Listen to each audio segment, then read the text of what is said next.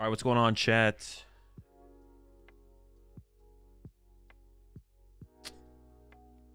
Sorry for no stream yesterday. I was feeling just terrible yesterday. Headache. But dude, I had like a headache. I had like a headache for like 3 days. I'm feeling good today. But it was like pretty bad yesterday. feeling fine, chilling now. Don't have too much to do today.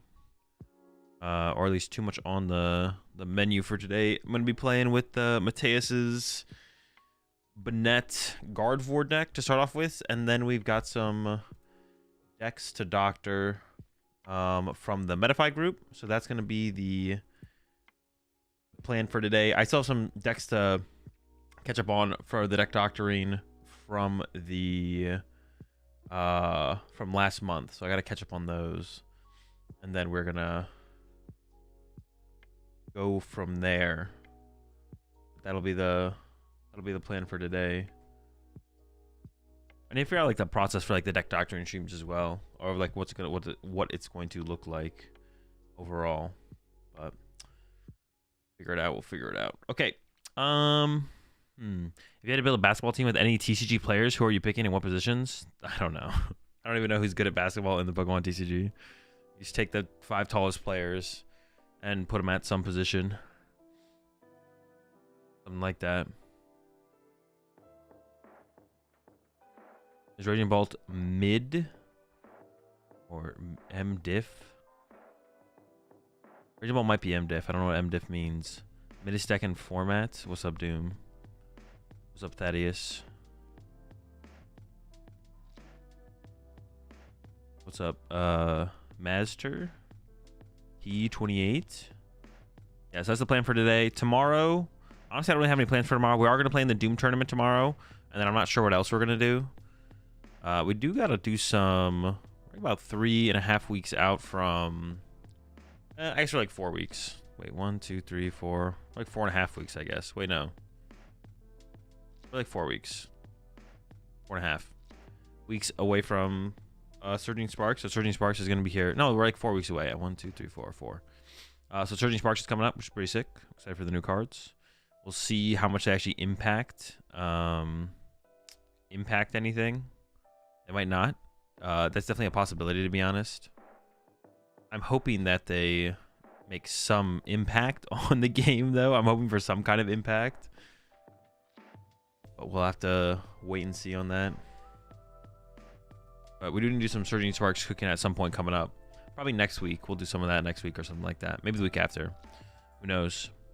Did I say Dune or Doom? Doom. Doom tournament on Friday. What are your thoughts on the new Koraidon and Raging Bolts? No clue. Was it hit for like 180? I mean, they're like the one prizers in Raging Bolt are like just all meta specific, right? Like it just depends. Yeah, it all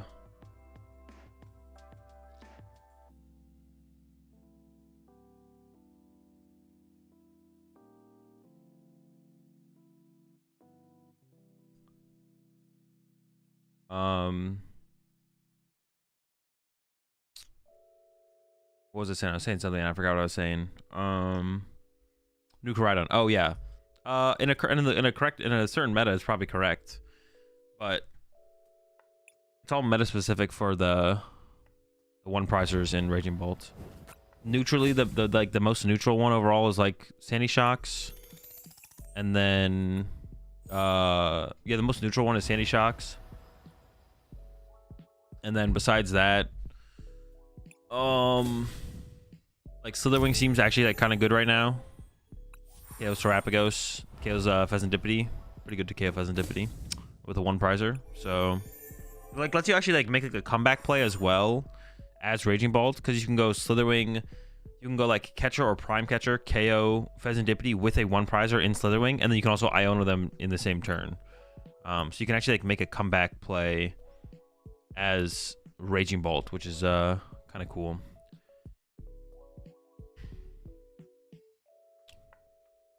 Are there any cards you think are genuinely toxic to opponents? No. So there's so many decks I don't know how to choose. I mean, just pick which one you enjoy the most. Yeah, don't overcomplicate it.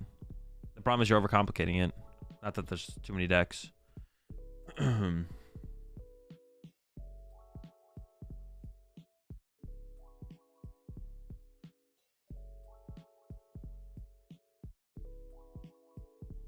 never got Cornerstone Mask in that position.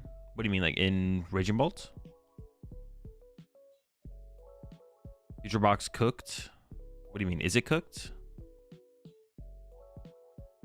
Am I going to San Antonio Regionals? I have a command in the title that tells you which major tournaments I'm going to. Is this the Cloth stream? No, we've already done the Cloth stream. What do you think about Terrapagos with Iron Valiant? Terrapagos with Iron Valiant plus the Wellspring Crystal Guru V build? I have no thoughts on that. I've seen it though. Was it Tim Danklin who was playing with that deck? Yeah, I have no thoughts, but it seems cool. And some people were using it as a Mimikyu answer in Bolt at some point. Yeah, people were playing that because it was like a Mimikyu answer, and then also you just beat some Charizard lists. Like that was before Dusknoir. Before Charizard had an answer to the Ogre. Yeah, before they had the answer to the Fighting Pond through Dusknoir, so you could just beat some Charizard decks. Like that's when Charizard wasn't playing Dusknoir because it wasn't out yet, and they had Canceling Cologne, or like they started playing Canceling Cologne because otherwise they just lost to like a single Fighting Pawn. So Raging Bolt was playing a single Fighting Pawn to just like auto win the Charizard matchup, and then Charizard started adding Canceling Cologne. So for you, what is the best Drago deck with or without Thornton? Without Thornton. Thornton's not good in Drago. I don't think Thornton's ever been good in Drago. Always been bad. Morton, mid Thornton.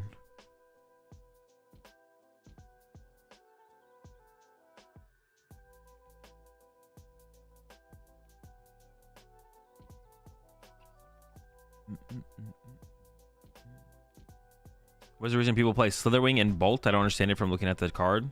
It one KOs Pheasantipity as a one prizer, and it also KOs Terrapagos. It also KOs Iron Thorns, I guess, as well, but that's not like as big of a deal for the card, I feel like. Although that is like a nice feature, as it is like a one prizer that KOs Iron Thorns, so that's like also something that you can get out of it. But those are like the main things. In Mimikyu with Charm, it does also KO Mimikyu with Charm. That is true. It does KO the Mimikyu with Charm. So that's a thing as well. I think it's like, yeah, that's not as relevant of the other two things, but it does do that as well.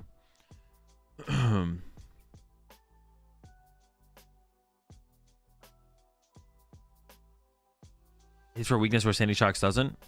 I mean, kind of. Sandy Shocks, even if it hit for weakness, wouldn't KO Dippity or Terrapagos though. So you still need the Slitherwing to be involved.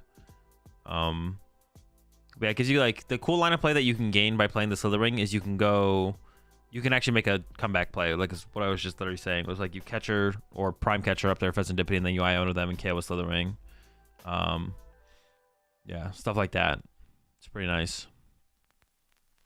Slitherwing can KO with Burn, stopping the opponent from using Fez. Yeah. That's also a big deal against... I think that's like a bigger deal against Lugia more so than anything. Because usually like if Terrapagos is using Ursaluna, they're using it to win the game. They're not using it in the mid game. So that doesn't really matter too much for Terrapagos, but that can matter for Lugia. Because you can... And less so about Pheasantipity, and more so it turns off gift energy. Wait, yeah, it does stop gift energy. So I was like, pretty cool. Because like sometimes Lugia's only answer to like getting a 2-price turn against Raging Bolt is like setting up Ursaluna with like 4, or probably not 4, but like 3 or 4, depending on the situation. Non-double turbo energy and KO in a Raging Bolt. And if that's their answer, you can respond with Slitherwing and then knock them out. And then they don't get a gift energy proc. So you can actually get value out of like Iona and stuff on that turn instead of them drawing 7 cards.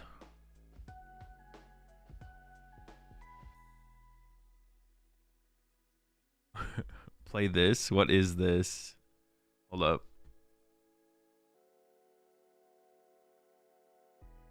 Dude, you sent me... Oh, no, it's not blank. Oh, just Miraidon with Secret Box. Mid. Oh, wait, it's Glass Trumpet Miraidon? Nah, no shot. Never playing this. Oh wait, it doesn't even play. Oh no, it does have generators in here. I was like, you don't even play electric generators in here. Yeah, first the deck didn't load. I thought you just sent me a blank deck list. You think Dragapult Dusclops better than Regidrago? No, I think Regidrago is a better deck overall. More powerful deck. There could be some metas where Dragapult's better, but...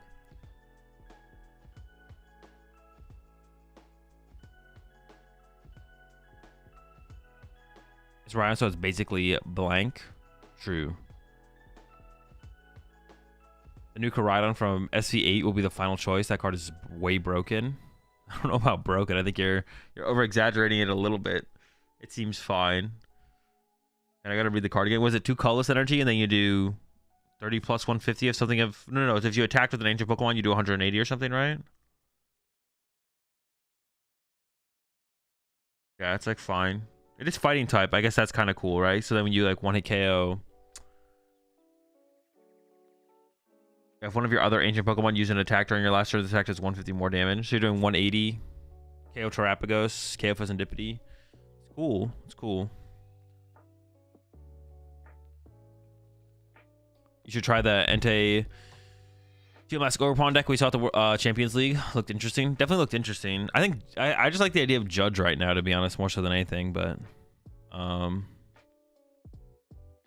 my favorite deck is Chi and Pao, but I struggle against Golden Go, so I switch to another deck. No, if you're losing to Golden Go, that should not cause you to switch deck. You should probably, if you're trying to be competitive, you should probably not play Chi and Pao for other reasons. But the reason losing to Golden Go should not be the reason. But I talked about Play Pokemon's pathetic statement. I haven't, no. There's not really too much to say there, though. What's a good way to think about meta decks that don't perform versus lower tier decks that get top results? What do you mean?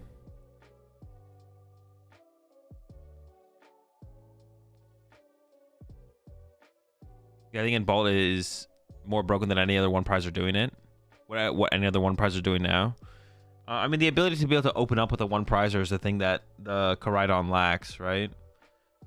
But yeah, if you're always going to attack with Raging Bolt first, then that's fine. But like, there's matchups like the Charizard matchup where it's like if you're going to KO the active Charmander, you'd sometimes rather KO the active Charmander with a one prizer than a two prizer. But you can't do that with the Koraidon, so there's like that. But it kind of does the same thing as like Slitherwing, I guess, as like a game progresses. Yeah, as the game progresses, I guess the Koraidon does exactly what Slitherwing does, except it has 2 retreat costs instead of 3. So that's kind of cool, I guess. I guess if they gusset around it, then the problem is if they gusset around the Koraidon, you can't attack back to back with the Koraidon. But I guess you can't do that with Slitherwing anyways because you KO yourself. You think cheating with Raikou is good in this meta? No.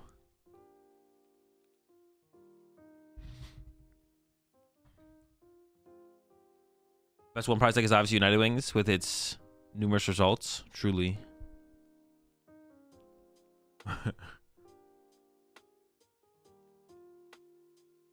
Let me find this list here. A broken Banette Guardy. Dude, honestly, when I think about this deck, the matchup that I'm like most scared of is like Raging Bolt. But I actually don't know how that matchup actually plays out, to be honest.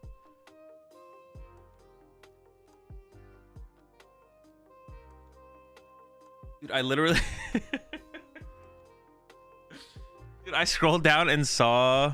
I don't know how to pronounce the other name here. I tried last time. I saw Mateus's name. It looked like it was like the same name, but the letters were like scrambled. What is it called when you like take the letters of words and you turn them into something else, but they can become something else? That's literally what happened with my brain when I saw both the names there. An anagram? Yeah. That's what I thought in my head. It was like, is that an anagram? Like it looked like an anagram. That's like what went through my head there. Ball's one of the easiest matchups. Dude, you're always talking up this deck. Can you beat them just by item locking them, or do you have to do other stuff? Scared of Raging Bolt? Just with this deck, not in general.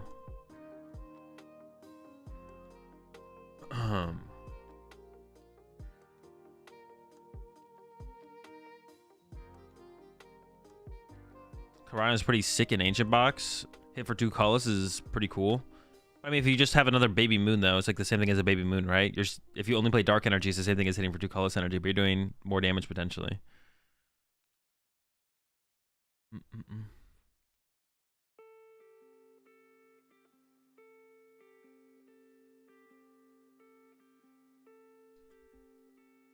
I have more practice with Pult than anything else, but I feel like it's probably not going to cut it for the next major because Palkia is a thing. Palkia is not really a thing, no. Is it enough of a reason to switch decks? No.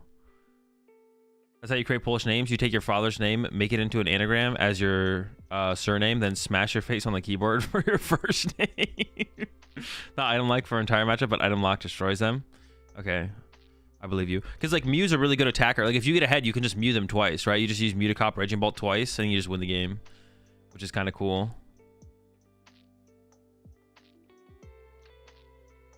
I guess that Guardy's a good attacker as well, though, for like the same reason. You can just kill pawns or something.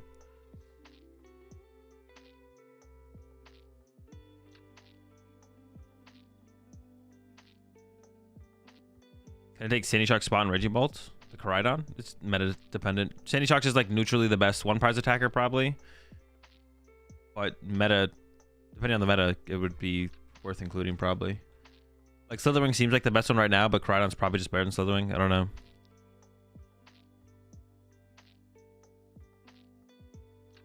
Is Banette just an auto loss to Raging Bolt? Apparently not. Apparently it's auto win. Well, it's a good matchup. Strapagos a good play for Louisville? Yeah, it seems fine. Feels like you used a random big HP decks. I mean, if it did, then the deck would just suck. Like, are you saying you feels like you lose to Dragapult and Charizard? The Dragapult matchup feels like just going first is the biggest deal. Mutations published an article on Banette. Yeah, I saw that, but I don't know how to read. Tried this exact deck yesterday. I have no clue how it works and got smacked. Unfortunate. I'm not gonna lie, it seems like it seems kind of rough if they just blow you up a bunch. Yeah, but they are pretty item dependent, right? Like for retrievals and stuff. They'll run out, and they can't best it. Like, yeah, like you could just cut off their energy supply by taking away their items. Yeah. I meant Golden Go or Greninja EX. I mean, those aren't like Golden Go's like not a popular deck. And Greninja EX is also not popular, but like that, a lot of that just comes down to who goes first, because then you can just Dusknoir their Froakie or Gust KO their Froakie before they ever get to the Greninja. Like a lot of Trapagos' matchups, honestly, just like it feels really good if you go first, and it feels pretty meh if you go second. It feels like a lot of Trapagos matchups feel that way, especially against some of the other combo decks. Like if you go second against Palkia, you probably just lose if they have a good start. Like it's just nothing you can do about it. But if you go first, honestly, it doesn't even feel like you can take over as easily as the other deck. But your deck is maybe, I don't know, more consistent. I don't know. It's like the deck is still just, it's just a good deck, yeah. That's what scares me about playing the turtle. But like that shouldn't scare you. That shouldn't like influence, like if it doesn't change its win rate, it doesn't really matter. It's like, I said all these things, but I'm saying all these things that are what happened when you lose, but it doesn't mean that doesn't make the deck bad. It just means, yeah, if you go second against Palkia and they have a good start, you probably lose that game. But that has nothing to do with like the deck's expected win rate, right? So it shouldn't like scare you from playing the deck. Palkia and Terrapagos feel rough going second. For some reason, it feels worse with Terrapagos than Palkia, though. I don't know why. I feel like I have a better chance of making a comeback with Palkia. Maybe because I play 4 Iono. But like, that doesn't even make any sense because you play 3 Iono. Or like, I've only played the Giovanni build. That still plays 3 Iono.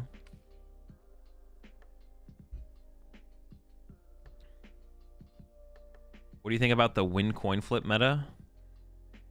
I mean, it's just not a thing. The better players are still winning. People who like believe that it's a coin flip meta on going first are players who just want to come up with excuses for why they're getting beat up by the better players. Better players are still winning though, so none of that really matters. Any deck that can't function going second is not worth playing. Well, what does that even mean? What do you mean can't function? Your deck can't function on the first turn of the game. Yeah, you're probably just playing a bad deck. Like, are you saying if you can't somehow draw an advantage from going second, your deck's not worth playing? So then what are we playing? We're all just playing Miraidon and Raging Bolt? Or like, I guess you could maybe make an argument Charizard and Guardy because you get to use TM Evo and Arven for Poffin and stuff. But appreciate 18 months there, clubbing.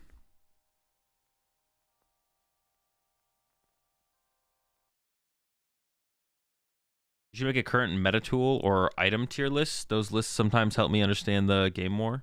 What do you mean? I'm not sure what you mean by that, Garcia. You should make a current meta tool or item tier list. Like if a significant portion of your win rate comes from going first, you shouldn't be playing it knowing that you're going to be going second 50% of the time on average. Okay, sure. I know, but we're assuming that we're factoring that into our win percentage. Is like we're going, what's it called, 50% of the time, right? What that means is you need like a strong starter. It feels like you lose, but once again, that doesn't matter. Like I mean, sure, that might be true, but once again, the only thing that matters is like how many games are we winning? How many matches out of 100 do we win? That's still the only thing that matters. Like all those things, all that stuff is just like just kind of saying stuff, but at the end of the day, it doesn't matter, right? It's like you could be playing a deck. It's like if you don't open well with the deck, you literally lose. Like if you don't open, but it's like, okay, but how often do you open well? Well, I open well 80% of games. It's like, do you win most games? Yeah, I win like 75% of the games I open well. Well, your deck has a 75% win rate. It sounds like you're chilling. Like, at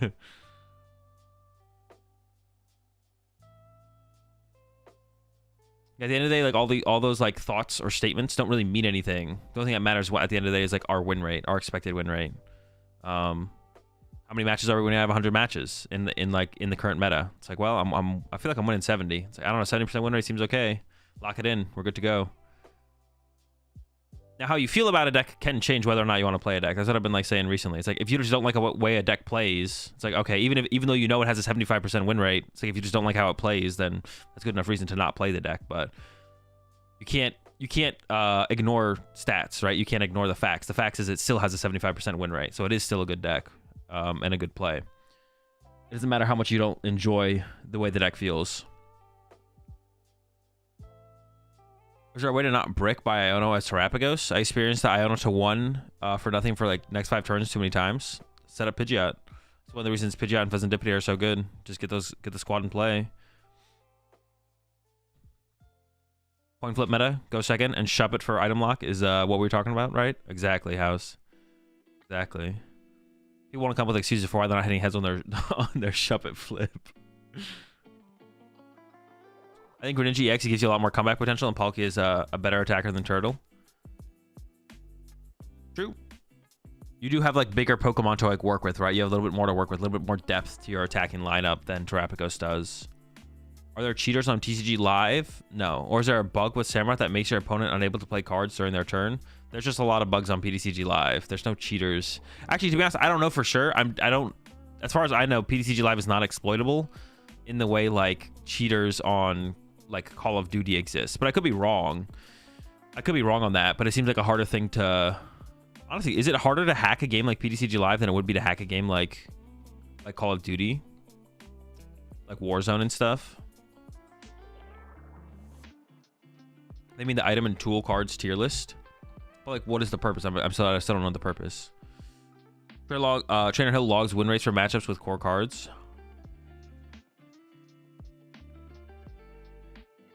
Best deck now for TPC format, best of 1. It's the same thing as best deck is best deck. Lugia feels like crap and draws terribly. I went 25-0 with it yesterday.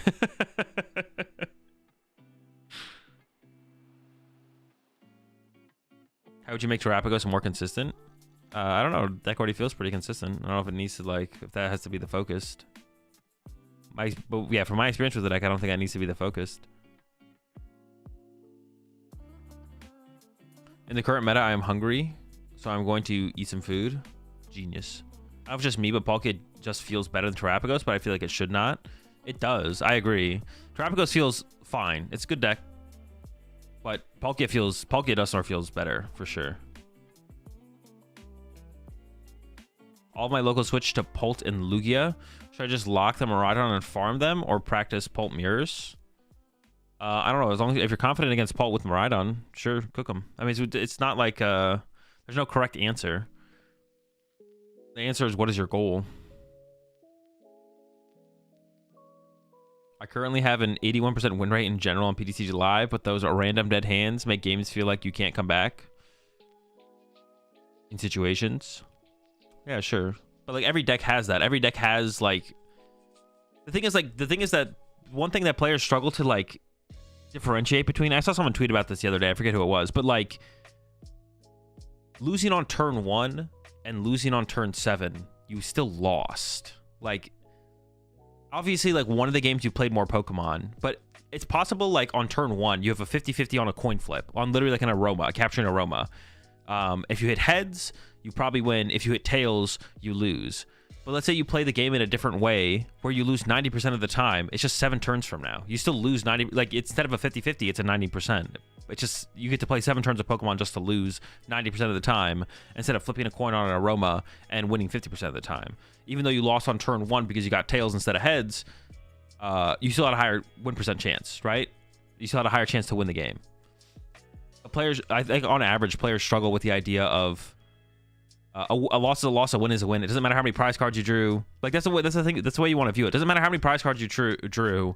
If you get down to 1 prize card, it doesn't mean the game was close. It could have been a close game, but just because you get down to 1 prize card doesn't mean it was a close game. And you shouldn't just look at every game when you get down to 1 prize card as a close game. You should look at it as, you should take each game individually and be like, what happened this game? What was this game? Not, oh, I got down to 1 prize card, so it was close. Because it's possible you get down to 1 prize card and you lose 100% of the time.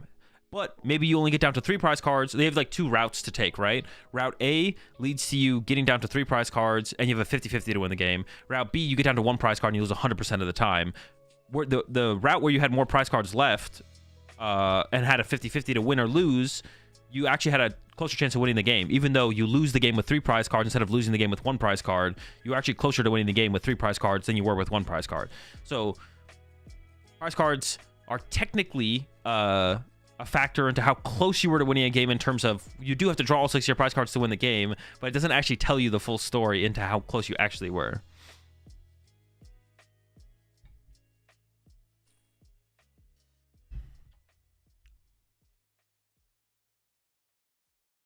Shit, people are finding out about the Samurott Sammies, the underground deep state of live, the 1%ers, of live 1%ers, the Samurott Sammies.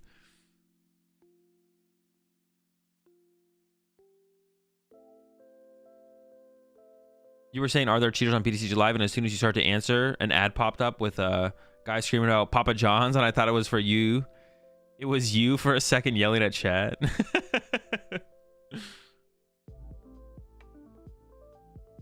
People who hack COD use aimbots to hack PTCG Live. You'd have to alter them, alter the mechanics of the game. Seems like a different thing. Yeah, it definitely seems, it seems harder, but I guess I wouldn't actually know.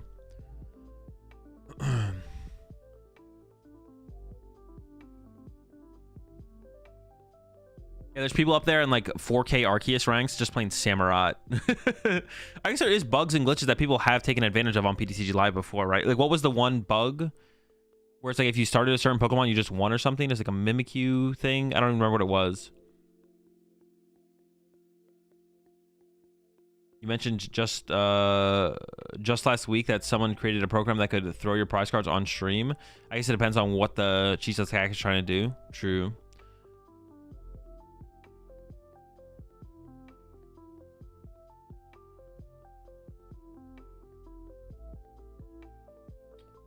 What deck should I play in my next League Cup?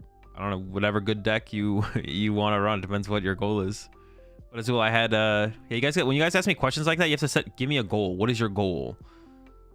As well, what deck should I play in my next League Cup? I mean, it depends on your goal. You have to give me a goal. I can't give you a good answer if you don't give me a goal. But as well, I had every card I needed in my hand, but then I didn't.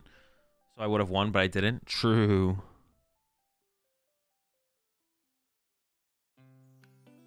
How would you review your game? Do you watch your VODs? Nope. I mean, I can intuitively in the moment like backtrack my games and figure out where moments where I misplayed better than the average player. But like VOD reviewing is like a good thing that players should do. Yeah, I don't watch my VODs, but doesn't mean you shouldn't.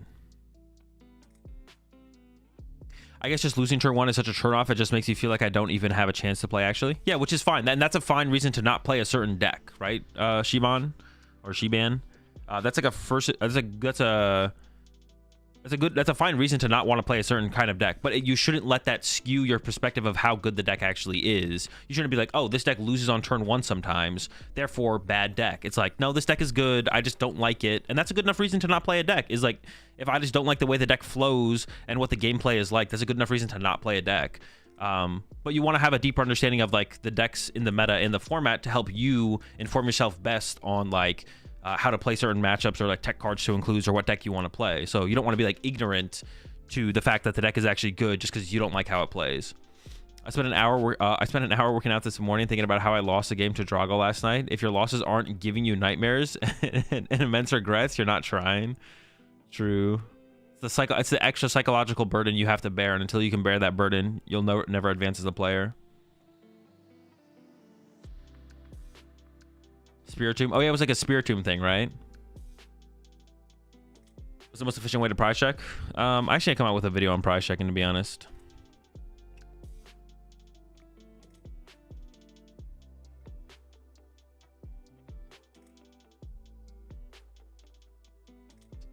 So can I show my face again at locals if I bring Snorlax to a challenge? I don't know. I guess it depends on the locals. Am I gonna shoot my League Cups anytime soon? Not anytime soon, no. Azul, what deck should I play for my next cup? I want to beat everyone, and everyone in the cup, most likely are regional champions. A good deck, the good deck that you're best at. You're most comfortable with.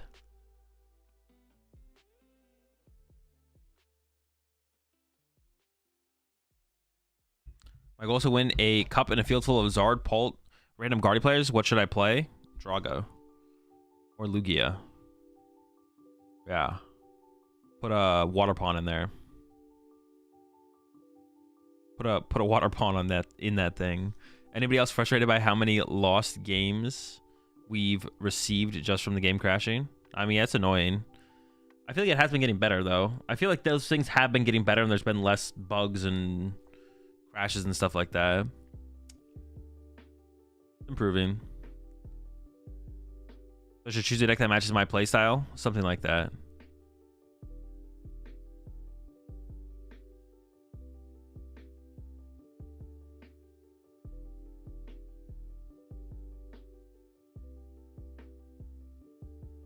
I have 7 cups in the next 2 months. How many will I win?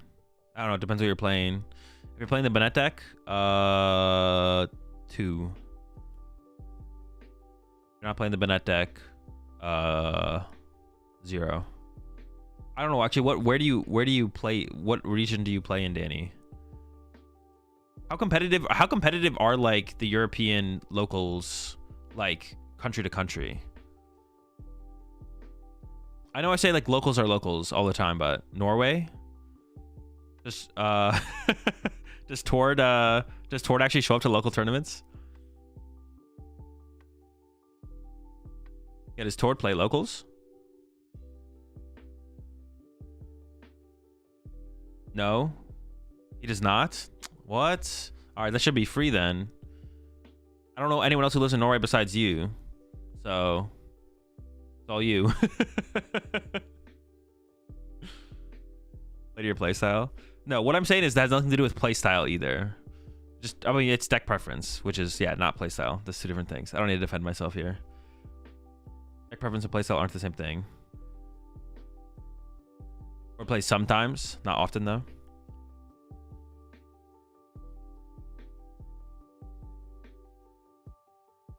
Netherlands Cups can be spicy. A lot of players travel the country, like the Cameramans and Jesse. Oh, okay, so you do have some other players making their way over. All right, you should be able to at least get... I would be actually disappointed, Danny, if you don't get 2 cup dubs out of the 7. I'd be disappointed, to be honest. What is playstyle supposed to mean?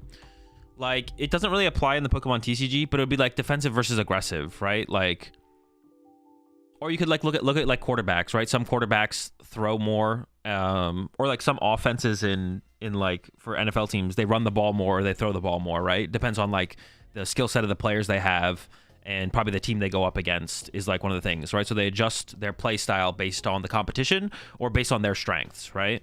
But in the Pokemon TCG, everything is like not linear, but there's an optimal line of play. So when you're in a game of Pokemon,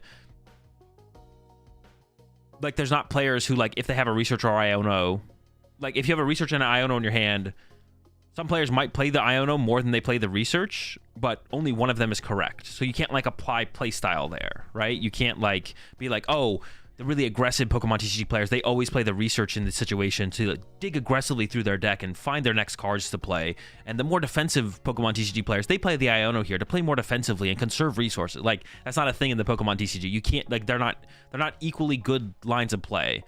But like you can make arguments in like situations in sports for like equally good lines of play, right? And like at the end of the day, one was probably a little bit better than the other, but in the moment you can't tell that, right? In the moment you can't tell that, which is the important thing. In the Pokemon TCG, we always theoretically have the math to pick the correct line of play, but on like the football field, whether you should run it or you should throw the ball, like you can't have full information based on what the opposing lineup is going to always do in response to what they think you're going to do. So they're in the moment, there's like no correct line of play. Which is where playstyle comes from. If in the moment there's no correct mathematical line of play, then that's where playstyle is like born, and that's why it exists in sports, because there's the things you can do in sports can like theoretically be equal, but in Pokemon it's never equal. There's always like a correct line of play. You could say playstyle is basically the deck you're most comfortable with. Yeah, but that's just deck preference. Like that's not even deck preference. That's just like the deck you're most comfortable with. That would just be I'm most comfortable with Dragapult. It's like, yep, there you go. But that's not playstyle. It's like still different. I think it's fine to remove the term playstyle from the Pokemon TCG. It doesn't need to exist as a term in the Pokemon TCG. We have terms for everything else. There's deck preference. Yeah, if you want to break it down to like just the deck you're most comfortable with, then it's just the deck you're most comfortable with. And then we have deck preference. It really is just all deck preference at the end of the day. What is the reason behind the 3-4-2 Guardy line? I'll talk about that in a second. Is Pokemon more trend to play a perfect game than play out your opponent, like game theory stuff? I mean, it's a mix of both. Is Pokemon tend more to play a perfect game than play out your opponent's like game theory stuff? No, you do want to like play your opponent's side of the field as much as possible. Right, like in the moment, you want to be like, I'm going to do X, they're going to do Y, I'm going to do Z, they're going to do A, I'm going to do B, they're going to do F. Like, you want to try and do that as much as possible, have that back and forth thought process to, like, try and envision where the game is going, which involves playing your opponent's side of the game as much as possible. You want to play your opponent's side of the field as much as you possibly can, because if you know what they're going to do, then you can prep yourself to be a little bit more prepared for what you're going to do, right? But you can't just be like, I'm doing X this turn, so next turn I'm going to do Y. You might still do Y as far as like game plan goes, but maybe you'll sequence your cards a little bit differently to be able to respond to a certain play that they might go for, or you think they will go for. I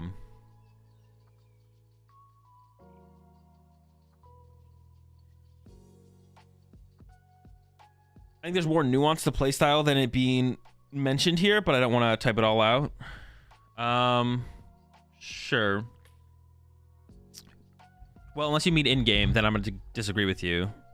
If you mean in-game, then I'm going to disagree with you. But if you mean something out of, like, sitting down and playing a game of Pokemon, then you could make an argument for something being playstyle.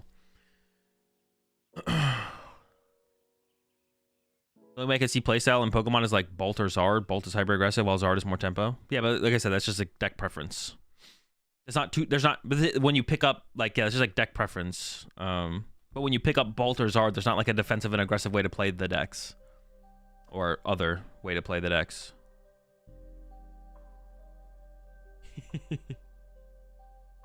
I try not to think about my opponent's next moves. Too many mind readers trying to get me to play optimally for them. You gotta try and dodge. If you play suboptimally, you keep your opponent on their toes. Also, but to just go with that, if your opponent ever makes a play and you're like, oh shoot, that was a good play, that means you misplayed. Like if your opponent makes a play you didn't see, based on the information you have, of course, you can't know your opponent's exact 60. But if you're up against like a standard Raging Bolt 60 and they make a play you didn't think about, and you're like, oh, that's a good play, that means you misplayed by not thinking about that play and not being aware of that play. Now, it doesn't matter. It depends how it'll affect the board state. Maybe you wouldn't have done anything different as possible, but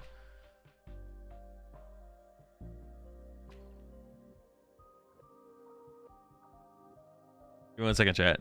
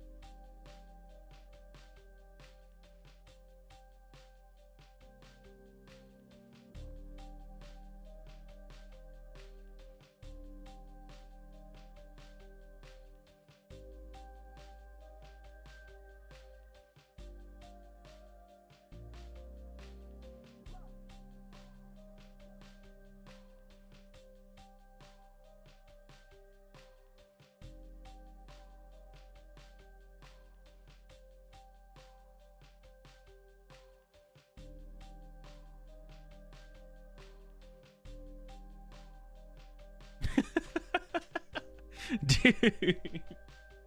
Chat kind of feels like a cult sometimes. Which chats kind of feel like a cult sometimes. There could be aggressive or defensive decisions in specific card choices in a deck like Zard. Sure, Adam, but there's also always a correct 60. So like you could make that statement, but also just kind of irrelevant because like there's a perfect 60 cards, and either it either involves a research or it involves a Roxanne, right? Like if like research is a little bit more aggressive of a card for sure, right? Roxanne's a little bit more late game comeback card, we call it defensive. But like when you're making the 60 cards for Charizard, one of them is correct. They're not equally correct once again. So it's like, yeah, it kind of like defeats the argument, or defeats the statement, which again, once again, removes playstyle as like a thing. Imagine there's a play that can win the game on the spot for you if you get one piece, or you can take a slower line that still takes you down a winning route. I'd argue deciding between the two is playstyle. Not really, Blue, because one of them is correct. One of them gives you a higher % chance to win the game. They're not like equal. Like in the moment with the information you have the information that could probably lead you to pick between one or the other.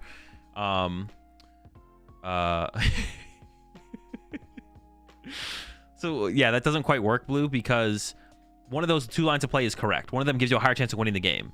Now you could say, now this is actually, I love this. Oh my gosh, dude, Jake was cooking with this one. Hold up, let me find Jake's tweet. This is a legendary tweet.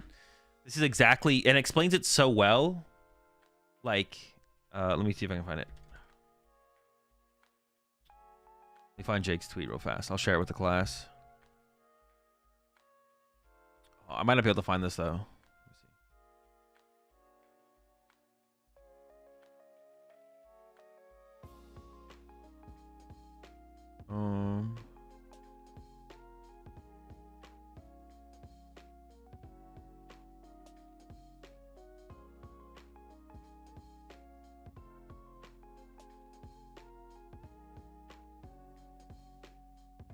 Let me see if I can find the Jake tweet real fast.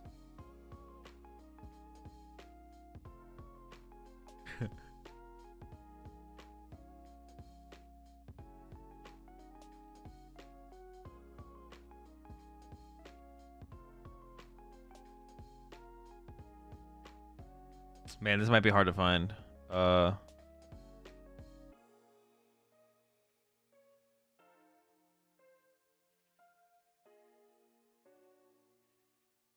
Let me see.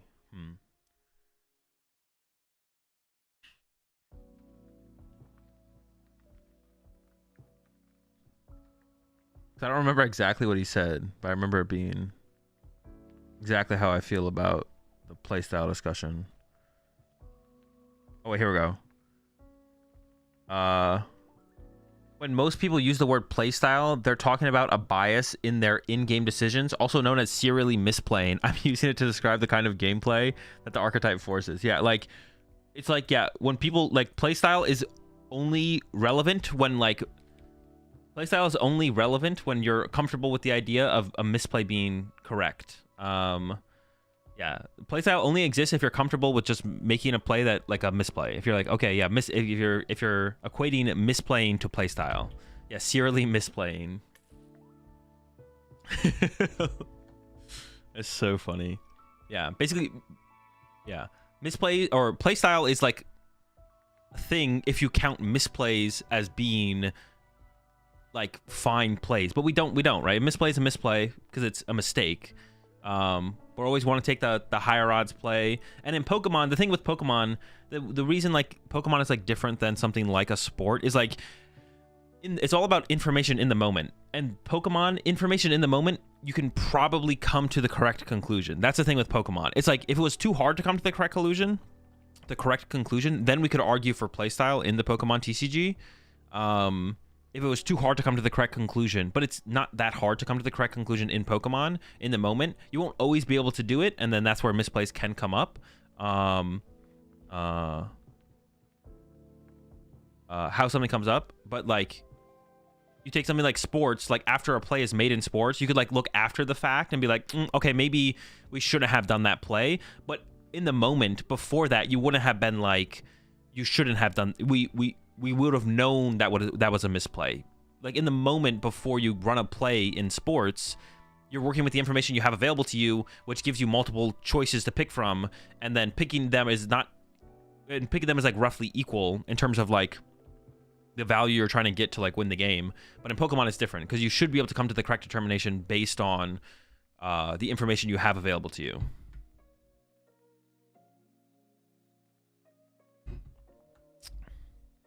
This is not chess. There's more options in Pokemon. What do you mean? Why are you not responding to me? What's a misplay? I've never done that before. True. I just get unlucky. Doesn't Pidgeot control fall into a weird category because you have so many options and a handful of different win cons? So each turn you can have many choices, but there's literally only one correct choice per turn no matter what. No, not really. Control's not as complicated as you think once you like understand control and you play control. Like control looks like there's a lot of options, but once you actually like understand it and understand its matchups, there's still not that much to think about turn to turn. There's objectively a correct play in sports. It's just more difficult to find it in real time. Yeah, exactly, Kieran. Like it's harder to find it. It's not quantifiable in the moment. Therefore, play style is born. You can't like, yeah, like you wouldn't look back on a play. You would look back on a play. We maybe should have done a different play, but for the information we had at the time, we made a good choice, like a fine choice. Although sometimes maybe you did make a bad choice, but that's when like I don't know, coaches get fired or players aren't as good as you thought they were, yada yada. If you consistently make bad choices, that's where you are no longer become a top level competitor in a sport, right? If you consistently make bad choices. Yeah, in Pokemon you can make the correct play based on the information you have available to you in a reasonable amount of time. So that's why playstyle doesn't exist in Pokemon. Like if you couldn't easily quantify whether or not it's correct to play Research or Iono out of your hand in the moment, then there would be playstyle in Pokemon because some players would tend towards playing Iono more often, and some players would tend towards playing Research more often, right? And then because it's so hard to quantify which play is correct in the moment, that's where playstyle would be born in the Pokemon TCG. But because it's pretty reasonable to come to the correct conclusion, even if you do mess up sometimes, that's why it's just a misplay and not a playstyle choice.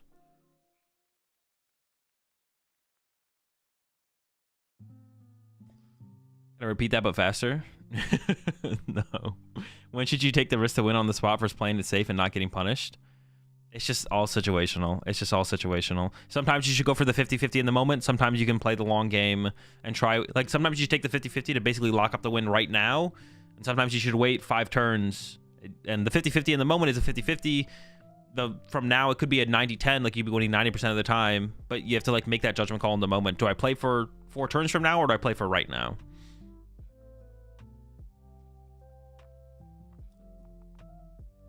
Isn't playstyle more relevant in choosing the meta deck? And there's correct and incorrect play, and then there's a correct. Well, I mean, I wouldn't say that's playstyle though. It's like picking a deck. I wouldn't say it's playstyle. That's just deck preference, or trying to like a deck preference, or picking a deck for a certain reason, right?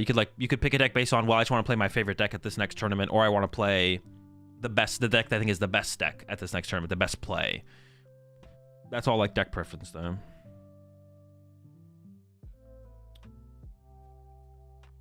It's different to sports is because in sports there is usually an infinite amount of plays you can theoretically make, that whereas in Pokemon there's usually only some.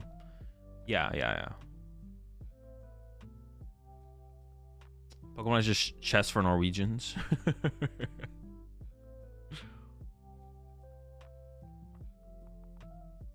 Azul treats Pokemon TCG like a math equation. Yeah, which is like sometimes when I feel like I explain the game, it feels like it kind of gets like that's like a boring way to look at the game, but a lot of it is just math. But it's like fun math. It's like honestly, Pokemon is just like a fun math game. Although that makes it sound kind of lame as well. The Pokemon TCG is just a really fun math game with, you know, bright colors and creatures. And if Sally has 4 Pikachus and Timmy is doing 200 damage, 210 damage turn 2 with Raging Bolt. Magnus Carlsen versus Tord Money Match when? That would be pretty sick. They could play like 3 different games. They would play like Pokemon, chess, and then like Call of Duty Warzone or something would be game 3. And we'd see who wins. Like obviously each would win probably their own game. And then I doubt, I don't know, maybe they are gamers. But yeah, put them in a game that neither of them play. League of Legends. And then they play a 1v1 in League of Legends or something. Or we could even go further, make it a best of 5. They play Pokemon, chess, checkers, Yu-Gi-Oh, and League of Legends. Best of 5. Tord versus Magnus Carlsen. If they drastically increase the pace of play, would Playstyle exist? Probably not, but maybe. Probably not, though. Pokemon's still not that complicated. What's the difference with Pokemon and chess, then, for example? There's so many moves you can make. The same way there's only a correct combination of cards. I mean, chess is just like so hard. It's so hard to quantify in the moment. But there is always a correct play in chess, theoretically, right? Why do you continue to entertain the blasphemous playstyle take? Wait, I'm not, am I? Like going for donk but whiffing, but and pissing away too many users on turn 1. Yeah, but like once again, yeah, it's just correct to go for the donk, or it's correct not to. Or like if you are going for the donk, maybe at a certain point of resource burn, you should stop, right?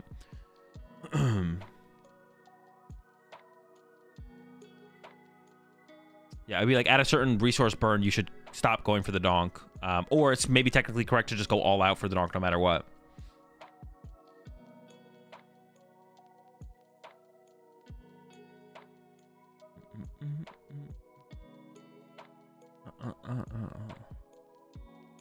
Pokemon just the world's most difficult game of solitaire.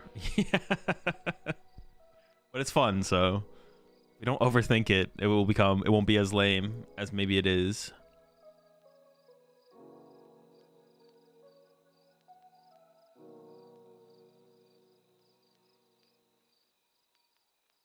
Fun math game where you can praise your math when you win and blame luck when you lose. Exactly.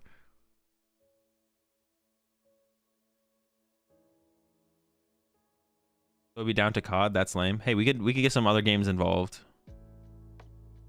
Maybe it's time to bring back Stephen Erickson and lecture about Pokemon being maths. It might be. I got toured on LOL. Oh shoot. Has he been lost to it yet?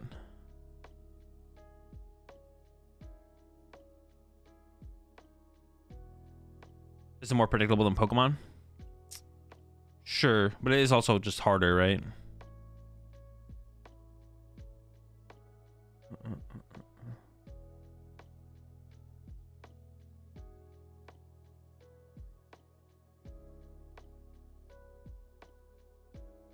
Do you think Pocket has potential for a complex play and interesting decks? No clue. I haven't played it with it yet. I've only watched like Mahone play it a little bit.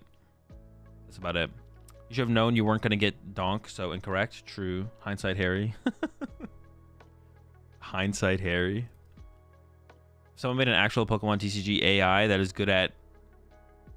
good as Stockfish. What is Stockfish? It would revolutionize testing and deck building. It would definitely change things for sure. Speaking of going for the donk, that guy playing a Bolt in the Lima finals with a turn 2 attack in back-to-back games is probably still having nightmares. Yeah, I was kind of unlucky, to be honest. No memes. Real talk though, Azul, would you change anything about Mateus's list? Oh, I have no clue. I probably won't change. I'm not going to be changing anything today, that's for sure. When is the next Dude Stream? Information for the Dude Streams is in the Discord. Stockfish is the chess AI. How good is it? Does it just win every time? I mean, people already can't beat computers anyways, right? Let alone AI.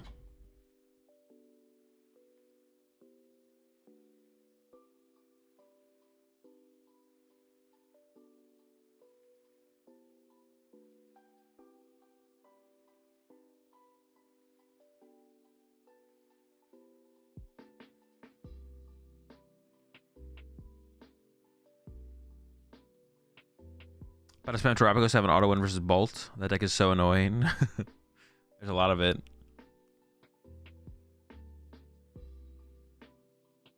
Stockfish could not beat me in an Arc Hammer Mirror. Probably not.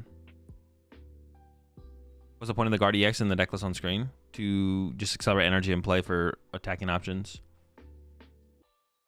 Draw engine of Curlia plus energy acceleration of Guardy.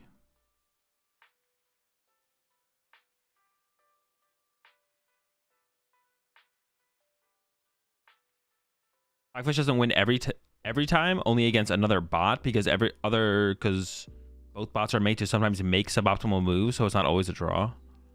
Does Perfect Mixer make United Wings any good? No, probably not.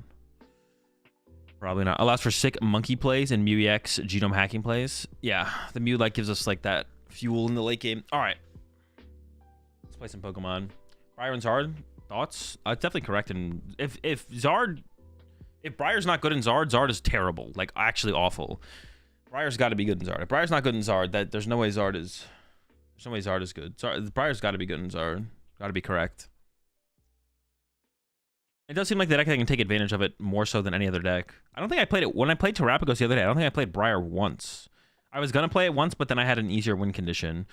Every time I thought about playing Briar, I'm pretty sure I had an easier win condition on board with, like, Thornton Dusknoir.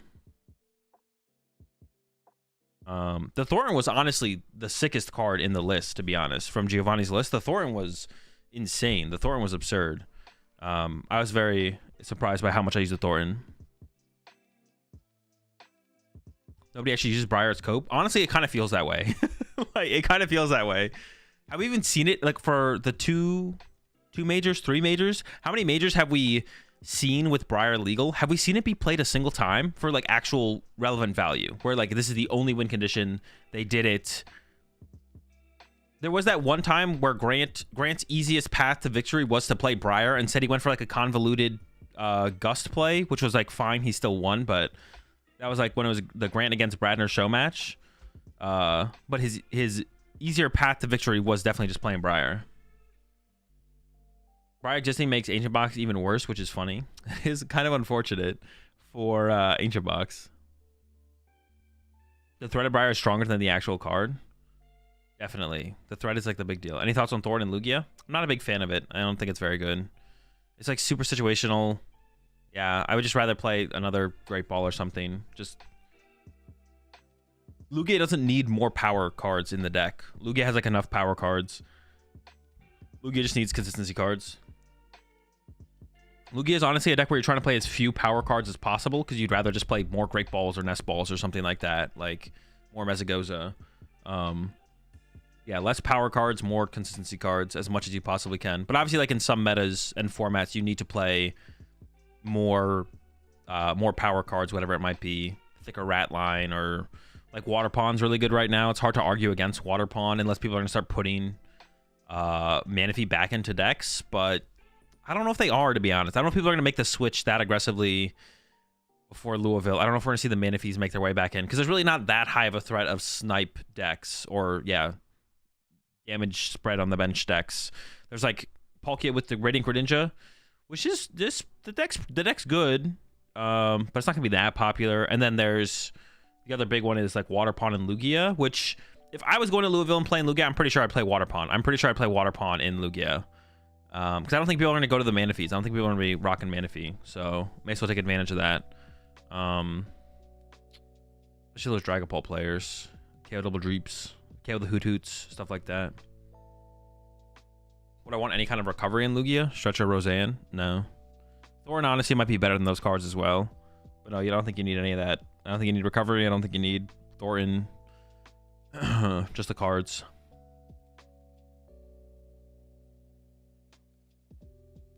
Also, Dusknoir just blows up the Manaphy before Greninja. That's like yeah, for that deck specifically, yeah, they can just go Candy, Dusknoir, KO, Manaphy, use Radiant Greninja. 5260 for this deck. 50% is just for the Prime Catcher. Wait, actually, how much does Prime Catcher cost? Yeah, 5260. How much does Prime Catcher cost? What happens when you click this?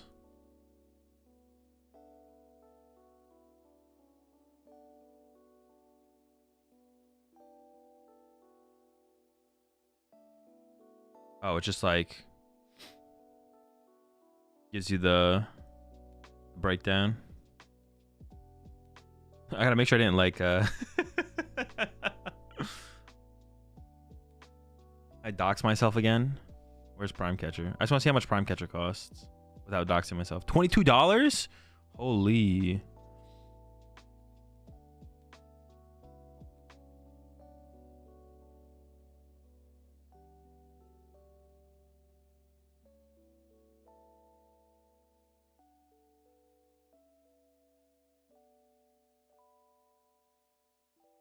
Always optimize. Yeah, the TCG, honestly, the TCG player optimizer thing is pretty sick. Show credit card info. Yeah, literally the Prime Catcher is like almost half the price of the deck. My thoughts on Giovanni's Terrapagos list? It's the only Terrapagos list I played with and the best Terrapagos list I played with, but that doesn't say much because it's the only Terrapagos list I played with, but it feels pretty good.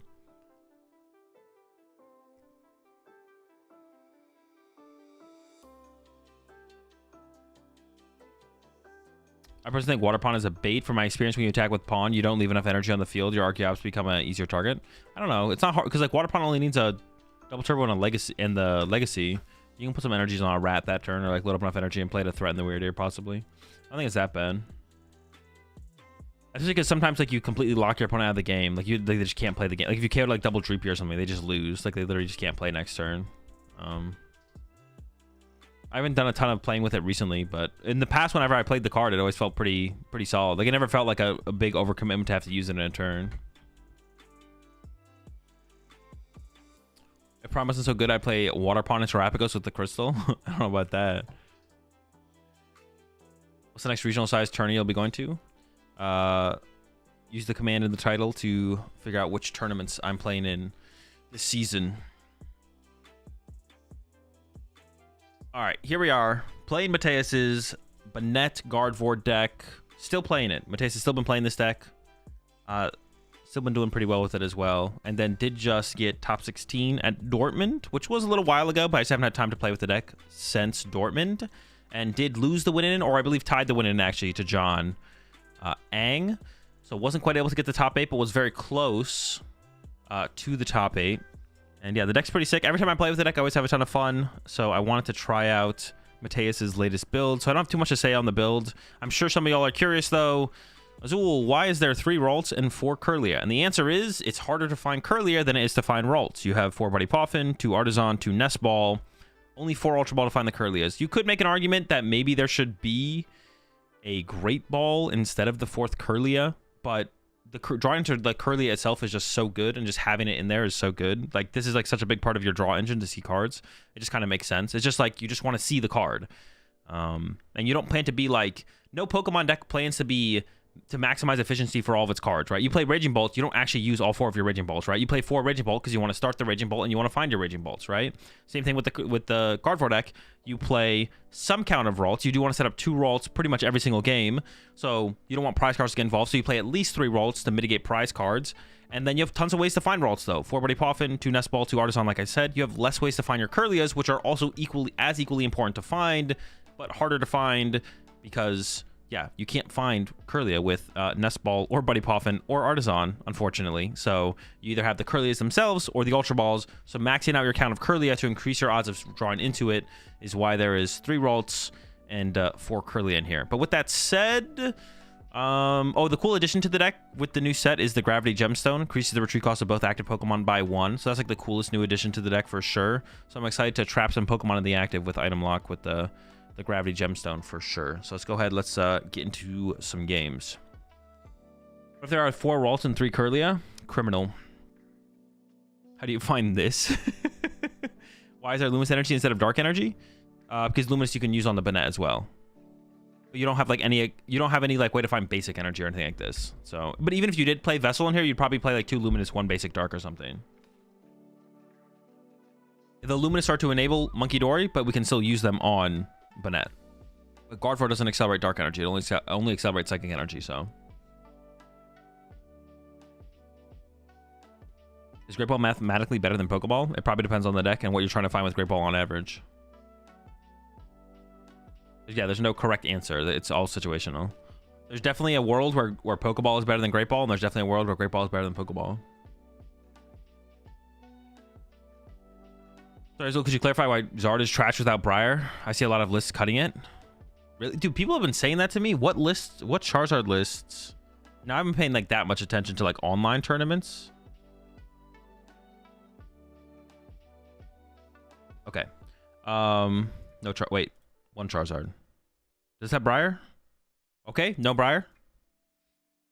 I feel like the last time someone said that, I looked at Charizard lists in like tournament results and they all had Briar. Briar. Let's see. Briar. I've been paying attention to online tournaments, which is generally where like the evolution of the meta like starts to happen, is like in online tournaments. Not in terms of meta percentages, but just like what people's thought processes are on cards. But you did mention that, and the top 4 list from Lima, no Briar. It's not there. Seems kind of crazy. It seems kind of crazy to have no Briar in here, to be honest. That does seem a little... Seems a little wild. Seems a little reckless. Seems a little absurd. But it's not here. It's not here. People out here getting crazy, bro. It's wild out here. Let's see. Top placing Charizard. Nope, no Briar. Is this the same list? No. This is close to the other list, though. Briar. Honestly, if everyone's cutting Briar, Ancient Box, United Wings, thoughts? Dusknoir still probably too much to keep up with.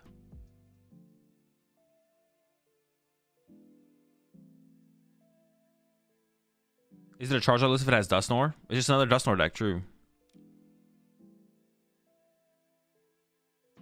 Fire count is reckless. We go from 8 to 6, and now just 5 is wild. I don't know. It's not that crazy. Charizard's pretty good at getting energy into play. The thing is, like, Charizard is just such an efficient Pokemon. Like, yeah, I don't know.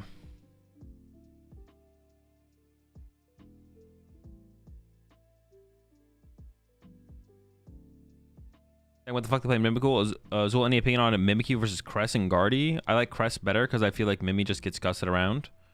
You shouldn't be comparing the two cards. That's the first. The first thing is like you're comparing the two cards. They shouldn't be being compared. It's either correct to run one over the other. It's if you only have space for one of them, then maybe you would play one over the other. But it's not because... I mean, it could be because the other one is better than the other one. But it's like... but you could also run Mimikyu and Crest, and you could cut a Ralts, theoretically. Yeah. Not directly comparable with that is my only deck slot. But you shouldn't think about it that way either. It should just be like... It could be possibly correct to play both. It could be correct to play Mimikyu and Cresselia. Cresselia just doesn't seem... Cresselia seems okay right now. It kind of depends on how popular Dragapult is. So I would say, like, right now, Cresselia seems like it's probably correct. But prior to, like, Ryuki winning and, like, the Lima results, I probably would say that... But I don't know, this is, like, the Turbo build as well. I don't know how well Crest fits into the Turbo build as well. Yeah, I don't know how well Crest fits into the Turbo build. Mimikyu's okay. I don't know. Klefki's really good right now. Mimikyu is, like, okay. Like, I don't know. Mimikyu is, like, all right. I'm like, yeah, it's not... I'm not blown away by Mimikyu's, like, potential. Because so many decks play... Like, so many of the more aggressive EX-based decks, like, play so many ways to get around Mimikyu until they want to deal with it. Or just have a way to deal... Like, what does Mimikyu even... What matchup is Mimikyu carrying? Like, maybe it's a kind of annoying for Terrapagos. Early, like, turn 1. Terrapagos is like, well... I could attack with Terrapagos here, but I don't have Candy Dusknoir to deal with your stupid Mimikyu. I don't want to punch you with a Fan Rotom. So I guess I'll pass for a turn. So I guess like a Terrapagos, Mimikyu seems chill. But Klefki is also really good. It depends on like the turn though, I guess, because after they Fan Rotom, then Klefki's less good. Everything has a way to get through a Mimikyu. Or around it. I could see it like mid game. I don't know. Mid game, it feels like it's too weak as well. That's the thing is, like I say, I could see it early game being enough in some situations to slow down for like a turn. That's what you're trying to gain. You're just trying to gain a turn. I guess it's good against Dragapult, to be honest. It is good against Dragapult. The Mimikyu is good against Dragapult because it's hard for Dragapult to get around a Mimikyu turn 2. And it's definitely it's definitely better than Klefki, I would say, against Dragapult, probably on average. So that's a big one for sure, I guess. With how popular Dragapult is, I could see playing Crest. But once again, you can play Crest and Mimikyu, right? They don't need to be... Like, if you looked at this list specifically, you could be like, well, I'm going to cut the Enhanced Hammer. I don't know if I'd do that. What's it called? It's pretty good. Maybe you cut the Lost Vacuum, but you know what I'm saying, right? Like, we're looking at this list, we could be like, oh, we really value Mimikyu and Klefki and Cresselia, so let's cut Enhanced Hammer. But maybe you're like, I can't cut any of the trainers, so I have to cut a Pokemon, the worst utility Pokemon out of the deck. So then it would maybe be, all right, maybe I do cut Mimikyu for my Cresselia, but I haven't played with Guardy that much recently, so to be honest, so I don't have like a strong opinion on like what should be the inclusion. Crest is still more ideal against the Pult. I don't know, that first attack can be a big deal though. The first attack can be a big deal. Being able to like take away that attack from them, or even just like push Mimikyu in the mid game is annoying for Pult as well, to be honest. Now maybe they've developed a Dusknoir by then, but maybe they haven't, right? Or maybe you go like Mimikyu KO Duskull, right? How does that sounds miserable for Dragapult to deal with? Like imagine against Dragapult, you go counter catch your Duskull, KO with Mimikyu. Go ahead. Then they're just like, dude, what the heck? What is this? What is this? I have to deal with this? Like if they don't have like an energy built up on a Dracloak or something, or even if they do, then they lose a 2 energy Dracloak on their next turn. Like, they're just putting it in their active to die. But I guess it was dying anyways to like a Stream Tail, so maybe it's not that big of a deal. But you do force it out of them, I guess. Or if they don't have it, though. If they don't have an energy on the Dracloak, then they have to, like, crisp into it for the turn or something. If they can get there. Yeah, I haven't played a ton with Gardevoir recently, so... If we're going into that, I played a list very similar to Henry Chow's Turbo list last night at Challenge. Went 3-2, lost to 2 Dragos. It feels bad, man. Drago's tough. Drago is tough. In November, a Charizard EX deck, including Prime Catcher, is released, which is not too bad. It's pretty good. Make Prime Catcher be worth way less. I played Crest, was decent. Missed the Unfair Stamp a few times, though. I was running the Secret Box. I don't know how I feel about the Secret Box, to be honest. Secret Box seems okay. I feel like Unfair, even if you're playing the Turbo build, Unfair Stamp maybe is still just better, though. Like, Unfair Stamp plus 2 Rare Candy might still be the better way to go. I'm not really sold on the Secret Box. And it doesn't increase, like, your consistency like that much. I mean, the coolest thing that it does is, like, finds your League HQ, I feel like.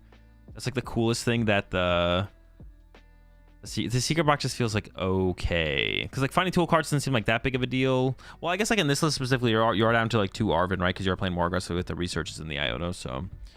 I'm not sure. Not sure.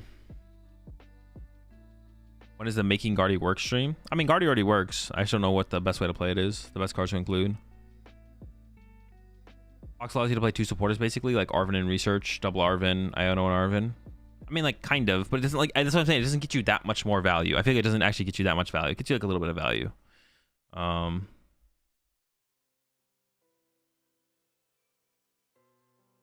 Yeah, you're not actually, like, playing, like, an Unfair Stamp for turn would also still be a lot of value. Like, that would be, like, you know, you don't guarantee to see, like, 6 new card or 5 new cards, but you see 5 new-ish cards. Some of them you maybe saw before because you're shuffling your hand back to your deck, but... All right.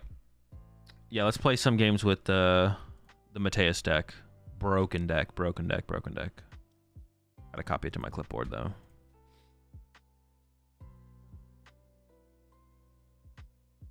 And I'm gonna do a lot more of this, like, post-major tournaments, just, like, playing with successful major decks. I was a little bit behind. I'm a little bit behind, though, because Dortmund was, like... Little ways ago, so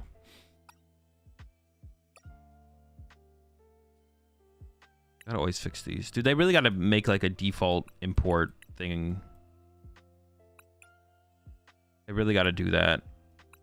Where it's like you can set a default art, like a favorite. You should be like, if you can just like click on this and favorite an artwork, and then that would become your default. That would like show up first. Like they literally already have a favorite system in the thing, right? Like this is literally a favorite system. They just need to add that to deck imports. Like, they just literally need to add it to deck imports. Like, I wouldn't even care if they didn't fix the artworks for you.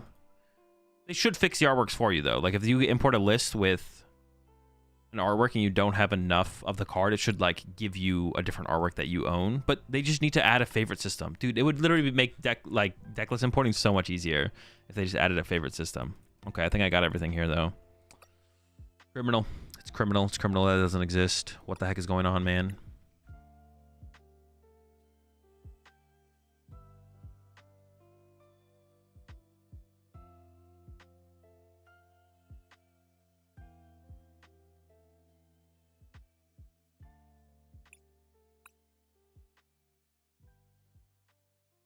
Does the yellow border on boss and research make you play better? Something like that.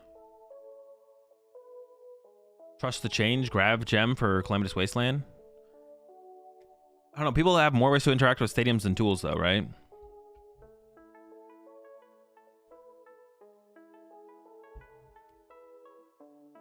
You can do it in the Limitless deck tool, then import that list on PTCG Live. Yeah, but it's like another step. It's like the same thing. But when I'm importing directly from... I'm importing directly from what's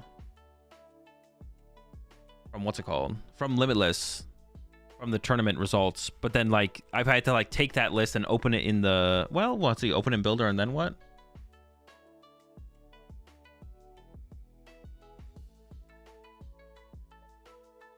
It's like the same thing though, right? It's like one extra step. It's like I'm already having to do an extra step. I may as well just do the extra step. Is there a reason Mateus didn't use Wasteland? Well, I assume the reason that Gemstone is preferred. What is this? You gotta rock that new Galvantula deck box for sure. What the heck? That new bling. I assume the reason is just that there's more ways to interact with stadiums than there is with tool cards. That's like basically it.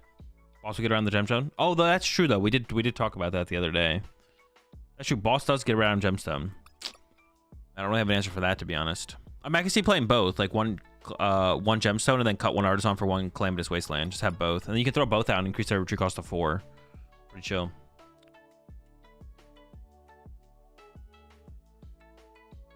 Yeah, I forgot about it. They can boss around it. That is fair. For some reason, I always forget about that interaction. I don't know why.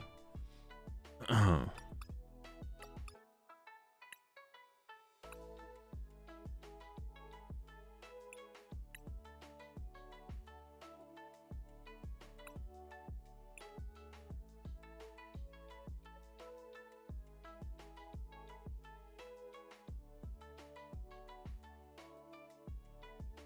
don't match the box with the Pokemon that's in the deck? Sometimes. How do you choose which Dragon Shield sleeves to use? Whatever ones I have on my shelf. I don't think about it too hard. You think Banette is a sleeper meta deck?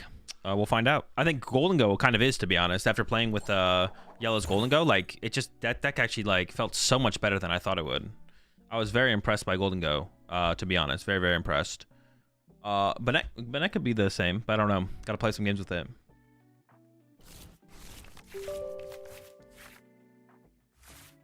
But I was very impressed by the dingus. They decided to go first. Okay, gotta get him. Developing Shadow, easy dub.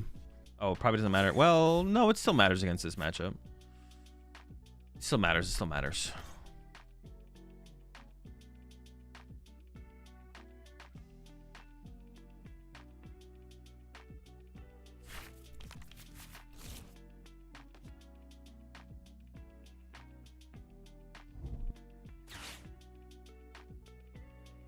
I guess Wasteland only does basics. Oh, true. I forgot about that as well. It does only do basics. Difference between Gemstone and Wasteland is that if the opponent uses Boss, it doesn't get rid of your Gemstone, and you can use it again. That is fair. You do get like another use out of it. Oh, it's Palkia. Parappa Ghost. Okay, okay. That's honestly like another thing I was thinking about with like Charizard. When you guys brought up with Charizard just starting to cut Briar, and I was like, are they? And they are. Just got lucky on that one, but it almost makes me think like Briar, like that made this like another reason to play Charizard differently. Like I don't know. I mean, I gotta maybe tomorrow we'll cook some Charizard because I've been talking about Charizard, but I haven't been actually doing anything with it. I've been talking about it for a while now, though.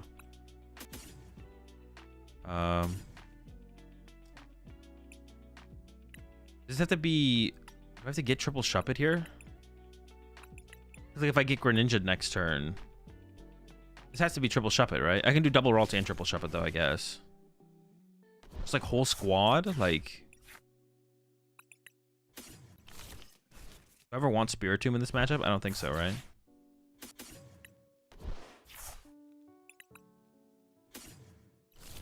Yeah, sure. Whole squad. If we get item lock, I'm feeling pretty good. If we get heads here, but... do I need anything else? Hang on, what's in the deck? I don't think I need anything else. I think we should go for our flipperoo here. Hope for the best. Heads. Very good. Very good. Okay, now I'm feeling a little bit better. We'll see what they actually do. I could still get Greninja here. Yeah, I could. It's not as likely. Definitely less likely. Yeah. Okay. Honestly, love to see it. Chilling. Let me see here for a second. What are we doing? I gotta be careful about my bench, though, right? How many trainer cards do they have in their hand? I mean, it's some, but am I confident that I can KO this? Probably not, right?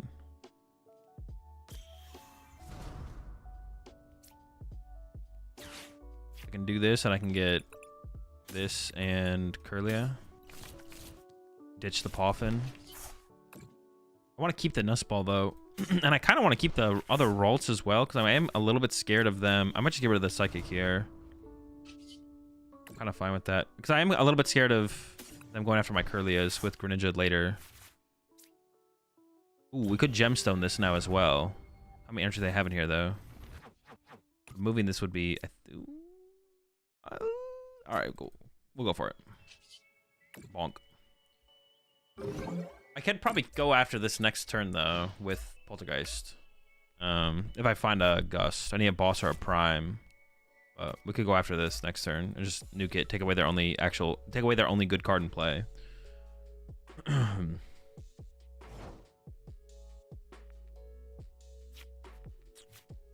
Well, I don't want to disrupt their hand because they're not doing anything, so I can get rid of one of these Ionos for sure.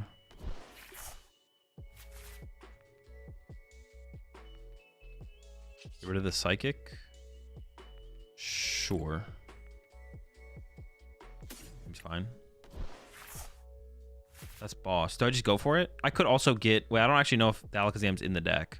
I could get Alakazam here, and then I can move 20 off this to this, and then I... Wait, no, what does this thing do again? Oh, no, I'm trolling.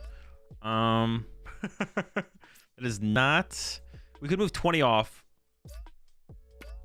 Dude, how many trainers do they have in their hand? Wait, what did they get off of the fan call? That's what I should check first, actually, here. They have one Noctowl in hand. Oh, they have one Fan Rotom in hand. They have two non-trainer cards. I'm just gonna play this while I think. I don't know, good card. We'll keep it. All right, I think I do this. It's priced. I was gonna get Radiant Alakazam. Can't do that now. Can't do that. Do I just go for the knockout then? Maybe. I don't want to item lock KO this. I could get nothing and just go for the item lock KO, I guess. I was gonna go for Radiant Alakazam, but I didn't check my prize cards. They have two non-trainer cards. I would need 4 trainer cards in the hand. Is there 4 trainer cards in their hand? Maybe I just item lock for a turn. How much would they even need to KO me? If they evolve to a V-Star next turn, they're doing 180. They would need 3 bench Pokemon. That's not even that much. Wait. 180. Bench. 240. No way, I'm doing the math wrong. 100, 160, 200, 240. They would need a stadium. I don't think they're KOing me. But then I should have played that differently. I should have got like the monkey. No, I don't want to put another bench Pokemon in play. All right, I think we're chilling for a turn. Sure. You can't use double luminous energy or it becomes colorless, right? Oh, shoot. True. Yeah. I didn't even think about that. I completely forgot about that. You could have got monkey and bossed owl. I don't think do I want to use a gust on an owl? Because I don't have Alakazam to work with anyways. But I guess I eventually build up into the... I can eventually build up into the Guardy Monkey Dory board, right? Sure, maybe. I almost committed double luminous active. I forgot about that. I forgot about you can't have 2 luminous energy on a single Pokemon. Guardy or Lugia would be broken if you could. Are they ruling the region? Okay, we commit to it now, right? Now we poltergeist them. For sure. Okay, they conceded. All right, we'll take it. Nice little heads on shut them down action. You know what it is. I don't know how many items they had in their hand, but...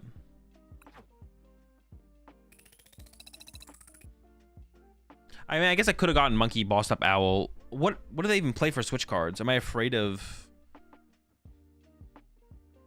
What do I think that they play... What do I think they play for Switch cards? They play Switch and Prime Catcher, but if I'm item locking them, they can't use those. That might be all that they play, to be honest. Maybe I could have actually trapped up the Hoot Hoot there. That actually might have been fine. They can't move it. Do they play Turo? I don't know if they play Turo. Yeah. You never poltergeist? It isn't a real attack. Well, I guess I couldn't poltergeist in that situation either, anyways, to be honest. Explain the 3-4-2 line? I already did. You have to go back and watch it if you want to know. I mean, losing a roll kind of sucks, especially if I prized one. They're going first. I'm not getting off a turn 1 Banette. I guess I could teleportation burst. If I didn't prize a Ralts, losing a Ralts is fine. I think I opened the Monkey Dory. I don't really want to lose a Ralts. That sounds kind of annoying. Dude, another Palkia deck? It could be Palkia Dusknoir. They have double turbo in here, so it's Palkia Terapagos, right? It like has to be. I would assume.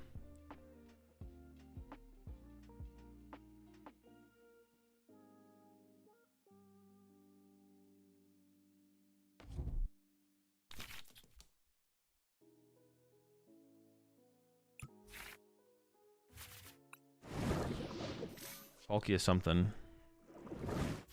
Now I kind of want to get a Shuppet into my active, though. Because otherwise I can, like, snipe around my active, and then I can't get it into the active. Or else I'd have to, like, Prime Catcher or Turo or something like that.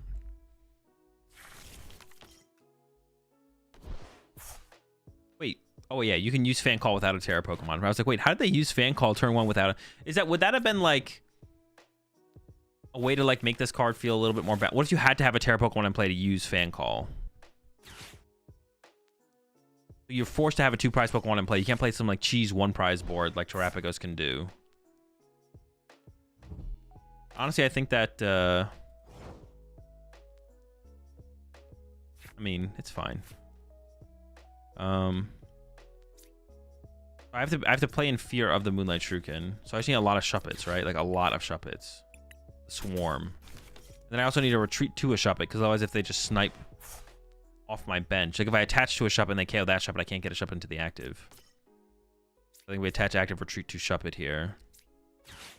I need to find a third Shuppet, and ideally another Ralts as well. Close. I mean, I gotta do it, right? I gotta do it. Triple Shup. If we don't go triple Shup, they just go like switch Moonlight Shuriken. I mean, we could like also give them that play and then establish Shuppets on the next turn, right?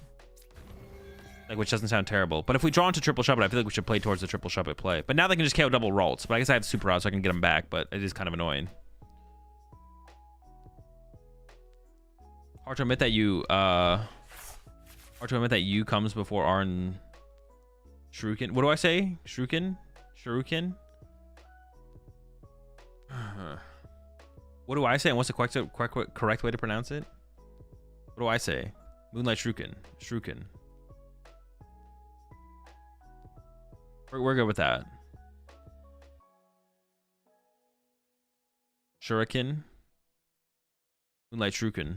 Nah, Radiant Greninja doesn't Shuriken. He Shurikens. Oh, just trolling.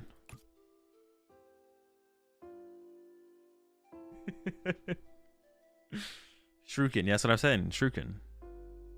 That's what the Greninja does. It Shurikens.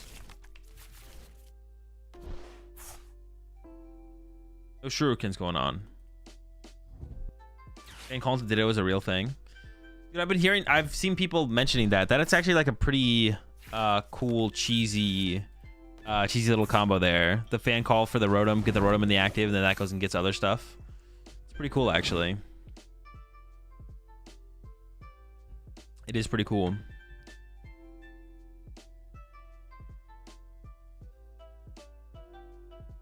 Soul's Playstyles and mispronounce words. Something like that. Alright, hang on. They're still cooking. They're not done. I think my Ralts are dead here.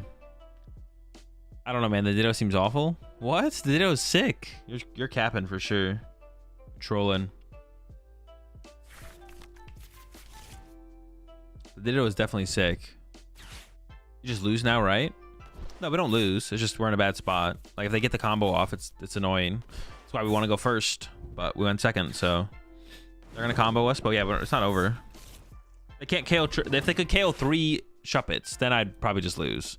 If they could KO 3 of my Shuppets, but they can only KO 2 of them, so they're gonna KO my 2 Ralts instead. So it's possible. Man, they really have all the Shuriken options out here. What Ditto do I mean? The one that when it's in the active can turn itself into any Pokemon in your deck. So you can find that with Fan Rotom, put it in your active, and then it becomes literally any Pokemon in your deck. Alright, they Shurikened my Ralts. What do I get back here? Banette, Ralts. I could only get 1 Ralts. Probably still get 2 Ralts, though. I kind of want to get the energy back.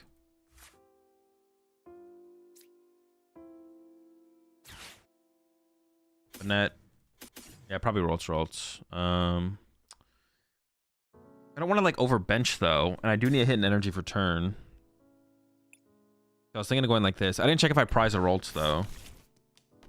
I do need to get a Rolts. Okay, we didn't prize a Rolts.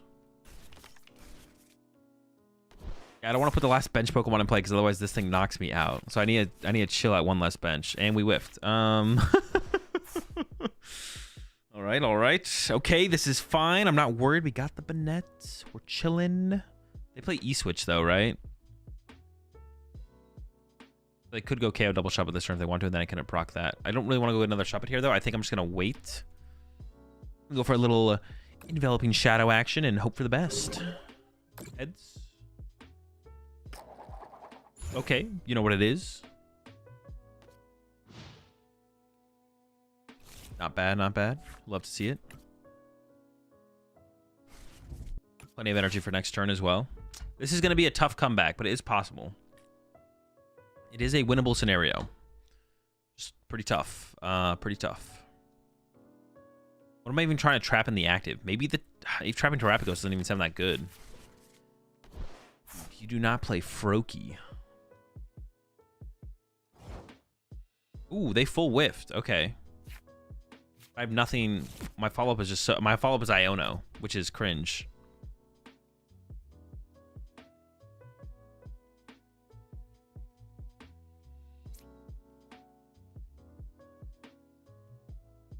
Man, that sucks. Yeah, that sucks. Having to go get Iono here. Oh well. We can get another Ralts now though. I'm feeling comfortable to get a Ralts.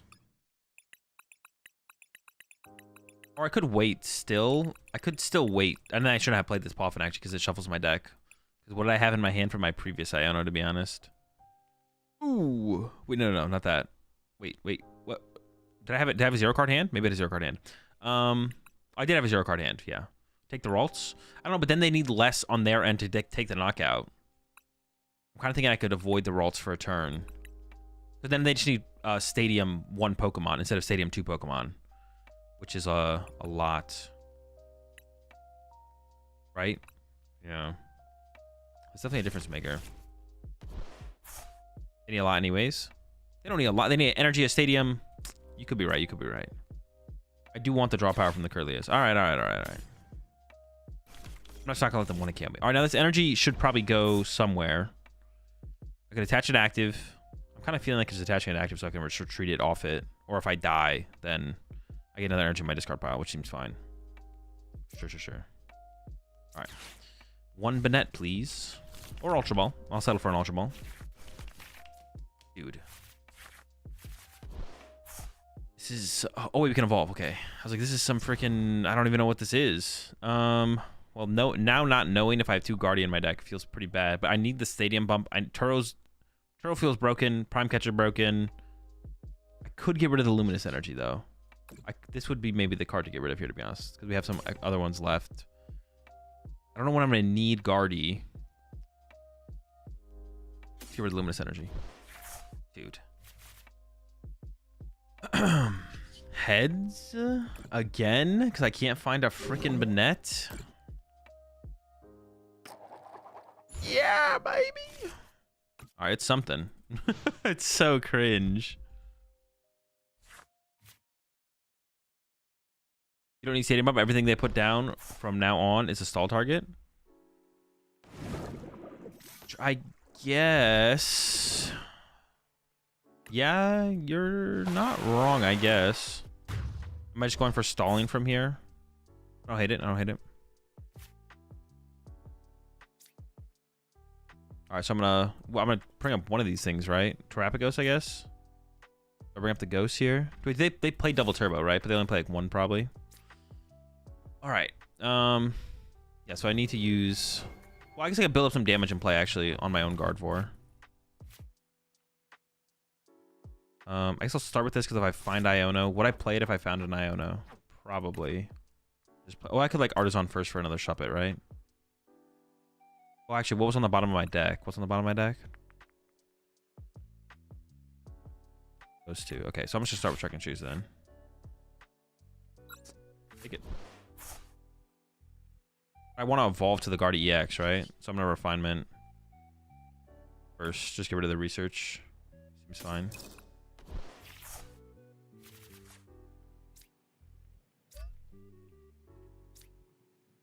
This thing has 2 retreat costs, but it can also attack.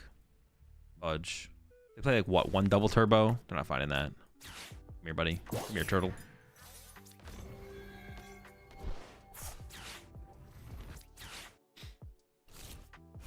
I have plenty of energy in here, right? Okay, cool.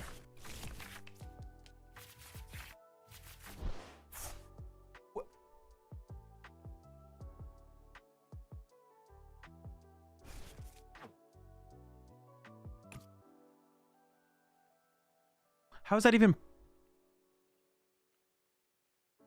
What?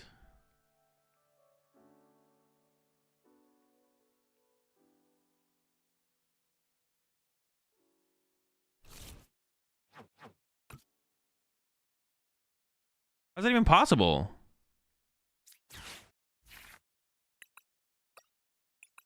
Two Banette. How many Ultra Ball? 1 Ultra Ball. Okay, so I probably 2 Ultra Ball and 1 Banette. But still. Miracle Force something into nothing next turn. Oh, seems bad. Oh, shh, that's so bad. Oh my god, it's all bad. It's all bad to be honest.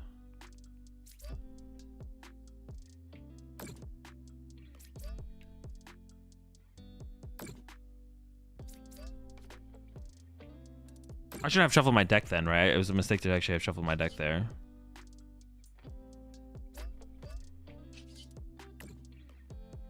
Just punch him for damage.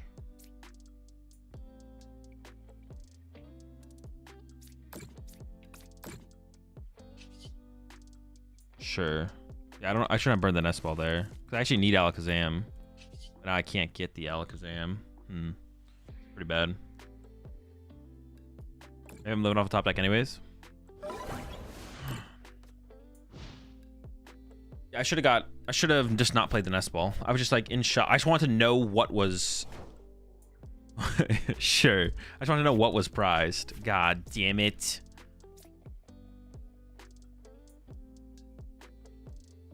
See, now I can't like trap the active for very long, which is a kind of a problem. But we can make it work here. We can make it work. Oh, how did you?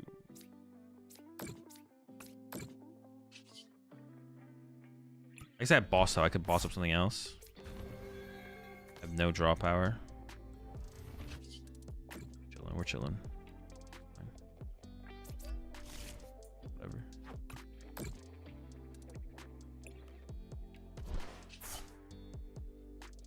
Unlock. We have boss. Yeah, we can just chill.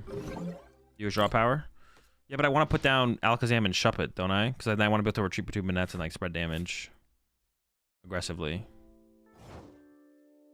I want to put down Shuppet and the other thing. 1 retreat. They all have 1 retreat.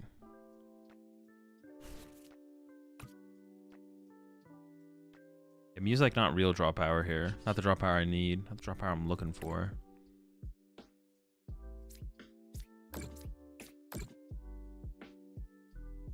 But I kind of I trolled by playing the nest ball. I guess if I could have moved 2 off last turn, and then 2 off this turn. I could have trapped this like longer for sure. Now I gotta like boss. I gotta like get to something eventually here. So I just item lock KO this and then just KO this next turn. Maybe I should just do that to be honest. Maybe that's fine actually. Item lock KO and then just use Gardevoir to KO the Palkia, right? That's fine. Yeah, that's fine. That's fine. Or should I just Gardevoir KO the Palkia now? Oh, I can't though because I moved. No. I could have, but I'd moved my damage differently. I should have just like boss KO'd this, I think, actually. Now that I'm thinking about it. I could have gone like attach active retreat, load up 2 energy to Guardy, move 30. I just need 1 more damage on the Palkia and then just KO the Palkia. I should be in a good spot. What are we looking at here? I still have counter catcher and a boss. Yeah, I should have just KO'd this last turn. There's no reason not to be honest. Not that I can think of anyways. Not a real reason, only fake reasons. Fake reasons to not KO it. But yeah, I think we cook him here in the end, to be honest. It's a dub. It's a dub. Okay. What is on? Oh, dude. Once you get double Dory online, no matter what deck you're playing, you win. The game's over. Or they conceded. Even they're so terrified of second Monkey Dory, they had to pack it up.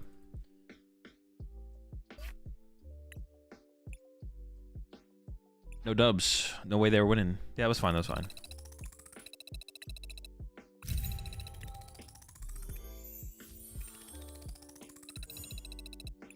I always think that they're gonna have the things, but yeah, I like just punching their trap, going Iono punch Terrapagos is kind of chill, to be honest. Like, I would have preferred to item lock it for sure.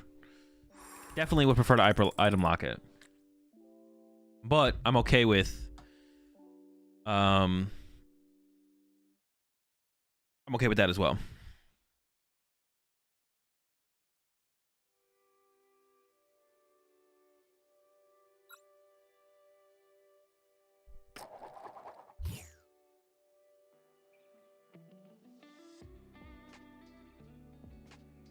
Wait until they see, yeah, double Nessie would put them over the top. There's no way they could handle that. That's for sure.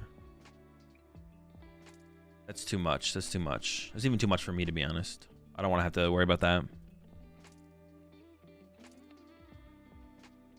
I think one of the hardest things to play Guardia is to get used to be losing, but at least have some at some point control the board to be a comeback. At least that's what I think of it. Yeah, it's definitely hard for people to understand that it's fine to be behind in prize cards. It's definitely like a thing to like realize it's not a terrible thing. I'm in the same situation where I have this stupid Ralts, the Ralts Monkey Dory, and I'm going. They decided to go second. I think I definitely want to. They're probably going to turn one attack me, which means I'd rather lose the Dory than a Ralts probably. What I really need is a Shuppet. I could open Spiritomb actually. I guess. Maybe I should open Spiritomb actually. Wow, Raging Bald. Big surprise. Wow, really original with your deck choice there. Insane. Yeah, I could have opened Spiritomb, I guess. Well, I'm missing item lock next turn. I could retreat into... I'm going to go ahead and bench this to play around. I'm just going to do this. This seems fine. I mean, this doesn't like stop them from doing anything, but if they KO my active, then I can push up Spiritomb and retreat to... But I might have to like refinement. I don't... I could if I attach to the Ralts, I can't refinement into the Shuppet, or I can't draw into Shuppet and then also retreat into Shuppet because the thing has 2 retreat cost. I think I want to try and get into Shuppet next turn if possible. So I think we chill. You can also mind bend them. That's cringe. That's not a real play. That's a fake play. Mind bending them is not a real play.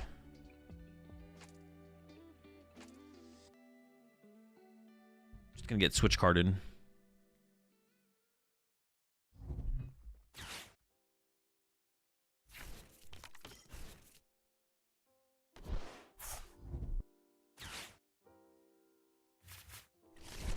All right, well, they're not there yet. Well, I guess like the only thing with attaching here though is what if they whiff the turn 1 attack? I don't know, maybe I'll just attach Luminous Evolve Research. I guess just find a bunch of Shuppets. Yeah. I guess that's just kind of fine. It just has to be.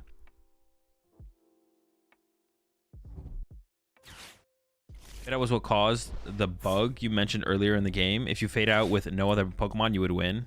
Oh, yeah. Wait. Fade out with no other Pokemon, you would win? You would just win? Even if you have no Pokemon? If you have no Pokemon? Dude, cringe. What are they going after, though? Are they afraid of the fade out? Whatever. Wait, but do they have... Oh, they already saw it. Okay, yeah. I wasn't really fully paying attention. Okay, sure. Goodbye, Ralts. Unlucky. We gotta play for a Shup Punch. Go for some item lock. Start the item locking. Hopefully it makes a difference.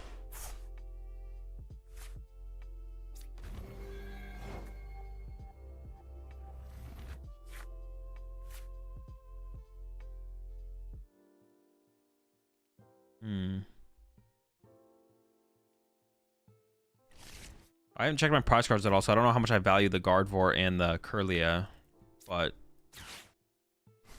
remove some options from them, I guess, isn't like a bad thing. I get one less card. Yikes. Okay. I had to say no here. I need Shuppets. 1 Shuppet, 2 Shuppet. What's on the bottom of the deck though? Alright, I'm just gonna hit the Pokestop for a Poffin here real fast. Don't mind me. Every time. Shups, we need Shups. We need the school. We need Shup. Dude, what the heck?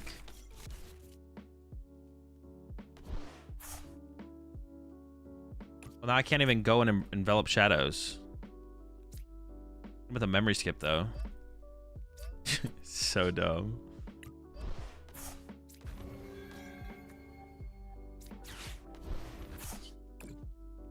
Well. Be like that sometimes, I guess.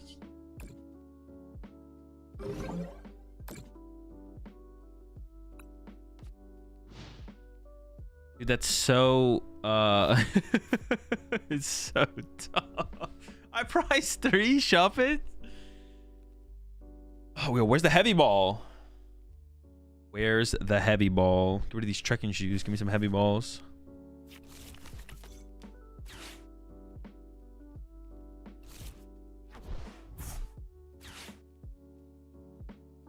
Okay, it's fine. It is still possible. It is like winnable still, technically, I guess, but it's just kind of tough. It's definitely tough at this point. Yeah. Definitely tough. Definitely tough.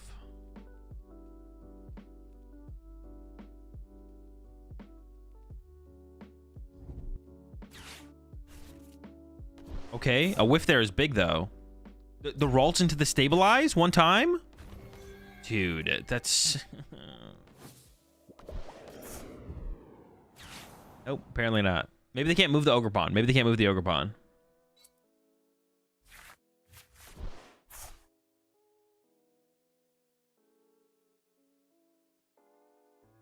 Can't move the active 1 time. 1 time. I need 1 time. Can we go 1 time? Please, 1 time. But even then, how do I win? It's still so tough to win. I need to like find gemstone this turn. I need to like attach gemstone item lock because I can't even chain Banettes. Ah, sheesh. They're not done yet, actually. They might even just have it in the hand this whole time. They just haven't done it yet. Yep. Well, they maybe got that. I don't know if they had that or not or whatever, but dude, I don't even know.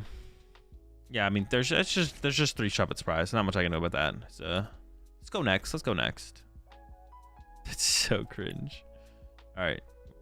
Should I even stick this one out? What could I do? If Super Rod's not prized, I could find Super Rod. Like I could still theoretically win this one. We'll stick it out. We'll stick it out. It is still theoretically. I guess I could just hit him with this again. Make things awkward. Find a Super Rod. I'm gonna need that eventually, so I'm just gonna go ahead and grab it because I'm gonna hit this to try and find. I need like dig aggressive. I don't even know if the Super Rod's in there.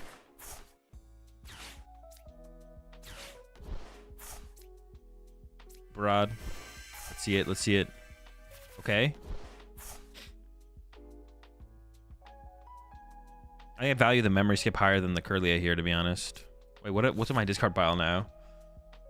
I need to know what's left in my deck, to be honest. I'm just gonna go ahead and play Fudge. There's a Monkey Door. Dude, there's so much good stuff here. All right. So I need to get Ralts, Shuppet, maybe the Monkey Dory. I'm just gonna use this first and see what's left. I need Ralts, Shuppet. Okay, okay. We have Banettes. Okay. And I have 1 less card for my Ultra Ball.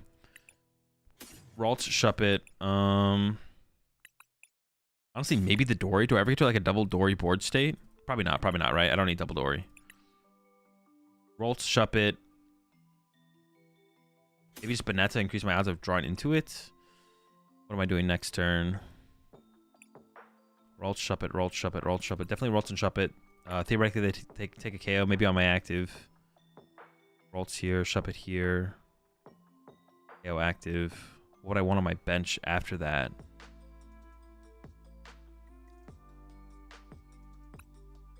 Maybe just another Ralts.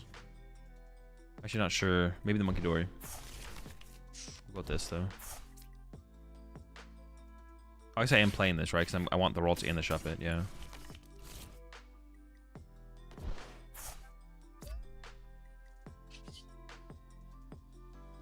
Are we skipping? We're chilling. Would have been sad if I clicked the wrong attack there. We're chilling though. Will you met Baltus BDF if you lose? No. I'm still cracking up over that WoW Raging Bull, how original, bro.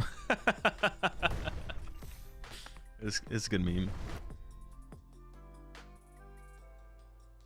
I once played against Pal and I prized my Heavy Ball and my Manaphy, and people laughed at me. And people laughed at me. I tried a game where my last two prize cards were GardeX. We're just unlucky with this deck playstyle. True. It's not my playstyle. A Raging Ball, on the other hand, that's my playstyle. All right, well, my Ralts is knocked out, but we have... The thing is, I don't have an Iono this turn either, but maybe item locking the Sandy Shocks is like enough to slow them down here. They only have one Sada left, dude. Oh, come on. Come on. Come on. Now, how do we win? What is the... There's not like a good win condition, obviously. Let me get to a Banette. Let me get to a Banette.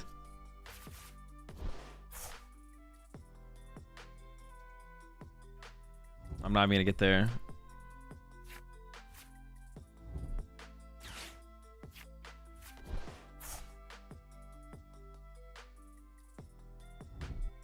There's also with Love Ball and trying to get people to not play it. Why would I care if people played Raging Bolt? Why would I care? I do not care if people play Raging Bolts.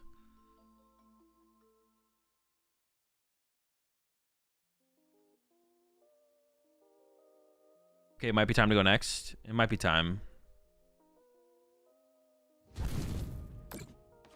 Maybe.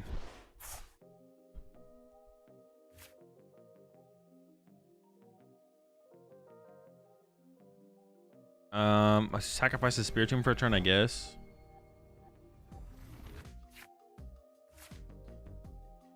I want to save the counter catcher. Gosh. Maybe I do still try and save it.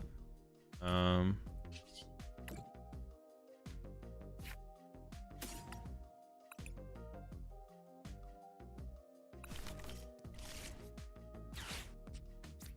trying to like counter catcher KO this thing in a single turn. I guess I just refinement away the research and I hold the counter catcher here now. I mean, Ultra Bolt's also a good card. Okay. I could have evolved to another Curlia this turn. I only have one Iono left. What's their Gust count left? They're down Prime Double Catcher. They could have Boss this turn. I'm just gonna pass and hope they don't have it, to be honest.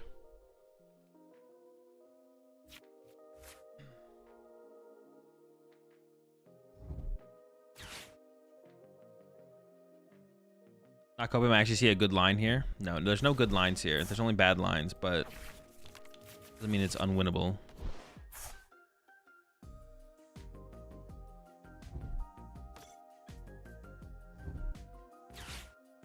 We can go for Guardy KO this next turn with Iono. Well, now they just have so much energy. Maybe not. Can we do anything with the... They have what? Both their switch cards left still. So Gemstone isn't even like that good of a play here either. On like a non-Banette card. Deck out? True. Do we just pass and watch them deck out? Maybe I could... Well, hang on, we'll see what they get with this. Okay, Grass Energy. Their last fighting could also be Prize Charge. I could counter catcher this one and trap it and then KO both bolts over 2 turns, actually. Counter catcher Ninja? Nah.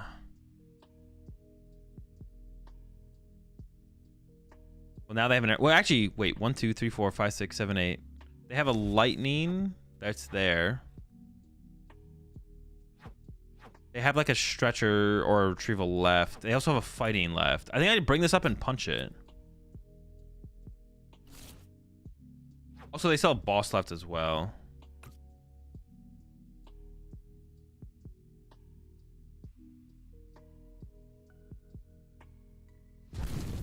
So I think I gust this. I gust this in Iono, and then I try and trap it. Bring it up and pass, deck them out. Nah, that's not ever happened. Well, if they're fighting with prize, no, they have 2 switch cards. They have 2 switch cards. They still have 2 switch card left, or at least 1. They probably play at least 1. I think bringing this up and stalling for a turn is the play for sure.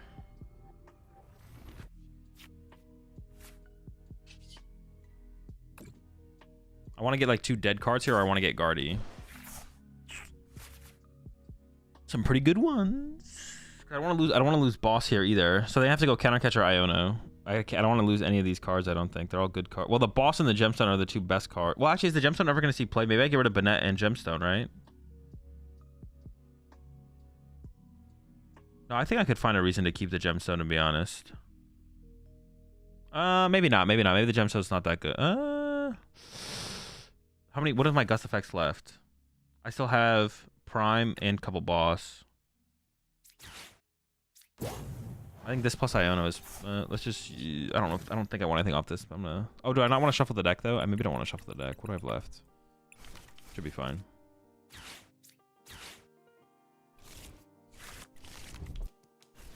Zamko? No. Hey, I gotta be disruptive, right? And I didn't get anything, so. Dude. Maybe I should just play the Ultra Ball. I could have Ultra Balled away Banette plus the gemstone, just get the Guardy. Punch this turn. Now I just pass. Jesus.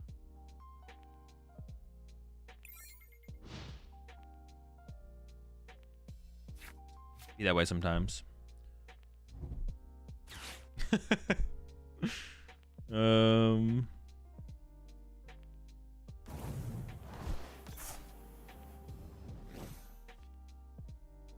they would have just won if we had Guardy. Now they punch us.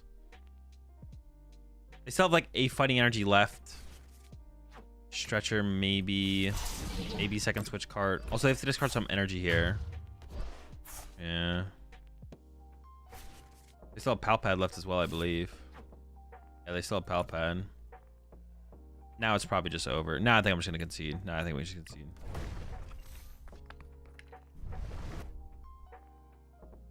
Like our was the last hope, was it not? No, I don't think so. I think we could have KO'd back-to-back Raging Bolts there with Guardy, and then hope that they can't set up another Raging Bolt.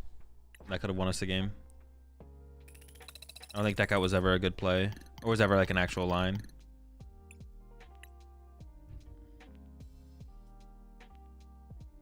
If this had been game 1 of a regional match, when do you scoop? Right when you see 3-shot but are priced? Probably, yeah. You probably just scoop when you see 3-shot but are priced. As long as they KO your first shot, but I guess. But yeah, probably just pick it up when you see 3-shot but are priced. It's like probably reasonable. Is it ever winnable in that matchup? What do you mean? Is the matchup winnable? Yeah, the matchup's definitely winnable.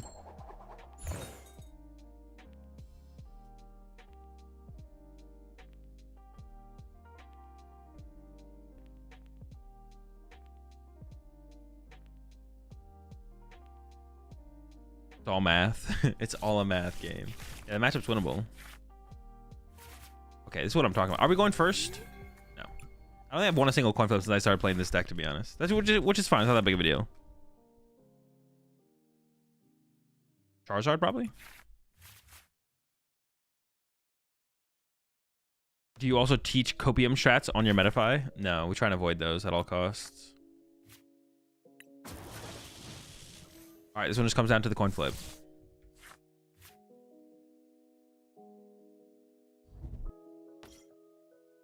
Or a big part of this matchup is the coin flip. Matchup is free, you got unlucky with the Shuppets. The Shuppets were definitely unfortunate.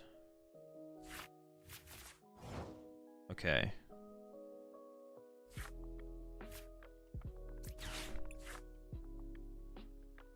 It's fine.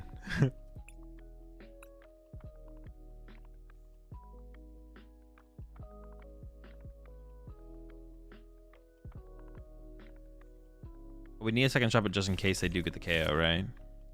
And we need Spirit. We would go Spiritomb Ralts here if we could. And I would choose Spiritomb. I don't get another Shuppet.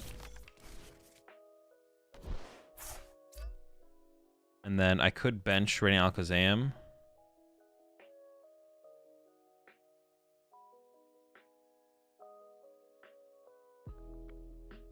Bench rating Alakazam.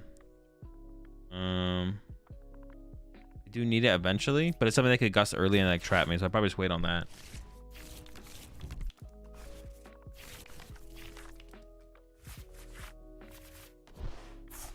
I could actually gemstone this one, right? I could gemstone this right now.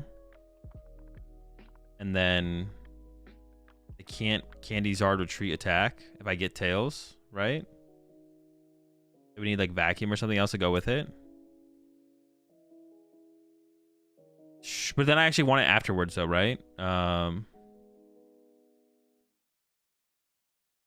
We just go like this. We'll attach it to the next one on the next turn, maybe. Heads? Heads? Okay, we have been hitting heads on our Enveloping Shadows though. I can't really complain about that, to be honest. We have been hitting heads on the Enveloping Shadows. The hand is pretty mid. It seems like I have to go with Ultra Ball for this Banette or something like that. Do we need one fire in hand? That's true. Or they would just need a fire in hand. Yeah. That's fair. That's fair. Forgot about that. It would make them work harder, but probably not worth it. All right. Do they have the Charmeleon? If they do have the Charmeleon, we have to hope they don't find the Charizard. Well, we can Gravity Stone now the active and just, yeah. Gravity Stone, item lock. Oh, they're already building up energy. So Gravity Stone's not going to do a whole ton here. Wait, do I just boss KO? I should just boss KO this, right? They have no other Pokemon in play. I just boss KO this, and then we just like go from there. Yeah, so I go attach Luminous active, keep the Gravity Stone, Nest Ball from you.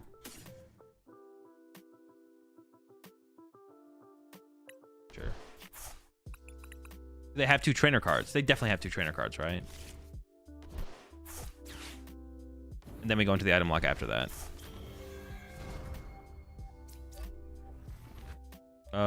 I don't really want to commit the stone yet because do Charizards play Vacuum? Some do, right? Am I playing in fear of ghosts here? Is that the kind of situation we're in? Might be a little bit. They definitely have 2 in their hand here. Maybe 5. Watch them have 5 energy. that would be a good meme.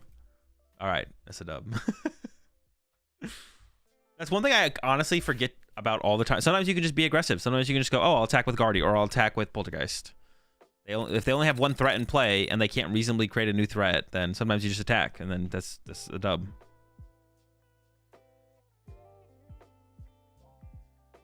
Good amount due. Definitely some. Definitely some.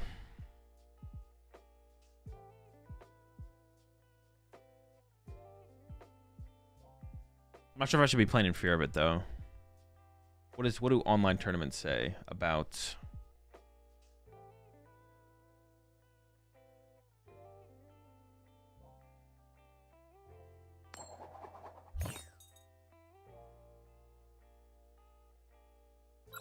go first?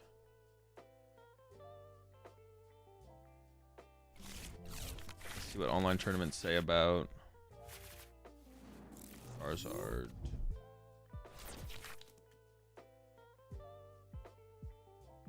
Boss Vacuum is in 50% of decks.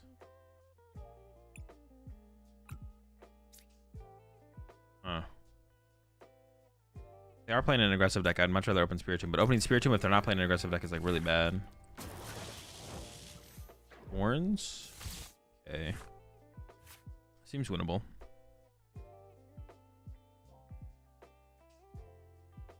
I can't use Guardy. Next. Can we not win? Is this unwinnable? Next? Nah, it's a dub. Hold on. You're selling the Banette short here.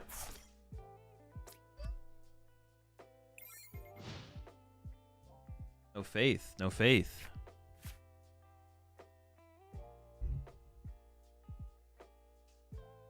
Gotta have faith. Gotta believe.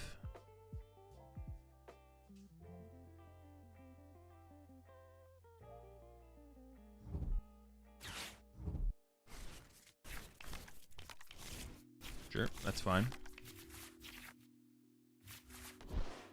I need energy. Energy retreat. Item lock. Item lock this turn. Hold on. Item lock this turn. Next turn, Poltergeist win. They don't have another Iron Thorns on the bench. It's happening. Just let me cook. Just let me cook.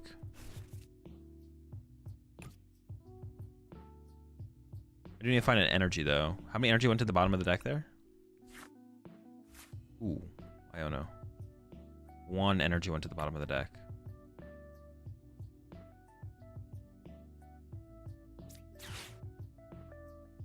Wait, Monkey Doors are also good in this matchup, right? Bosses... I mean, boss isn't bad. Countercatcher seems kind of mid. Well, now I'm like here, so I have to discard something. Maybe I didn't prize the other Monkey Dory.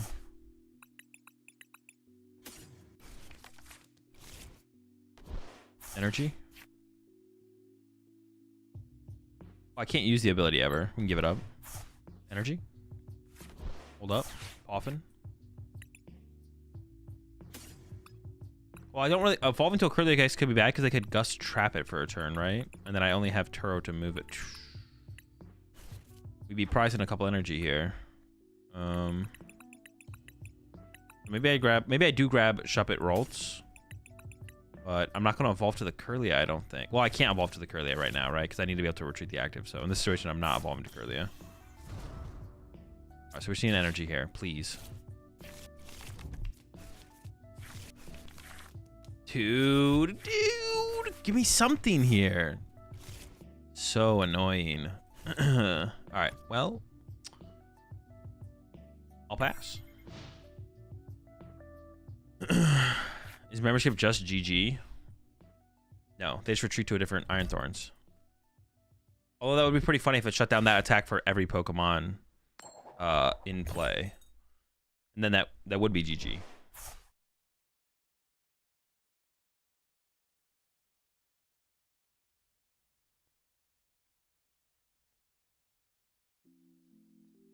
Need that energy, man. Give me the energy one time.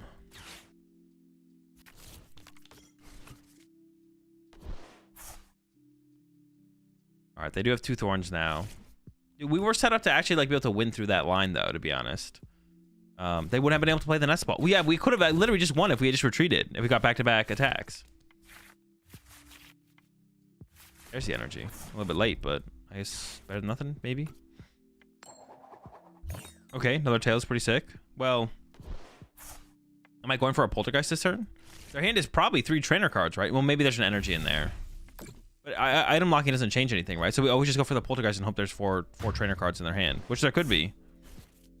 Could be like all supporters, I guess. I think we just go for Poltergeist here. Poltergeist and Prey. Although ideally, I guess I would Iono here and up it by 1. Then we could really be cooking.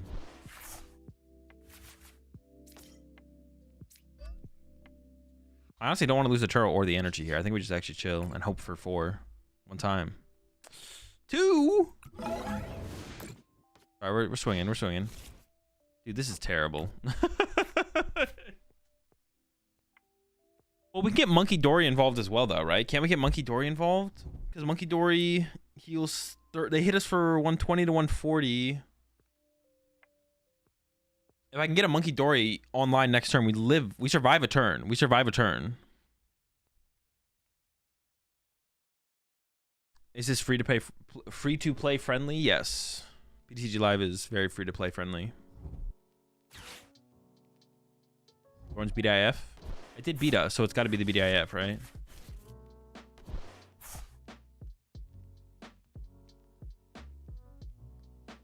I do still just want to try and win this, though. I'm still locked in.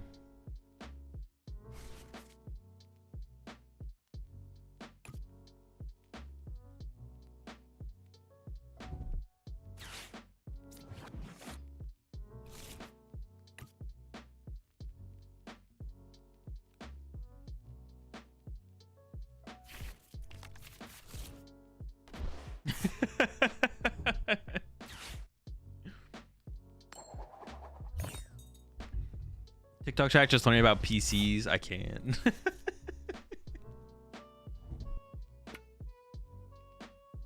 All right. Their hand is what? It's I need to find like an Iono to KO this thing this turn.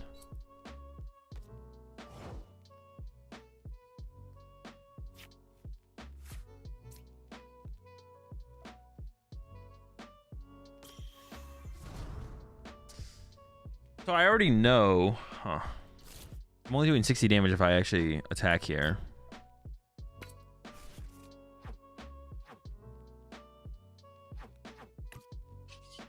I'm sure I'll find my way to research here until we get. If we get Iono, then I'll play Iono and try and KO this probably, but.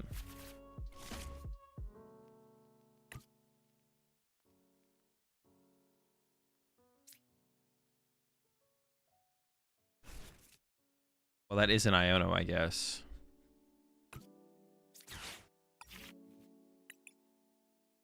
Oh, I did prize the second Monkey Dory. That sucks. I'd hit for 120. Oh, I can't use Radiant Alakazam. I was like, I could get Radiant Alakazam to move, but I can't use Radiant Alakazam. Okay, so let's get Shuppet.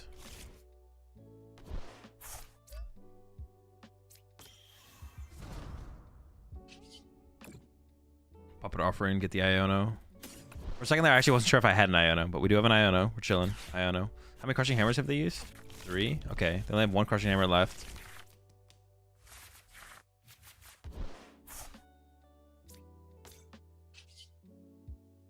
Yeah, we're definitely getting the knockout here now. Okay. First KO. Got him. Okay. Now, how do we get the rest of our knockouts is still a question. I'm not sure. I don't have an answer for that, really, to be honest. Yeah, I don't really have an answer, but... Okay, we got our Monkey Dory. That's something. We need to find our Luminous Energy. Hey, it's kind of coming together here, to be honest. Oh, chill. Dude, no, this is the most important one. Is my game lagging sometimes, or is it my PC? I don't think my game's lagging, no. So, my man, whatever happened to you cooking a Togedemaru deck? You were so excited for that card? Oh, it's not what I thought it was, though. The card doesn't do what I thought it did. Well, it was mistranslated. That's what I should say. It's not my fault. The card was literally mistranslated. What do you expect from me? But yeah, the card was mistranslated. I thought it did something. It doesn't do the thing that I thought it did.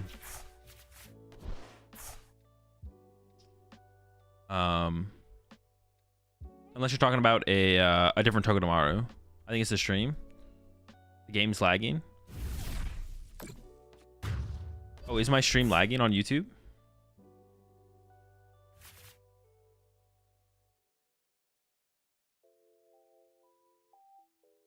Oh, maybe it is lagging. Hold up. I didn't change anything.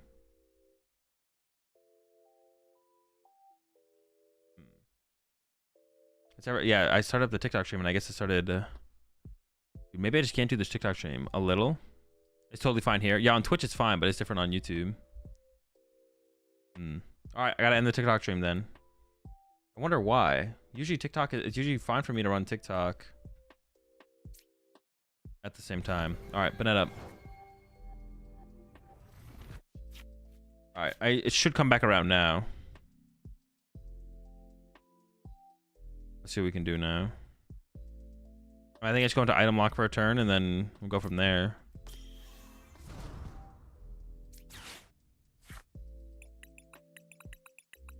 I'm gonna put this and this on top.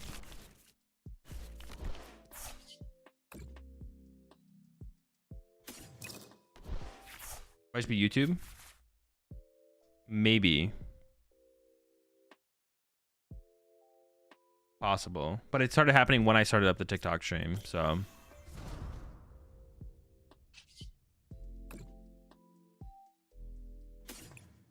I'm assuming it is probably the TikTok stream.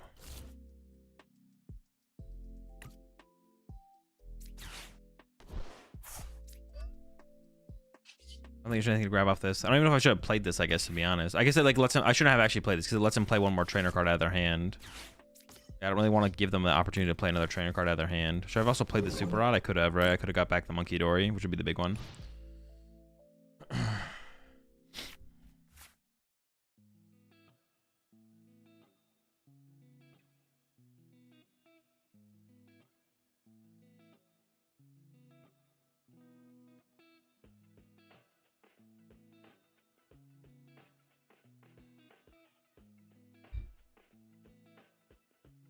Screw TikTok, they haven't evolved past phones.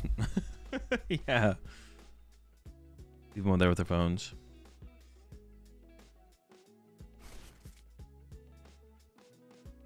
Alright, we'll see what kind of turn they have. There's an Iono. Did I even use? No, I did use second refinement, yeah. Second guessing it there, though. I was like, wait, did I? Okay, so the most I'm going to be able to get out of Poltergeist, but what I can look for here is just Luminous Energy, I guess. I just get Luminous, move 30 over. Then they can't KO me next turn, and then I can item lock for another turn. So that's like the plan, is find Luminous. There's only one Luminous in the deck. Sheesh. Alright, well. See if we can find it.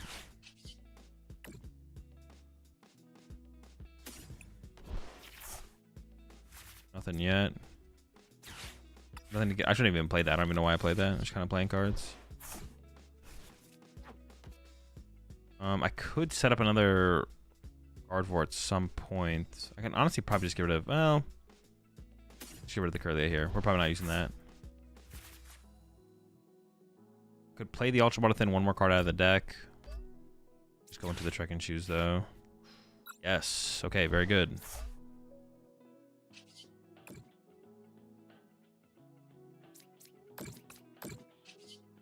I don't think I want to play the Iono now. I'm going to wait and see what they do on their turn.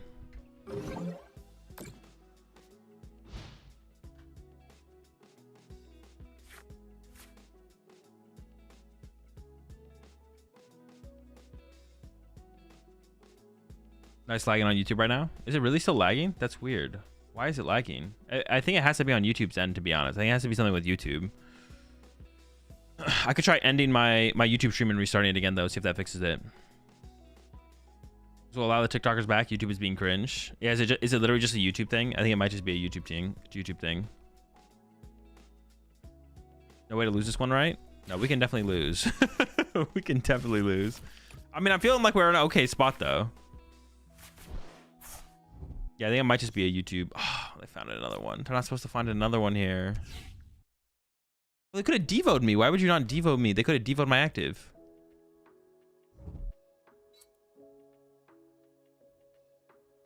They have a one-card hand. We'll see what energy they move to the bench here. That will tell me what to do on my turn. Okay, so they want to be able to attack with their active again next turn, which means I should probably prime catch this up and hope I trap it. Is probably the play here. To go. Wait, do I still have? I have Turo. I should probably say. I should probably try and get boss though. Of course, let's try and get boss first.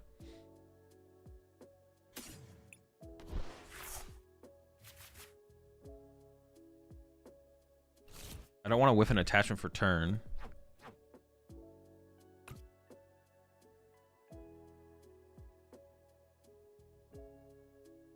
I could go into the other Banette as well, though, I guess.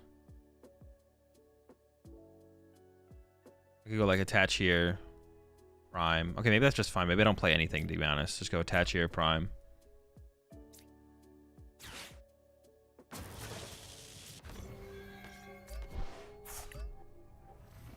This is so, like, tedious. I don't know. I'm gonna put it on the bench one, I guess. This is so insanely tedious. I wish I had another. I wish I could set up my second Monkey Dory, but I'm down. Where's my Luminous at, actually? Did I prize 2 Luminous Energy? Oh, that's just cringe then. It's like not even. They drew out of it. Well, they'll need to draw out of it again, though, I guess. I hope they don't draw out of it again. But they're doing 140, 140 now, so now the 30 heal doesn't even save me. I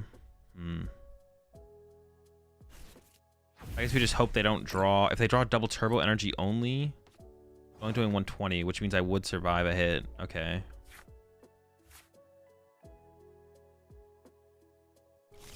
I should have maybe played the Super Rod just to recover energy, to be honest. I think I messed up with that.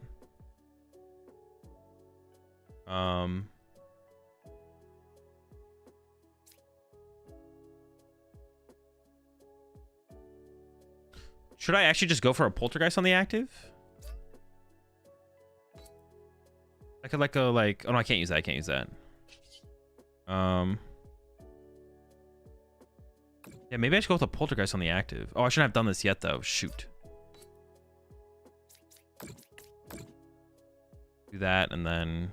Well, I don't want to Iono now. Dude, I'm just messing up all around. I don't even have Poltergeist set up yet. All right, get rid of this. So I don't even think about benching it again. Okay, Super Rod.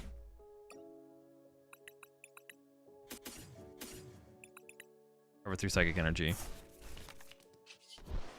Fine, just get rid of Artisan at this point. It's probably fine. Oh, wait, no. This should almost guarantee it. Shoot.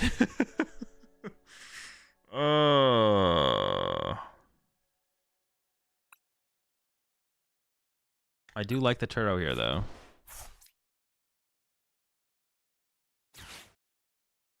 Just reset this guy. I don't have an energy for him, though. Is like the problem, I guess. Whatever, we go back into item lock. KO active here. They have a TT on bench one, so they won't one shot. Yeah, that's why I want to like go for the knockout, but I don't mind going for the reset with the Turo. It's still something, I guess. They might whiff here as well. It's possible.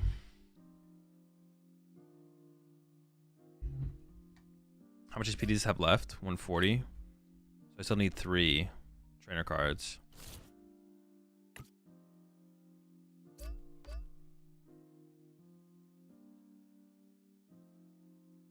Yeah, I'm still getting the error on YouTube, but we'll let it ride out. In fact, oh, the penny. But they whiffed the knockout. They do have the penny is so disgusting. Oh, the penny, the bench one attach active. Oh. Yeah, all right. It's not looking good. It's not. I mean, it was never looking good.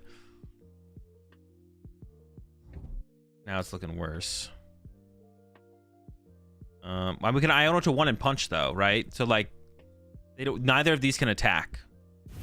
Neither of these can attack right now. So if I Iono to 1, that maybe gives us enough time here. We'll see. I have used my Turo now though, so they can just like gust my Curlies and trap them, which kind of sucks. Okay. I'm not gonna attach this energy. I'm gonna Iono into an energy and attach that energy because I'm like guaranteeing energy here. Okay. I don't want to deck. I gotta be like mindful of decking out at this point as well now. Not looking good. It's not looking good, but it is winnable.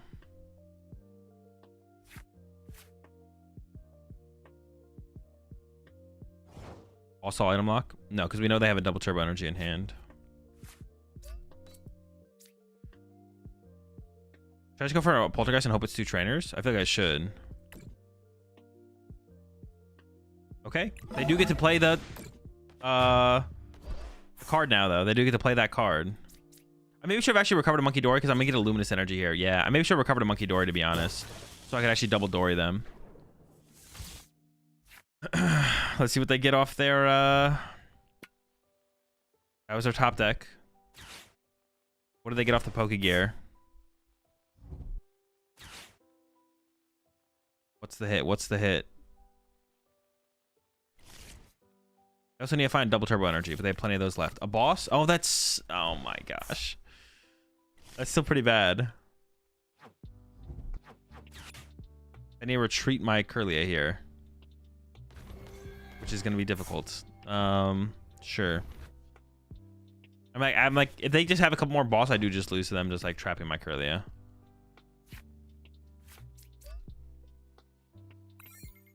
All right. I could have like item locked for a little bit, couple more turns as well, I guess. I don't know. I could have done that as well. That would have been something. Lotto. Well, they're not guaranteed off the Lotto, but they have pretty good odds. They have 4 double turbos left in their deck still. We'll see what they got. Oh, turbo energize? Oh, they can't use those. Just gonna... Oh, okay.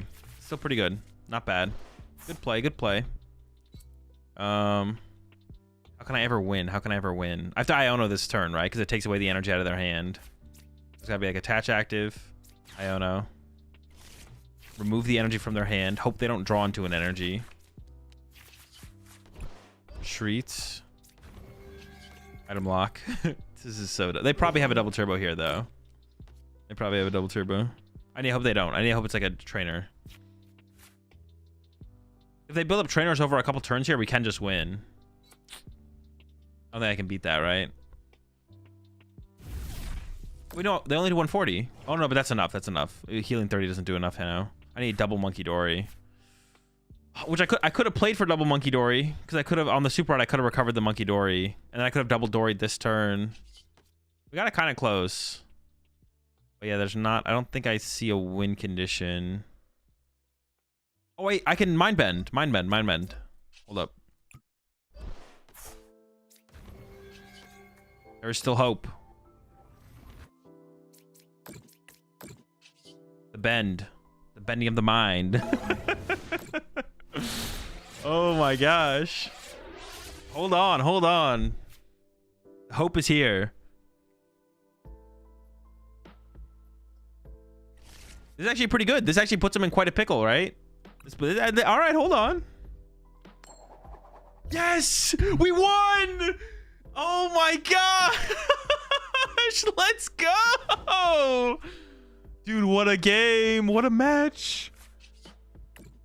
Holy smokes. I cannot believe we won this game. Dude, what a grueler too. What a grinder. Holy smokes. That's insane. Top 10 anime comebacks? Definitely.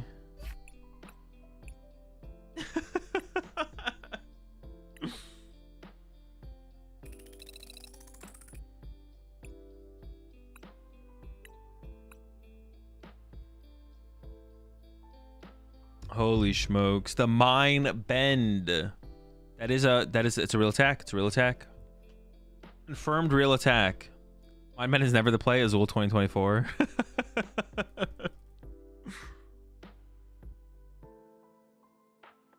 All right, how does it look on the YouTube side of things now? Has it stabilized or is it still wonky? I think it is on YouTube's end though. I don't think it's on my end because I haven't changed anything on my end at all, so it shouldn't be on my end.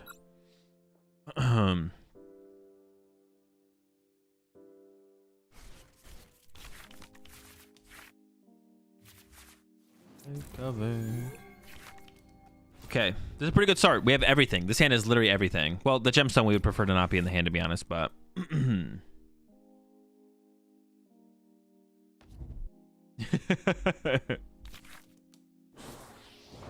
okay, probably Bolt, but it could be Drago.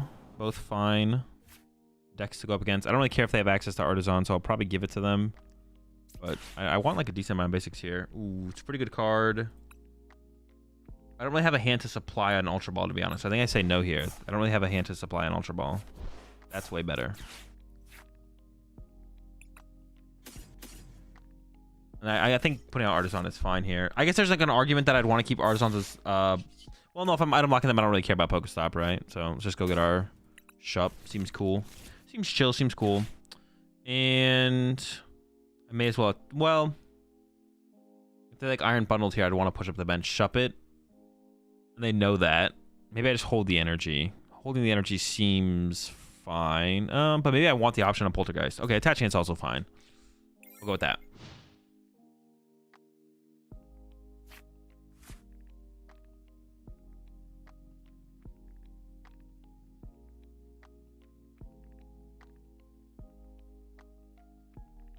All right, it's a pretty good start.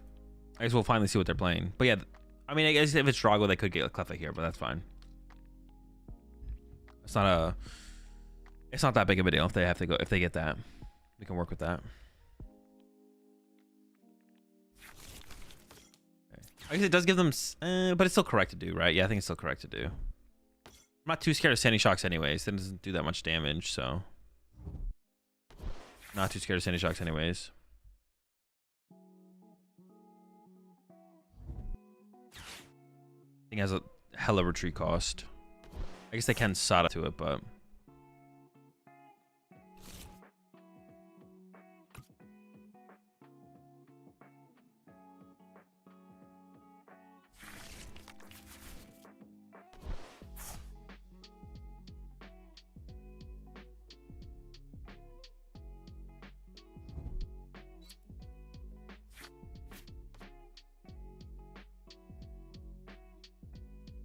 YouTube was never bad for me. Interesting. Don't think it would be a good idea for Salvatore for turn 1 going second item lock with Banette? No, you don't have enough ways to find it. You'd have to like include Luminian as well, but Luminian being on your bench is just like terrible. So yeah, I don't think it'd be worth it. Hazel, sorry, but I saw the 3-4-2 line and just wanted to let you know you can't evolve into the 4th Kirlia. Thanks, Slap. That's super helpful, and I'll utilize this information in my future endeavors to further my Pokemon TCG dubs. Your heads, sure. I mean, that's fine. I'm not like. That's actually a reason I've actually held the energy, I guess, as well. It gives them like value to play catchers and stuff. Maybe I should have just held the energy because I'm always going into item lock next turn. So there's a decent argument to just hold the energy, to be honest. Thank you for having an open mind, unlike some other elites. Of course, Slap. Of course. I do what I can. Build elitely different. All right, well, they got their first knockout, but now we can go into our item lock chain here. Start to put damage in play and item lock them. That's the play. By Shup. All right. Yeah, Danny's been hyping up this matchup, and I think was it Open Agility was as well. They're saying this is free dub for Banette when you set up. I think we set up. I think it's more set up than this. Well, I got the gemstone. We're peak set up right now. I want a counter catcher now. Well, I have it. The thing is that I have the counter catcher. So I think I may as well use this combination. I think I should just bring up an Ogre Pond though, right? Like that seems fine. They're down 1 grass. This has more HP, so it's gonna be trapped longer. Or I can bring up this thing. It has an energy on it, but also has another retreat cost. So if it's hitting me for 60, then I can just Dory the damage over.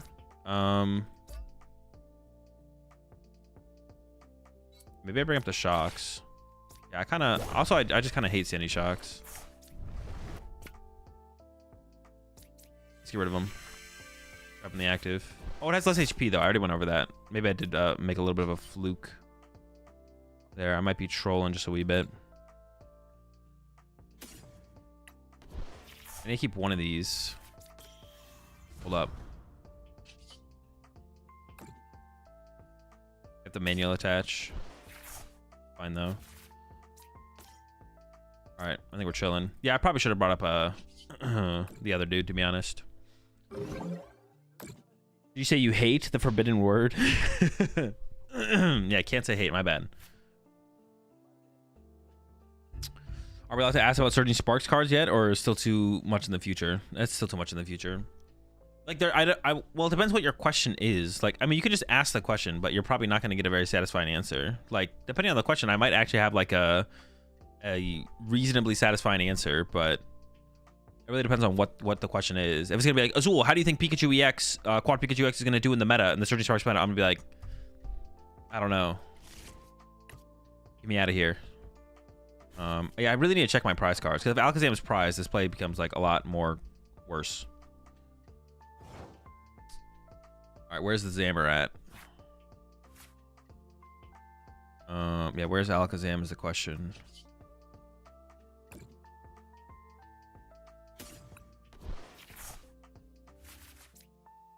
Alakazam one time not prized? Okay, not prized. And I guess I just go ahead and get, I don't know, Gardevoir.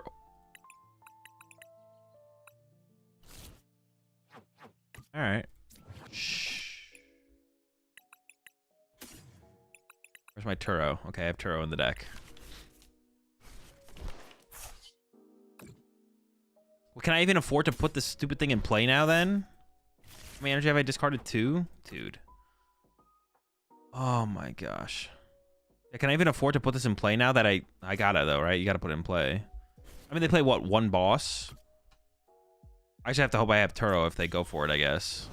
Such a scam. Such a scam. What the heck? All right. Oops. Almost forgot about this.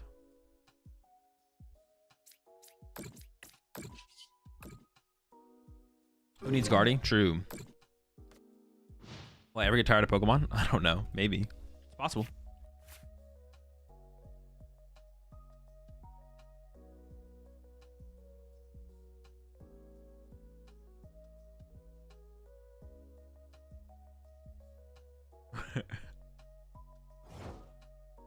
All right. Well, item locks so far working out. I don't really have anything else to Ultra Ball for, to be honest. I'm just gonna give it up. Figure it out. It's a lot of Ionos. Maybe I can just give up an Iono at this point. If I try Tinker Box Guardy? No, not yet. I don't really want to establish a Luminous on the Monkey Dory because like it would be a good target for them to like Gust KO. So I can just like chill until like I need the Luminous on the Monkey Dory. If you were to move to a different TCG full time, which would you consider and why? I have no clue. Oh, probably. I mean, I say I have no clue, but actually it'd probably just be Magic, to be honest.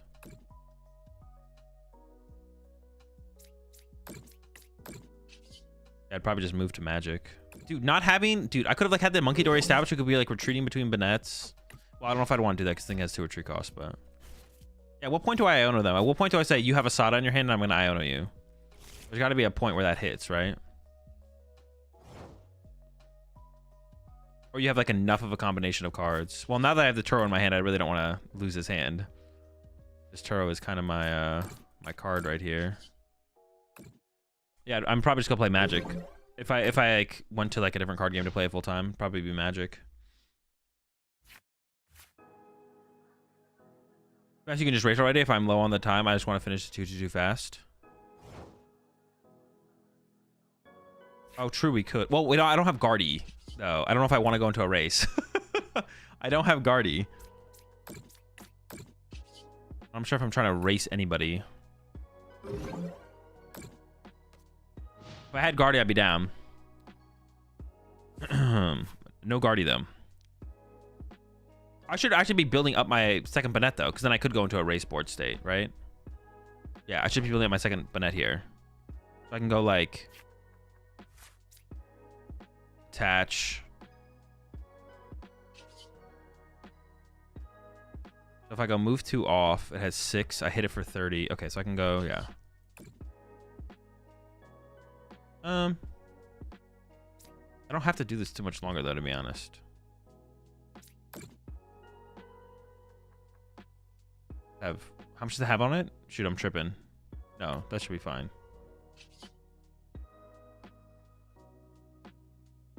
Okay, so I can go, like, Everlasting Darkness.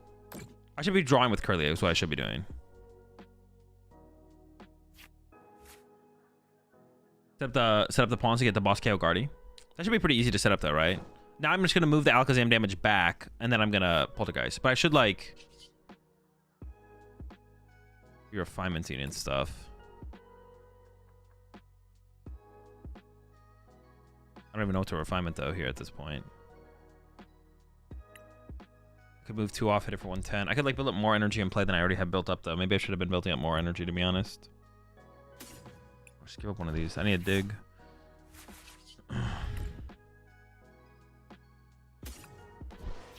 Stuff.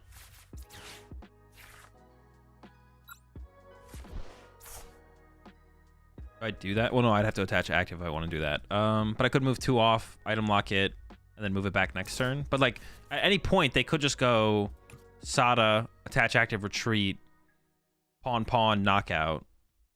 Then I could just re-item lock them again, and then I'm still feeling fine, right? Like that would be like so many resources, and maybe I wait still one more turn. Maybe I do like build up a little bit further. Okay. Yeah, maybe I wait one more turn. I'll wait one more turn.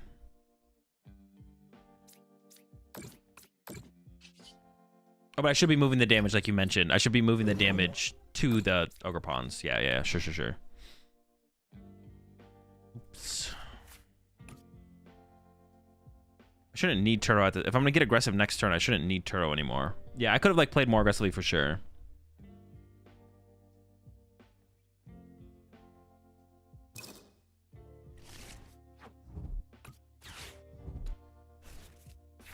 Sure. I mean, I'll build up again, I guess. Get rid of energy. I prize 2 Guardy EX, Danny. I prize 2 Guardy EX. I do not have Guardies. And I'm not guaranteed to get them off the first knockout. So I need to have 2 Banettes to go back-to-back swings. No, but even then, the second Banette isn't guaranteed to like get me a knockout. Oof, this is just so annoying.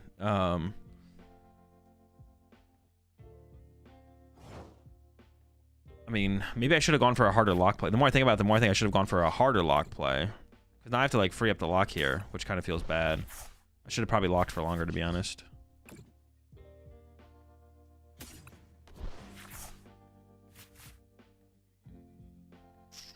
I could boss trap again, I guess, though. Okay. I just have boss trap Greninja here, which is fine.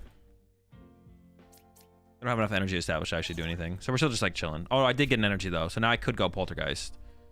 But honestly, I don't think I do. I still don't have Guardy. Where's my Guardy? I'm just gonna boss Greninja here. I told you this deck was bad juju, bad prizes. True.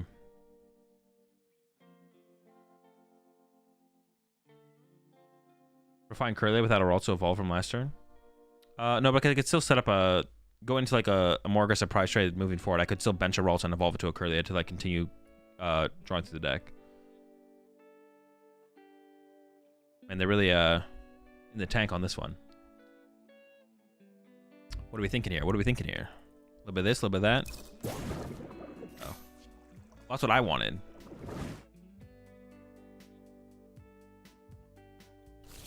A one psychic in here. Now I don't want to Poltergeist yet, I feel like. Gonna chill. Chilling feels fine here now. I could go into a Poltergeist. I could go into a Poltergeist next turn if I wanted to, I guess. Attach act, move 2 off the active to the Ogre Pawn. Or maybe I can just keep this trapped the whole time now and just move it to the Raging Bolt though, right? Like, now I feel like I can make that play. I didn't really realize how item reliant this deck was. Oh, okay, hold up. They're cooking. So they need to draw into like boss retreat, or they need to somehow, or they need to start manually attaching to the Greninja. They can also get boss retreat. Maybe I should just be aggressive on this next turn. Maybe I should just be aggressive here. And go for the Poltergeist knockout. Because then I do have a back, but the thing is I have a backup Banette, but if they just like thin out their hand of items and I don't get a Guard EX here, then I am gonna lose. Maybe I maintain that. All right, maybe I maintain the item lock. I'm back and forth here. You know, I'm a little bit over here, a little bit over there. I'm gonna go with maintaining. I can still get rid of dead. Do I have any dead cards in the hand? I don't think I should ever need another Monkey Dory. Probably get rid of the. I can get rid of this. We still have 1 Curlia left, right? I guess I gotta be careful about decking out as well. So I guess we're kind of chilling. You didn't realize how item reliant Raging Bulk is? Well, I mean, I guess I thought that they would be able to like do things. I don't know. Yeah, no, I guess I thought they would be able to just like do things. Like, they kind of can't do anything. They're not doing very much.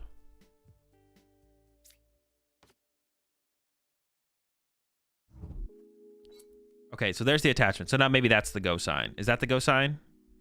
That might be the go sign.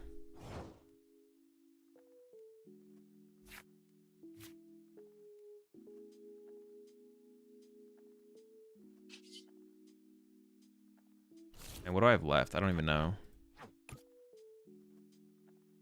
Otherwise, I could go like attach retreat, discard a bunch of energy. I guess I could bring up an Ogre Pawn now, I guess. They go attach retreat, so I could bring up Ogre Pawn. They have to go excel, attach, retreat. Then they could knock me out. Is that the go sign? Do we just go bring this thing up and knock it out? We probably just do, right? I think so. We could whiff this knockout. That would be pretty bad. We don't whiff these, though.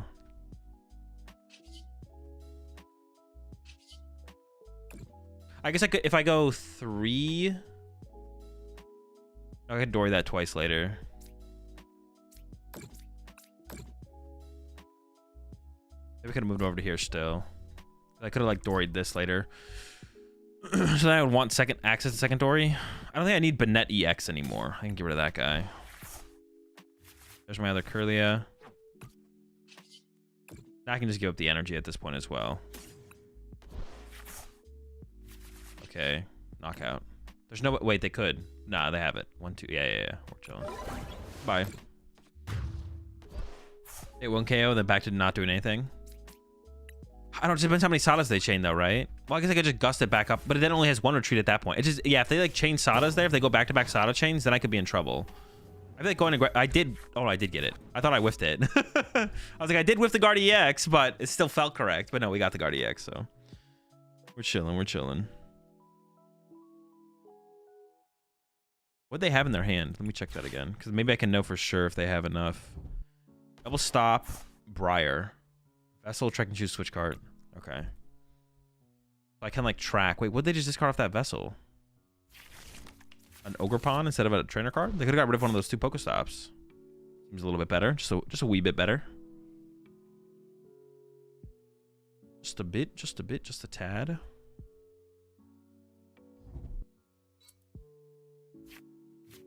I thought this matchup would feel a little bit closer, to be honest, but it does feel pretty good.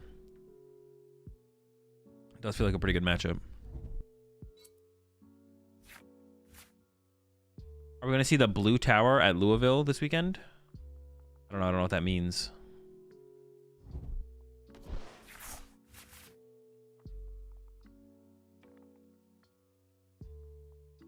What is the down arrow on my... Oh, it's because of the stone. Okay, sure. What if they discard? What have they used so far? There's the Pokestop. I got catcher, switch carts. So I could go double switch cart, catcher. I mean, I think they want to KO my Banette, though. So in their hand, we know they have 3 trainers. And then 4, 5, 6, 7. 7, 6. They have 6 trainers in hand right now.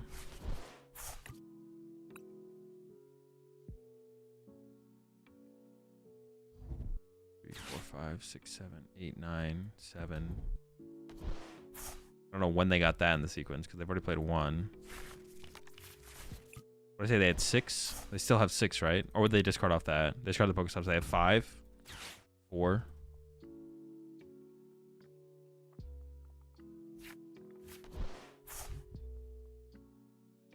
Four trainers remaining. That was not one that they had, right? No. So it's not 3. It's still 4. So they still have 4 trainers in hand. I don't even know if they're going to be able to play all the trainers even if they want to.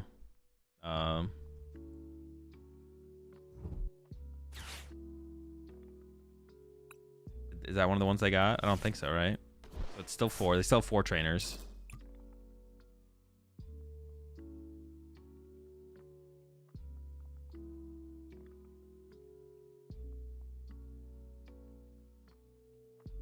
Probably just conceding that a Poltergeist is going to knock him here, I would assume. We'll see.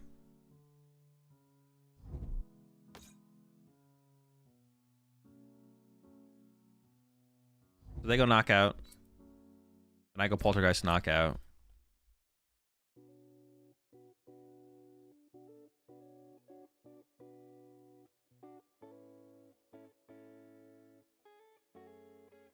And then I just need to KO the Greninja to win, which I can like start to set up the Greninja with just like Monkey Dory Guardy shenanigans. Like we can maybe even like set it up fully to like be KO'd by that. Actually, how much HP does it have left?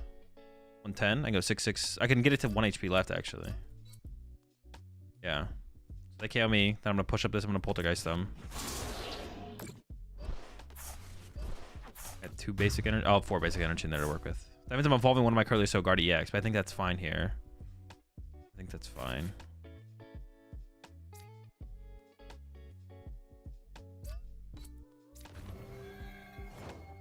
And they have to like chase my Guardy EX and like Iono me or something. I don't even know. You have win? Do I? 2, 8, 9, 10. Oh, because I can put 10 on the active. True. I was counting this thing to KO this, but this thing has 10 HP left as well. Okay, very true, very true.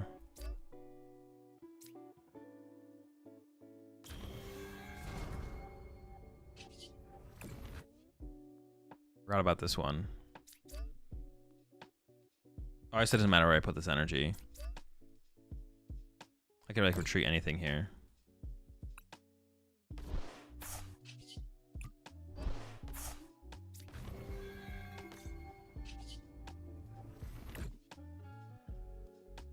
gonna be a little while here, but we'll get there.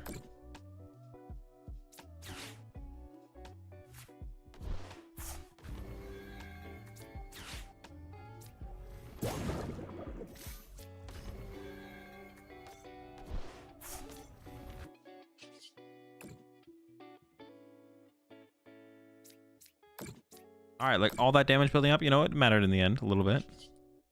Took us a little while to get there, but it ended up mattering a wee bit.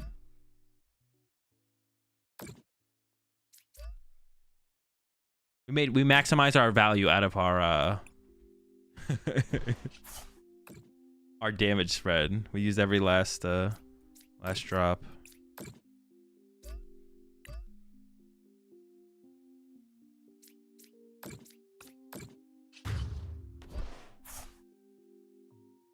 That would be crazy if they don't have 3 trainer cards in their 12 card hand. But I'm pretty confident we know for sure they have at least 3. Could have gone Mutacopy Greninja. Oh, I could have gone Mutacopy Greninja as well. I could have done Mutacopy Greninja. Wait. 2, 6. Yeah, that would have worked as well. That would have worked as well. That would have been a good one for sure. I didn't even think about the Mew copy Greninja play. Is Radiant Greninja in the running for best card of all time? Probably. Pretty good. Dude, I'm gonna reset. It just feels weird. Was it memory leak, data leak? Memory data leak. I game like 5 different ways. I don't know if we had it that many different ways. We had a couple different ways. Routine maintenance is scheduled for 24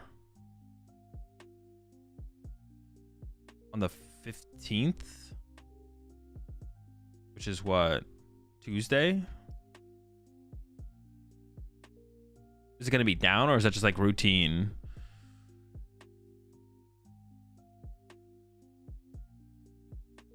Tarzan, Turtle Monkey, at least those 2 anyways. This is a big down, like it'll actually be down. This is when they fix the friends list issue. Oh yeah, I saw that they were finally fixing that. Are they doing any other big fixes, or is that it? Slowly and steadily, the changes are happening. Very slowly. Very slowly. The real way to think about it is like very slowly, and at least they're happening. It was a decent sized change list. Does anyone have the link to the patch notes? Nothing else mind bending? Oh, decent sized changes, but nothing else mind bending besides the friends list update. Holy smokes. It took them 3 years to figure out how to make a friends list work. They're making a max damage counter per your request. Wait, actually, are they actually making a max damage?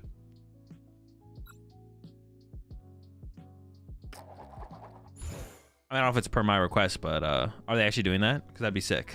It'd be nice to have a 6 that I can put in play with my Dragapult.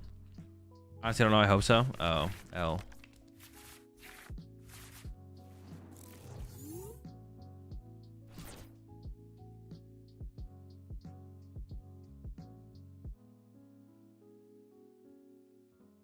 Yeah, so nothing too crazy, it looks like. It's a pretty good hand. These are the kind of hands we're looking for. What's worse, United Wings or the Thick of It by KSI?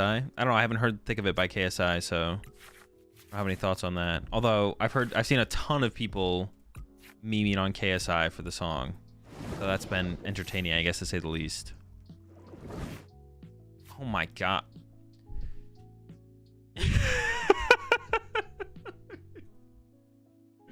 What a game, bro. What a game.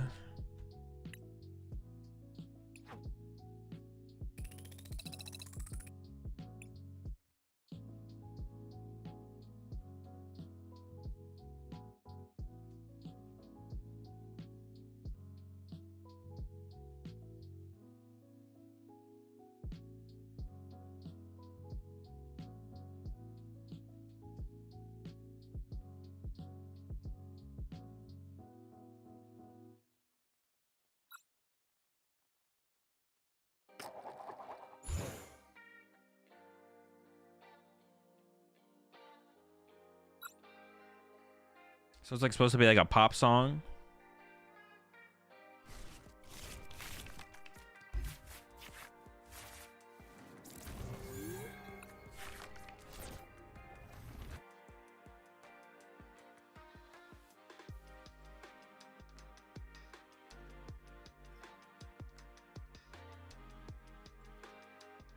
Well, it's not like terrible. It's not like awful. It's like I wouldn't say it's good, but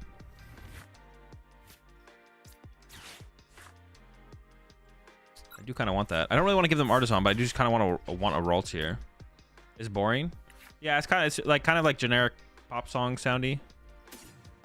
Honestly, it's not like terrible. It's like the worst song I've ever heard.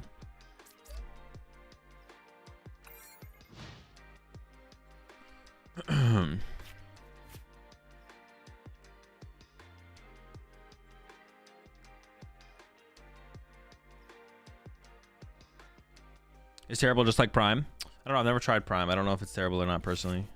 But I've heard mixed things on Prime, I guess. Most people say that Prime is not that good, but I feel like people actively just want to hate the product though because of who it's attached to, which I don't necessarily think is a bad thing. I'm not a big Logan Paul fan myself, but it doesn't mean the product not buying it for that reason is like fine to like you don't want to support the people behind the product. I don't think it's like a bad reason to not buy a product, to be honest. But I feel like there's definitely a lot of people out there who are not being what is the word I'm looking for? Fair. It's like a word for fair, but it's not fair. Biased. The people are being. I think there's a lot of people who are biased with Prime Prime takes. But I personally never had it. Objective, yeah, objective or non-bias. I mean, Ultra Ball in a way, Luminous seems fine, to be honest. I think I'm okay with that. There are other basics I want, but I think I'm just going to go get a Ralts here. I do want to set up like monkey doors and stuff eventually, but I'm not like super stressed about doing it right now. I should really be checking my prize cards. It's not.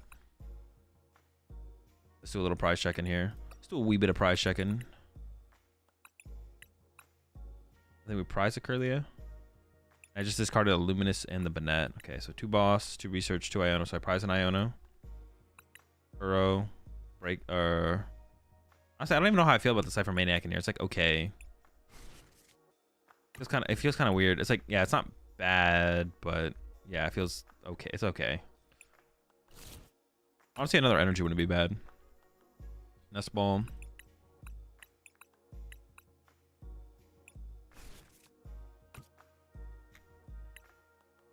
Cypher Maniac is very okay.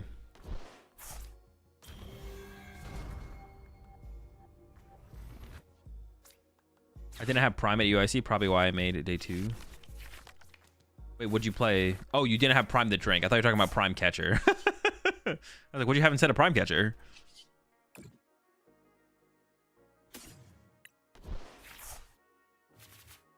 Oh, I didn't check my... No, I still had 2 Luminous in the deck. Okay. I don't really want to bench this yet. I don't want to bench anything yet. I think we're just gonna item lock.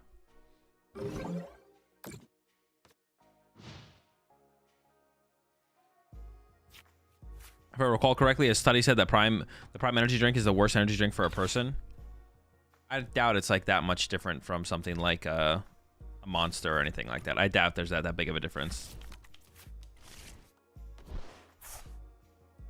I bet it's like pretty similar. Like those things are like not that different. It's not like some new revolutionary thing that is that like it's like revolutionizing something that's that good for you or that bad for you is like hard to do. Like I doubt it's that big of a difference. But if it just like tastes bad, then that's like one thing, right? Best tasting ace spec would be? I have no idea. Are any of them food? None of the ace specs are food, are they? All right, well, they're using Star Portal, which is pretty good for us. Just loading up extra on the active. Okay.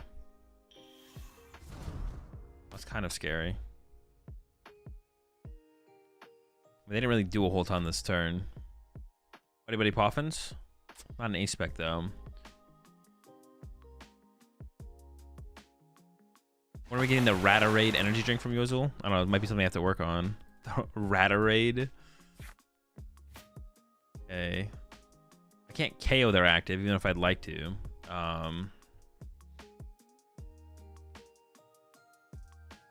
They said it was double the caffeine of a Red Bull. Yeah, but you can just like look that up. Like you don't need a study to tell you that though. Like you can just like look that up and see what the caffeine level is. That's something you should be looking up when you're like going to get an energy drink anyways. Is like what is the caffeine level of the energy drink you're about to get. I don't know, Poltergeist, no balls. That seems unnecessarily risky. I think I want to keep him item locked here.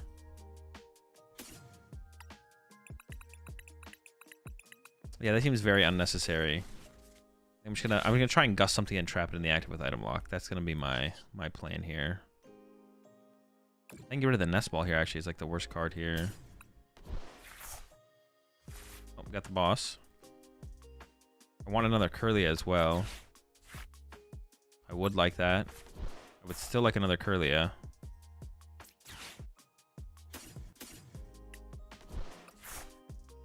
What am I gonna get rid of here? The other monkey Dory?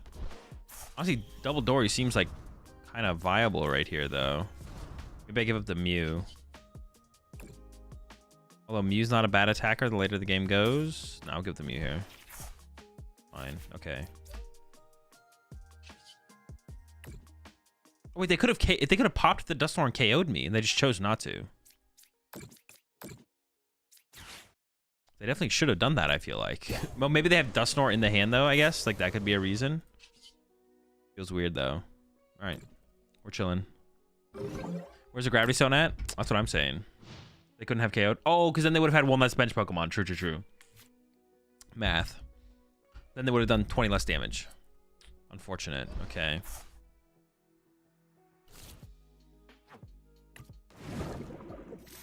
I need Psychic Energy to discard, to be honest. What HP does this actually have? 50?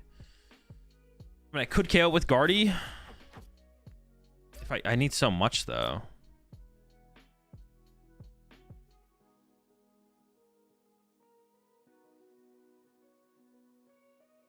I'm just gonna send this up and see what we top deck.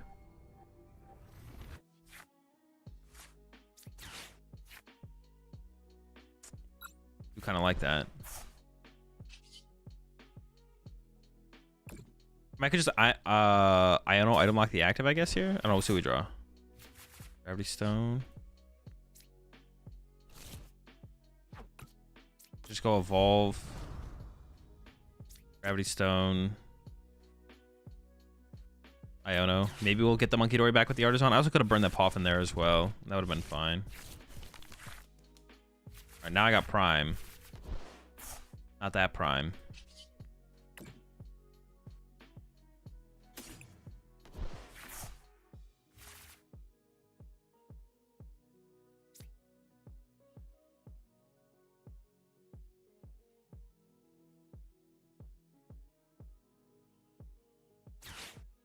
Grab the dip.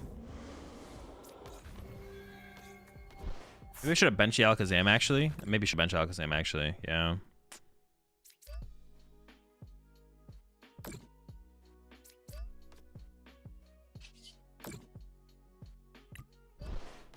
Honestly, the more I think about it, I think I should have probably... I think I should have put the 30 on the Dusknoir last turn. I think I'm going to do that this turn. With the Monkey Dory, put 30 on this and be like, all right, if you don't pop it, I'm going to KO it. I think I should have done that last turn, though, is put the 30 there and be like, all right, you have to pop it now. Or I'm going to just take the KO. I think I should have done that on the previous turn, though.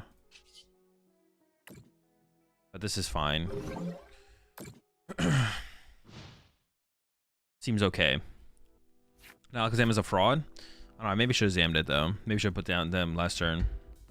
KO Dusclops item lock? No. I don't want to let them just push their Palkia back into the active and punch me. Okay, now we got double. Got that double Dory action. Now we're cooking. Now we're building up damage in play. Oh, dude, that is so cringe. Well, now they just pop it, right? I have to imagine they pop it here and KO, I don't know, Dory or Curly, I guess. I'm actually not sure which one's better to KO here, but... Oh, no, okay. Okay. Just gonna wait. I mean, seems okay, I guess. I don't know what they're waiting for.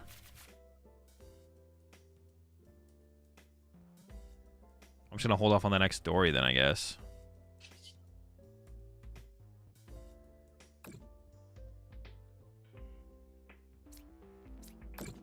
gonna go after the Duskull. And then punch. Didn't pop. I mean, they're not like forced to pop it. Although I feel like KOing my Curly or my Monkey Dory last turn was probably correct. They need to set me back a little bit at least, I feel like. Yeah, I feel like they need to set me back just a bit. Oh, they only play Item Gust as well. I forgot about that.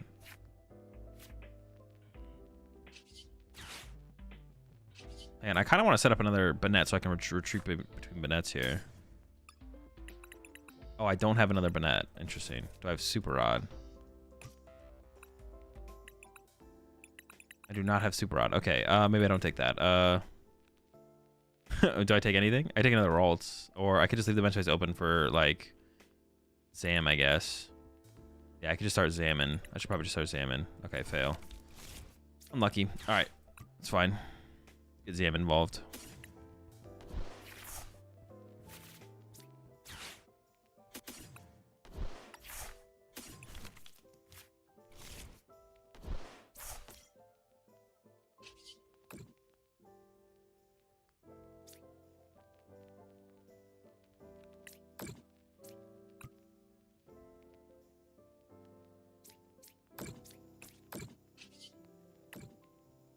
Oh, do I need to do anything else there? I didn't need to do anything else, right? I don't think so, no. What Banette deck do you think is better? This one or the Dusknoir one? Honestly, I don't really know. This one seems solid, though. I guess I'd say that much for sure. Seems solid. I don't know which one I would say is better, though. So they can go retreat, pop Dusknoir, attack, KO my Banette. Okay.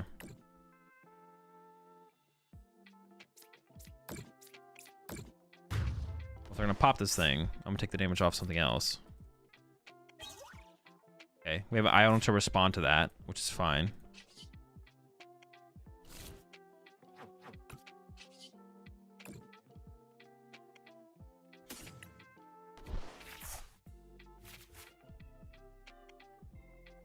Shop, it doesn't matter. I could bench a Ralts. No, I shouldn't bench anything. I should just wait. I think we just wait, yeah. I'm gonna accelerate a couple energy onto the active here. What do we have in here? Just one then. If I do two, no, we should do one. Well, they don't have any gust though, right? Yeah, they literally don't play any gust. Or they play only item gust, excuse me. They do play gust, but it's all item based. Okay, chillin'.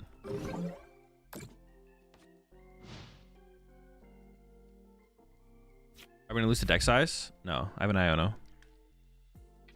We don't ever deck out is not an actual loss condition.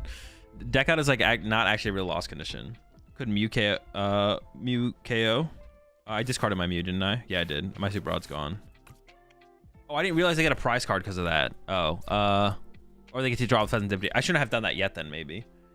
Actually, I don't even know how I feel about that. I forgot that they actually got to do that.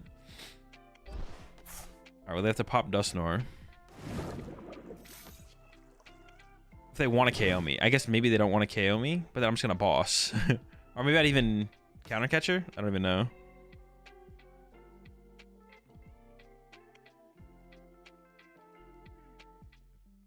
Okay, there's the Cursed Blast.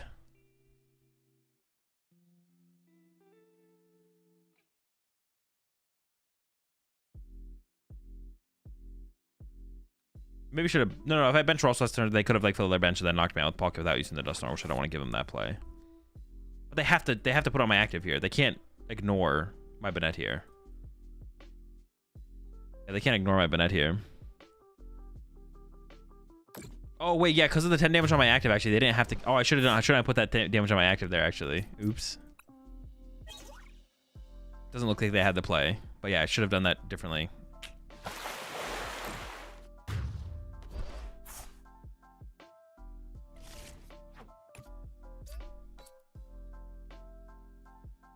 So I think I just Iono here and just set up for a 6-prize turn. I'm just gonna go push Gardevoir, bench Ralts, put up 3 energy on my active. I could put second Monkey Dory in play, I guess. Wait, can I win this turn?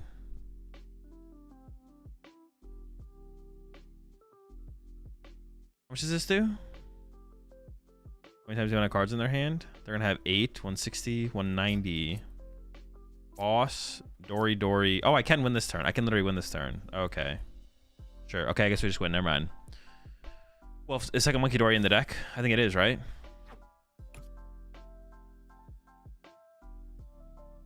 Dude, it's so hard. There's just so many decks. Like, this deck feels good. This feels like a pretty good deck. How do you decide whatever is the deck to play for a freaking tournament then? Too many good decks. There's too many good decks.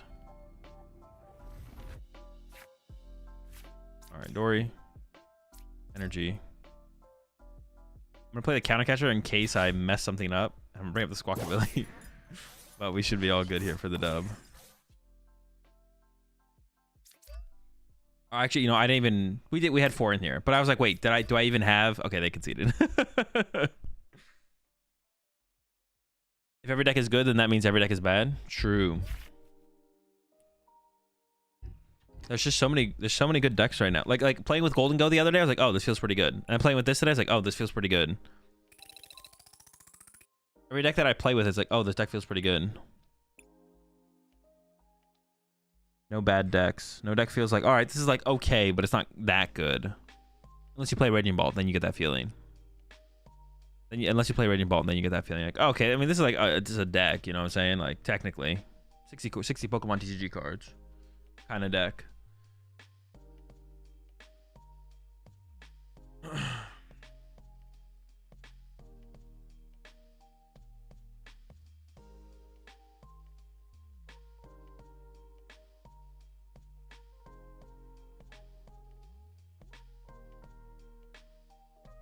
Wasn't that a misplay not using Rad Zam before counter? Why? I don't think so.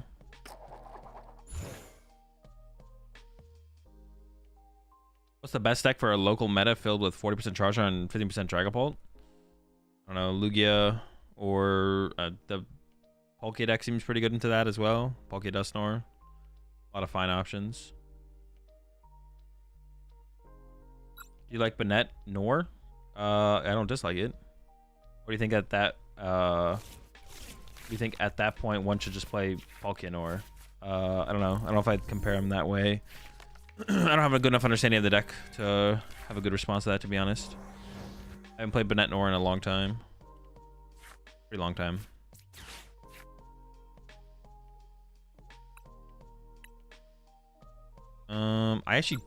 I didn't need to take that, but getting double rolls is definitely good. Actually, I probably should have played this differently, to be honest. I probably shouldn't have even played the Trek and Shoes, to be honest.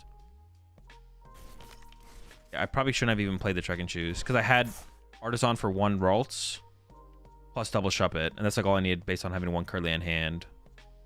So, but I guess this lets me chain Kirlias now. Maybe this is still correct, actually, to play it this way. Because now if I go Kirlia into Kirlia, I can use Kirlia.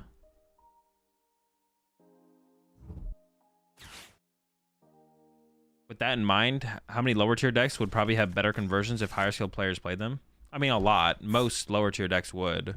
And then you can start to make an argument as like, are they actually lower tier if they're doing? I mean, it depends on how well they do at the end of the day, though, as well. But as a deck, if you really know the matchups in line, it feels unbeatable. But if you don't know what you're doing, it's just terrible. I mean, you could make that. I mean, you can't make that argument for any deck, I guess. That is fair. But there's a lot of decks that like fit that criteria, I feel like. Maybe not a lot. Terrapagos fits that criteria, though, I feel like. What do I feel about Espathra? Espathra? I don't know. How do I feel about Espathra? Do I feel about Espathra at all? I'm not sure I do. Wait, they're kind of cooking out here. What's going on? Let them cook.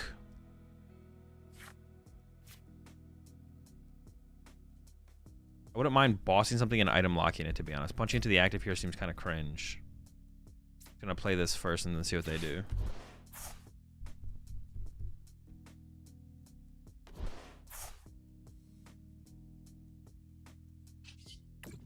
If I have second Monkey Dory in the deck, I guess I can refinement away Monkey Dory, to be honest. Yeah.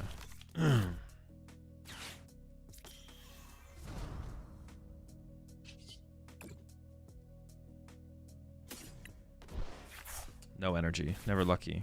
I don't really want to lose a boss. I'm just gonna play the Iono. Although I would like to go get another Curlia here. Let's just item lock the active here. Seems okay.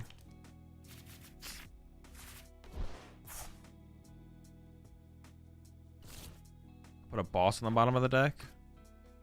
This is awkward though. I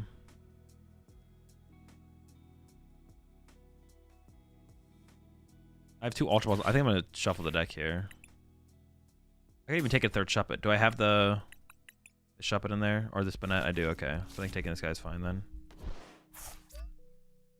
Our item lock-in. What do you think about Mela instead of Crispin and Pult, or do you have any idea why not to? I would definitely play Crispin before Mela, for sure. Just like the searching of the energy, and then you're not going to draw that many cards off Mela anyways. And then the question is, like, on top of Crispin, should you play Mela or EXP share? And I like the idea of EXP share a little bit more, but the problem with the EXP share is you have to have it in play before they get the knockout, whereas Mela can happen after they get the knockout. So there's definitely a little bit of a difference there. Okay. I'm going to start with this, because if I draw a boss, I'm just going to boss something up and trap it. Hold up, hold up. I'm not done yet.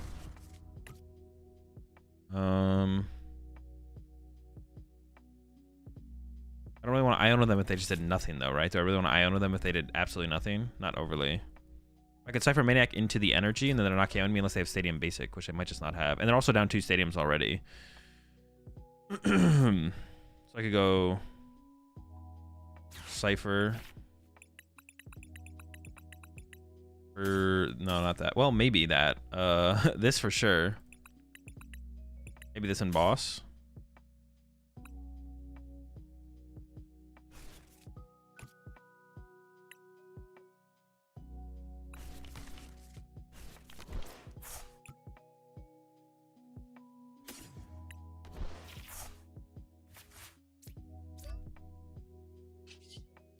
And then just move it to the turtle, I think.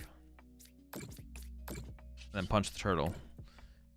We stay punching these turtles. My hand's a little bit iffy. I'm just kind of hoping they don't KO my active here, to be honest. But I guess they could go like, they could get Stadium Basic here. Actually, it's pretty like all they need is an owl to get there. I didn't have it. Like that's actually like kind of likely. The more I think about it, I'm not feeling too good about this situation. But we're chilling.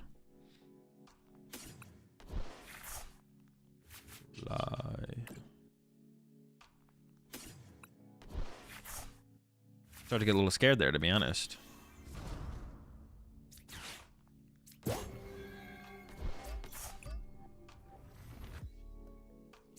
dispose of these turtles. We actually might not pop this for the other Banette. We'll see how this goes. It might be a counter catcher Iono play next turn though. Just counter catcher this back up, play Iono, and then Alakazam. What? Oh, it's in my hand. I was like, Alakazam was in the deck, I believe, so we can just trap this thing. Items, anybody? I had quite a bit there. Why'd you throw away Iono instead of Zam? Zam's my boy. I need him. Oh, I forgot about the tool card. That is unfortunate. I should have probably played around that. I have another Artisan left. I do. I don't know if it's in the deck, though. So I do have a counter stadium to this stadium. This is their 3rd. Most decks only play 3. They could definitely play 4, but... Okay. Refinement first. I'm just going to get rid of the Poffin here because it seems pretty useless. Refinement second. Just get rid of the Ultra Ball. Also seems pretty useless. Okay.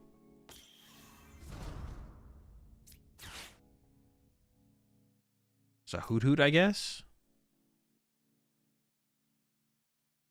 That makes the most sense, right? Yeah, sure.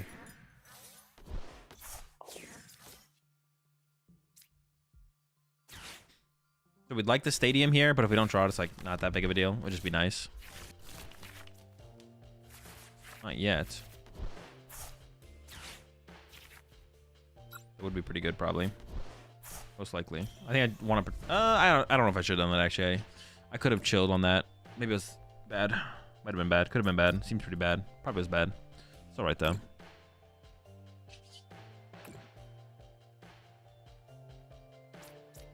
The turtle's gotta go.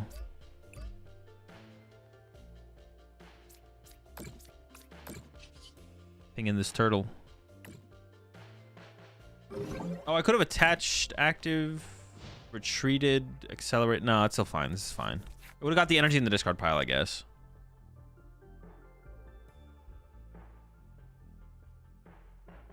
Ultra Ball also seems pretty useless. Draws to Ultra Ball, live devs be listening. Instead of like an FBI agent, everyone who plays on PTCG Live has a PTCG Live agent who's listening to their games as they play and making things interesting. It's not always a negative experience. It just makes it an interesting experience.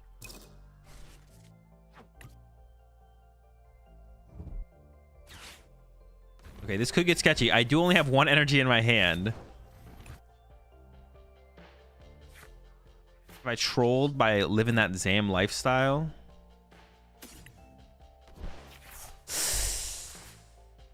What? This is criminal. No energy?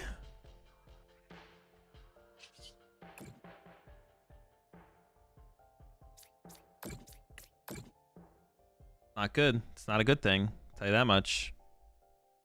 Things could get interesting here. We'll see. Deck Doctor happen yet? No. That's after probably this game. We're probably done with this deck after this game. I need to go get my dinner and stuff. Then we'll do some deck doctoring. Uh-oh, things are gonna get sus. A little sketchy here. What do I feel about Chien Pao? That's bad.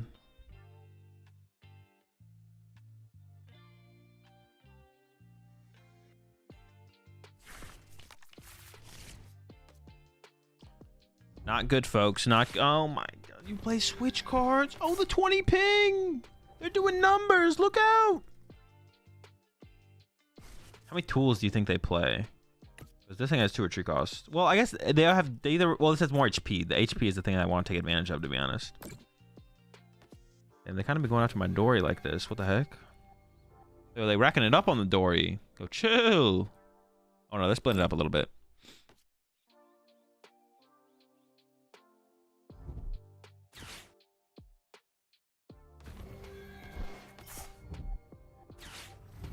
Just ran to the Duskull. They don't even have Candy Dusknoir guaranteed. They do have like they just need like a Noctowl to get there though, I guess. All right, well they can't win this turn, right? Like no, they can't win this turn.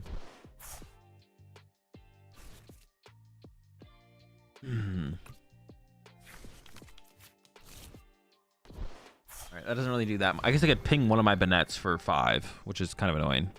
You ever play 4 switch cards in Raging Bolt? I know you hate the deck. You don't want to answer if you don't. You don't have to answer if you don't want it. Well, now I'm not going to answer because of how you propose the question, Faucety. Now I'm just not going to answer because of how you worded the question. So you can ask me it again and just be like, "Hey Azul, what do you think about a higher switch count card in Raging Bolt?" And then I'll have an answer for you. We can just item lock kill this now, though. I mean, we should have more damage in play for us to take advantage of now, to be honest. This is, like, fine.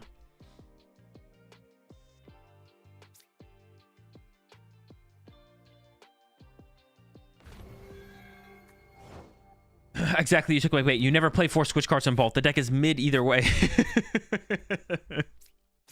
Got me, I guess. Damn it. My plans have been foiled again. Honestly, yeah, there's definitely some changes I would make to this deck. I would try a couple things. The Cypher Maniac seems super mid, to be honest. Oh, we don't have a second monkey. Oh, wait, second monkey in there. I kind of want to get Alakazam back, though. I think I can... let's keep it. He's cool. He's a cool guy. Personally, a big fan. 30 HP. They can retreat and ping 20s.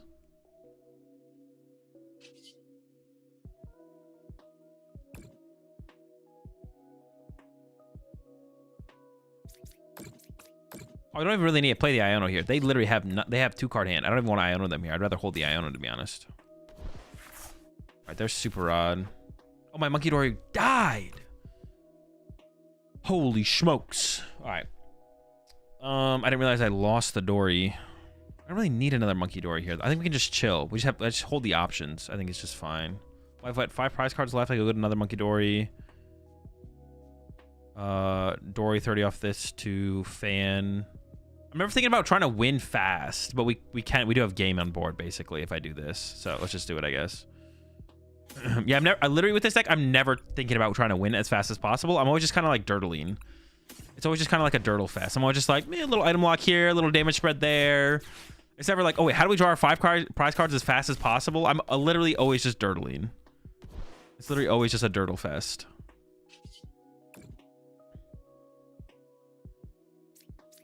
Spread a little damage here, spread a little damage there. It's cool, it's cool.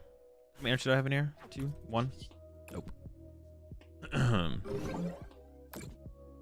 Like, I should definitely lock in some of these endgame situations and be like, okay, we definitely want to pressure our... And I can win next turn with, like, Guardy EX attack plus double Dory, KO Fan Rotom, Guardy EX, KO this or something. But usually I'm, like, never thinking about that.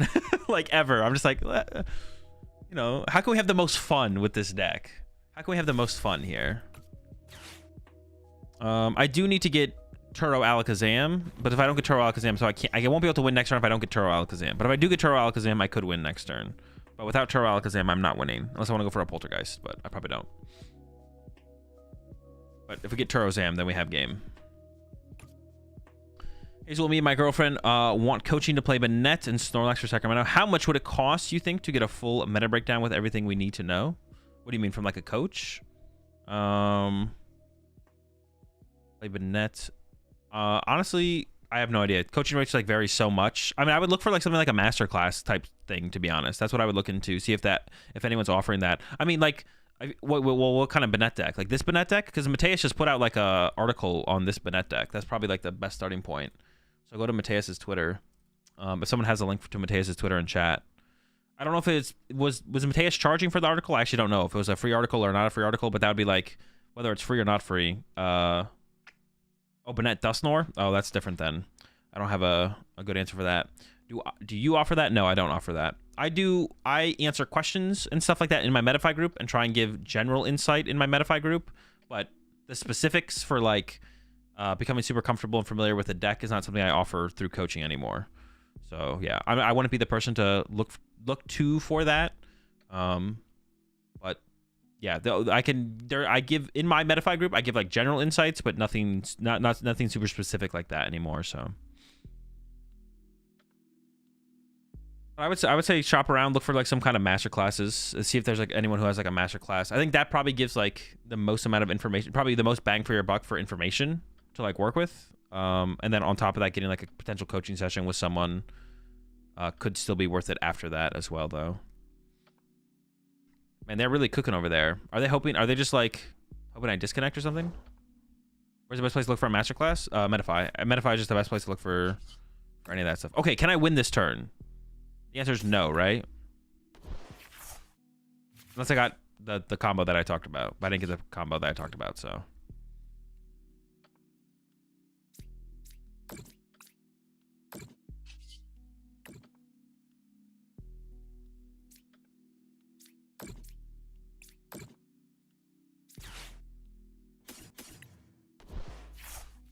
I didn't get I needed Alakazam Turo. Because I need to be able to move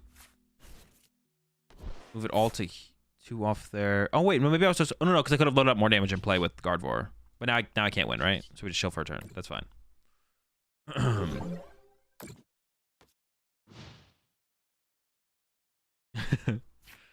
Yeah, best place to look for a masterclass is best place, for any kind of coaching or masterclass or anything like that in the Pokemon TCG. It's all on Metafy. Everything's on Metafy.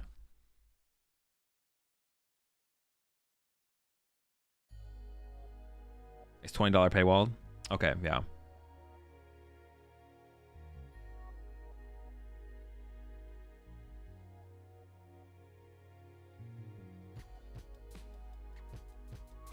right, well, we still win eventually. Whenever my opponent decides to pass over to me, we'll go ahead and beat them. But I guess that's up to my opponent when they're feeling ready to lose.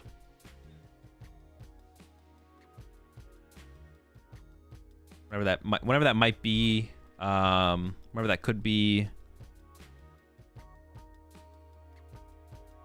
All right, there we go. All right. Let's do a final thoughts here on the list as we wrap it up.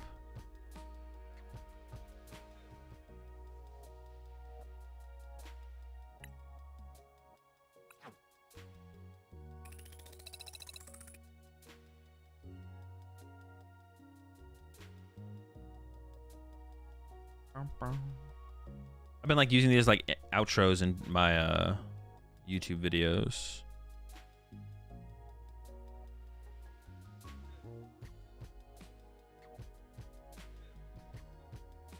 All right, we played some games with the deck, and honestly, it feels pretty good. I feel like I've been saying that a lot recently. I said that about Golden Go earlier this week. Played with the deck, feels pretty good. Played with this deck, feels pretty good. We have solid game plans into a lot of the top meta decks. Where I'd go from like changes, I would definitely try cutting all 3 Trekking Shoes and the Cypher Maniac and just play more cards that you want.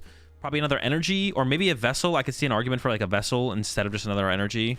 Possibly another boss's orders. I don't know, maybe a pal pad would come before boss's orders, but yeah, I think that's what I would experiment around with a little bit. Possibly like second counter catcher or a second gravity stone, gemstone, or maybe even like 1 gravity gemstone plus 1 calamitous wasteland. Could even like maybe make an argument to cut an artisan for that.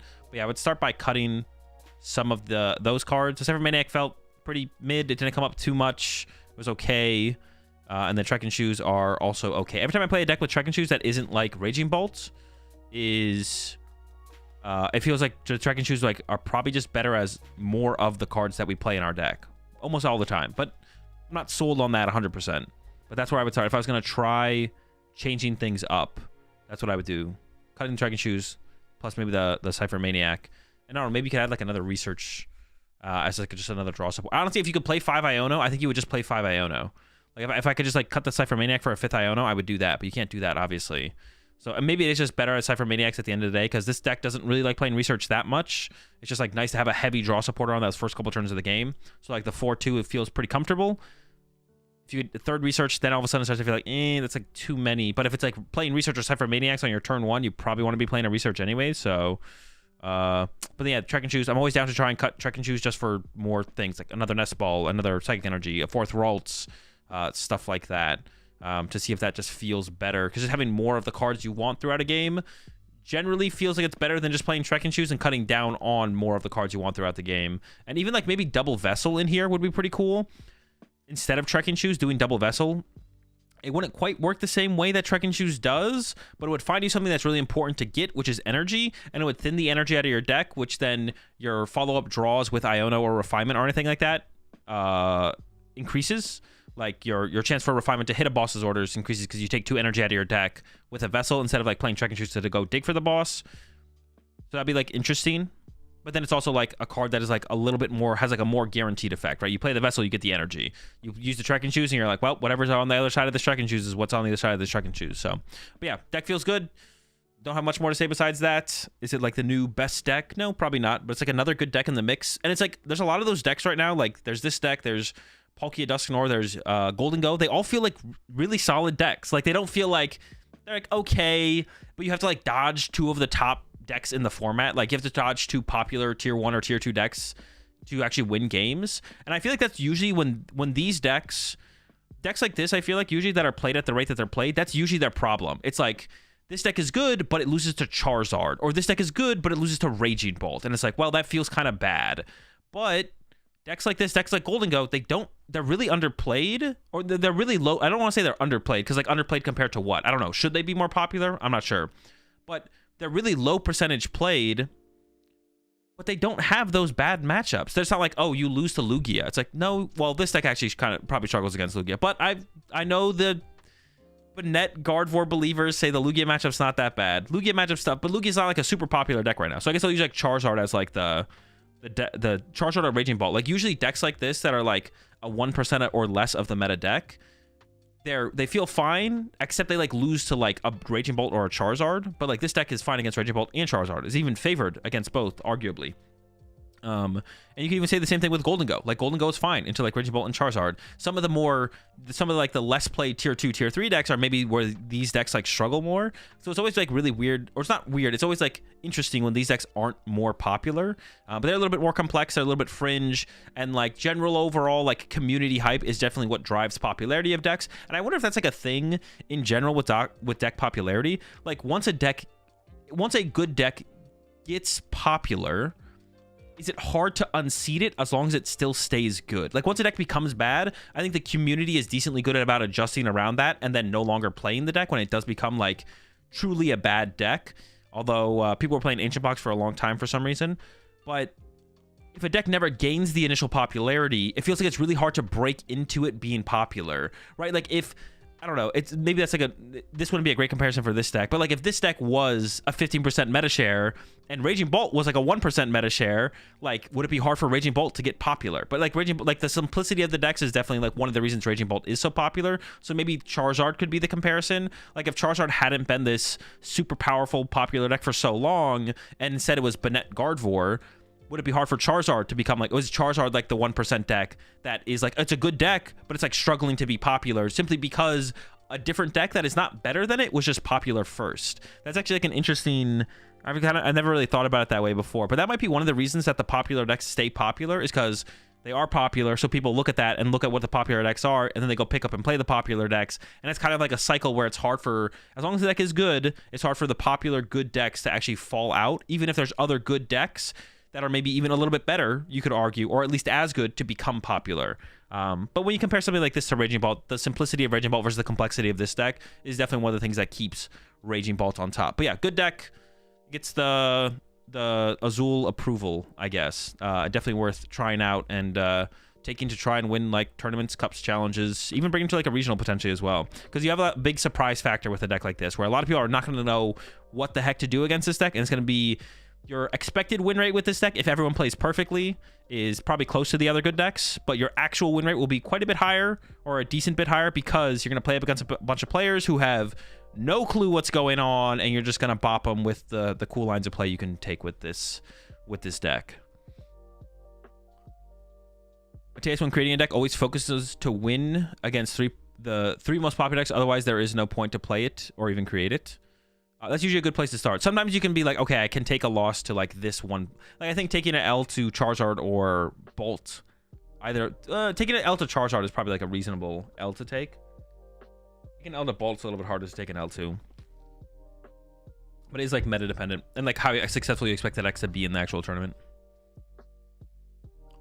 I say this all the time, meta shares does not equal good deck. Yeah, of course, yeah. People might not play a deck because it's boring or hard to play, but it's a much better than people give it credit for. So you said you played back in 2010. Do you have an interest in playing retro formats on stream? I don't really have a setup to play retro formats on stream, so it'll probably never really happen, to be honest. Me and Chip have talked about whenever I go over to his place to film for the secondary Uncommon Energy channel, to maybe do some retro streams then. So that's something we could do. Me and Chip might do when I go back to his place to record some more for the Uncommon Energy channel. We'll see how things work out. Twin Leaf is supposed to support them. Yeah, I did hear that. They got to get standard up and running first, though. Azul, there's a guide about Raging Bolt in your Metafy group. Not an updated one, no. I don't really have like guides in my Metafy group. My Metafy group is a little bit more free flowing of just whatever I'm currently doing in the Pokemon TCG, more so than anything. But I have talked about Raging Bolt in my Metafy group before, so there is some information to work off of, and you can like ask me questions about matchups or the deck or anything if you want to do that as well. Yeah, my Metafy group is very much so like a kind of like a free-flowing information feed of where I'm at in the Pokemon TCG at any point, more so than anything.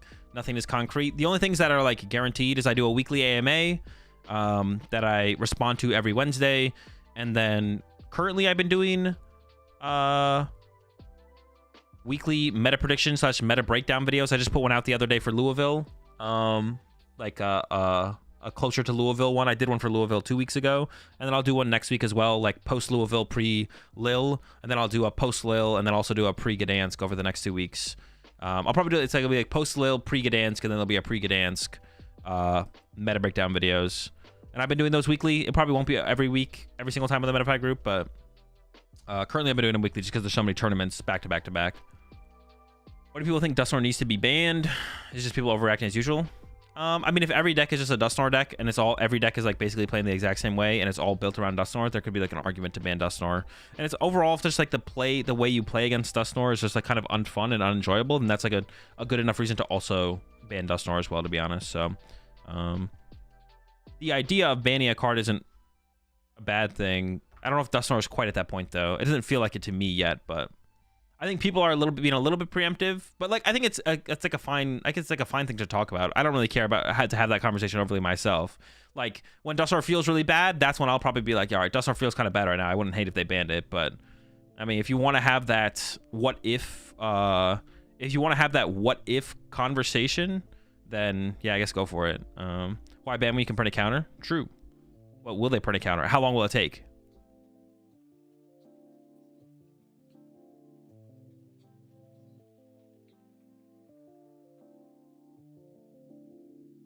I think people are being. I think in the people who have talked about banning Dusknoir, I think they'd probably even admit they're being like a little preemptive. They're not like set on.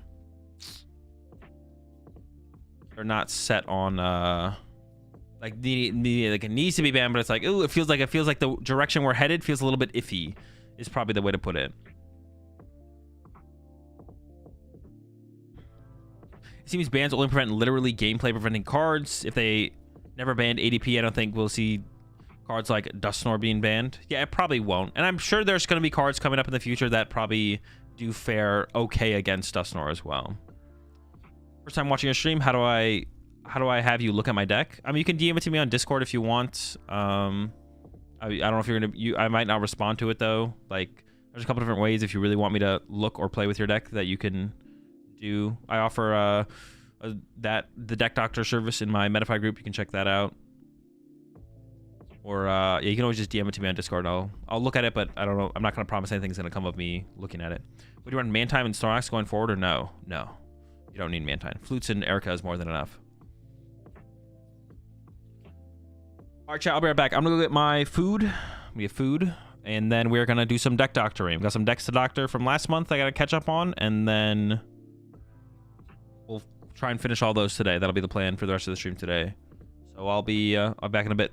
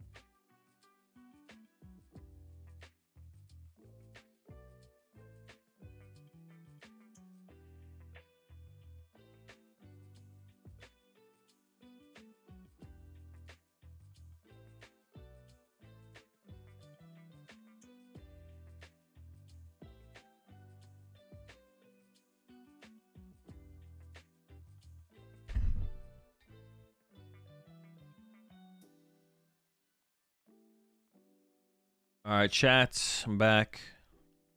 Hope y'all didn't miss me too much while I was gone.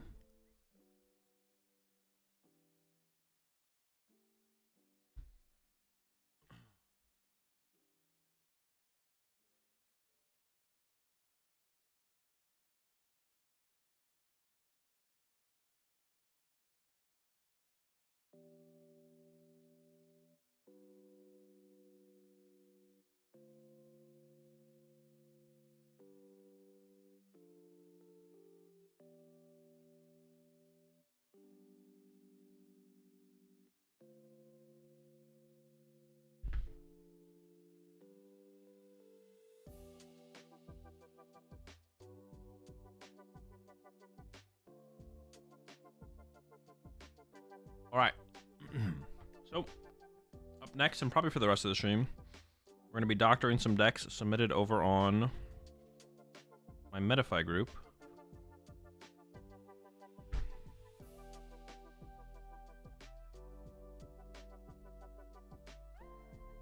What am I eating? Chicken fajita. What do I call this? Yeah, chicken fajita bowl.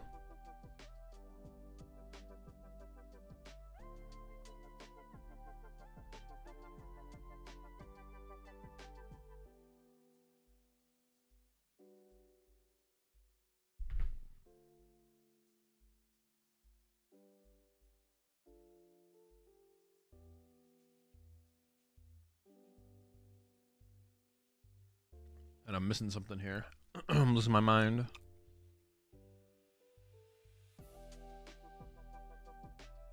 All right.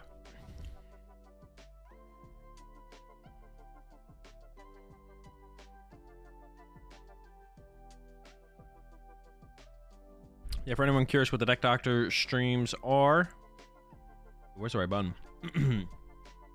One of the tiers I offer on my Metafy group is the Tier 3 Deck Doctor, where once a month you can submit a deck, and I'll play with it on stream, give my thoughts on it, make adjustments where I think they're needed. If I think the list you submitted doesn't really, I can't come to any conclusion to make adjustments, then I might not make any changes, but that is the goal with these Deck Doctor streams, and you being able to submit decks with the Tier 3 here over on the Metafy group. And for anyone who's curious about my Metafy group, generally just a place to get more competitive insights from myself. Tier 1, you get access to any deck lists I post over there, which are going to be like more competitive deck lists. They're deck lists that I do, like, that do come from my stream. But you'll be able to ask me questions about them, and you'll also get access to the weekly AMAs, where once a week I'll respond to the AMA thread with a video going over all the questions that you guys asked me. So as we get in Tier 1, Tier 2, you get access to everything in Tier 1, and you get access to the matchup breakdown videos for all the deck lists I post over here, as well as meta breakdown videos, which I've been doing the meta breakdown videos about weekly now. It's not going to be weekly guaranteed moving forward, but like I posted one last week, kind of like pre-Louisville, and then I actually just posted one yesterday over here on the Metafy group, another like pre-Louisville. So just like my thoughts on where I think the meta is, what I think are what I think are the best plays, what I think are some of the weaker plays, and then like kind of thoughts on like tech cards and inclusions in decks, like for where the meta is headed. Like would I include Temple of Sinnoh in decks, stuff like that. My thoughts on those kind of inclusions. And then the last tier I offer on the Metafy group is the Tier 4, the gameplay review tier, where once a month you can send me a gameplay to review. I'll look at it, watch it, commentate over it, and then send it back to you to then rewatch and get my thoughts and input from mistakes I think you made to just like generally what we want to be thinking about turn to turn for where we are with the deck we're playing up against whatever deck we are up against. So that's what I offer over on my Metafy group. Be sure to go check that out if you're interested in getting just like more general competitive insights from me overall. All right. So now let's find the first deck that we're going to be doctoring here.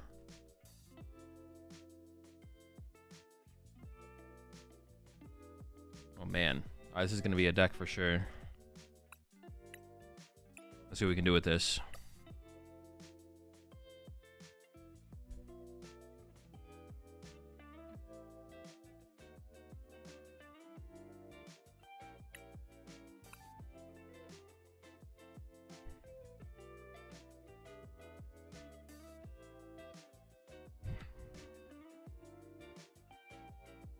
Serena is a Terra Pokemon though, right? Okay.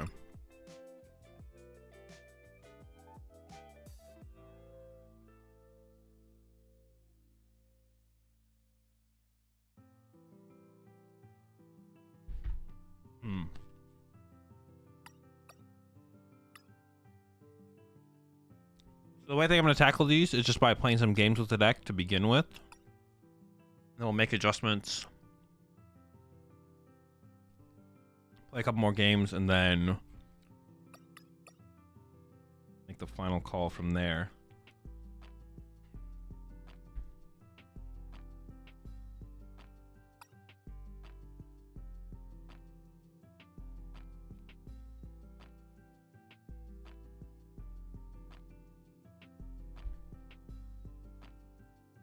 It is Serena, yeah.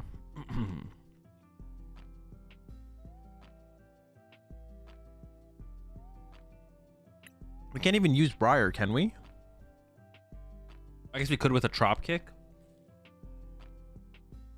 But, yeah, we could with a Trop Kick, but we knock out with the first attack through Poison. So it's hard to take advantage of Briar.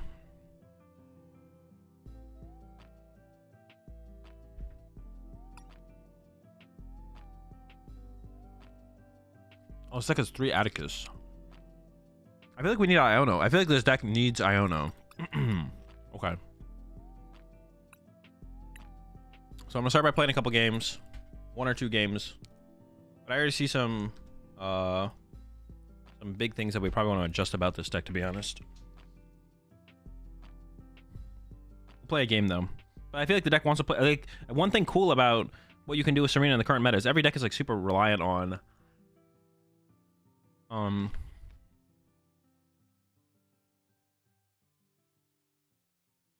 every deck is super reliant on Pheasantipity. So KOing through Poison is kind of cool, but we can't really take advantage of that unless we have Hand Disruption.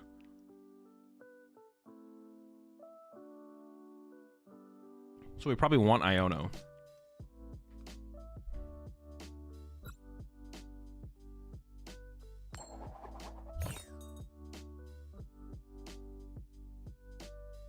We'll see here. I'll play through an initial game. Yeah, I was like, there's an extreme lack of draw supporters in this deck, but there is the Atticus in here, which I missed before.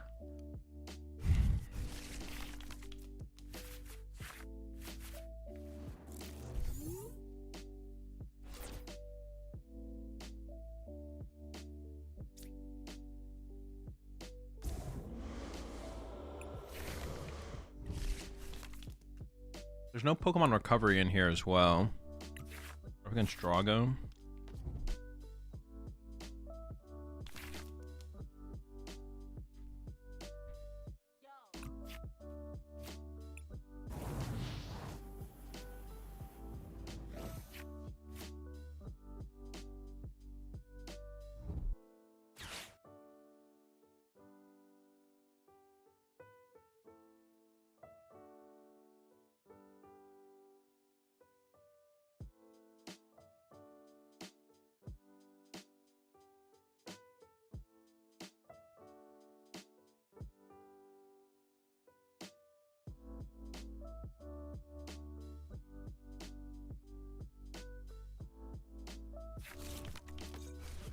This is an Arven build, but I'm wondering if we have to go about it as an Arven build.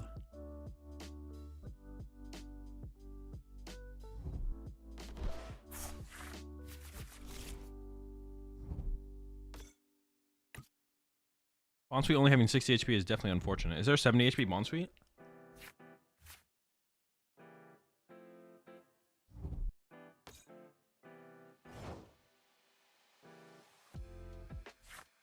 Benching of Cleffa is weird, but it's whatever.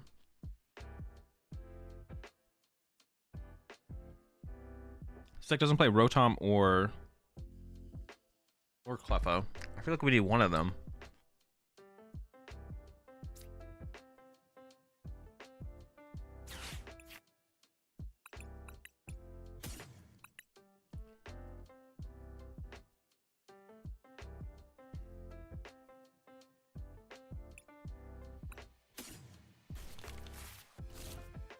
All right.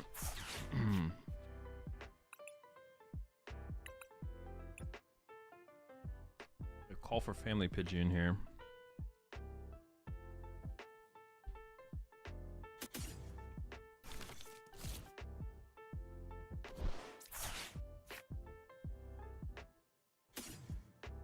This is awkward because, like, do we grab the? I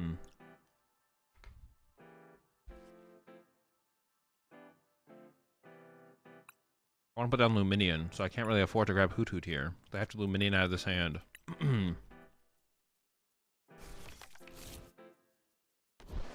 Could get Iono next turn, so I guess we may as well bench this. Hold the energy. I don't think we can afford. Because this guy is so important. I don't think we have bench space 4.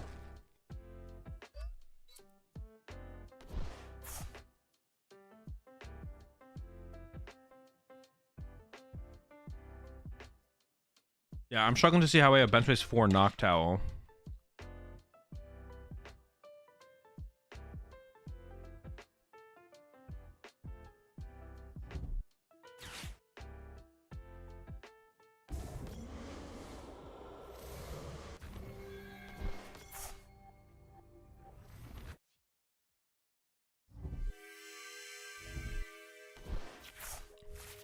I don't think I can KO.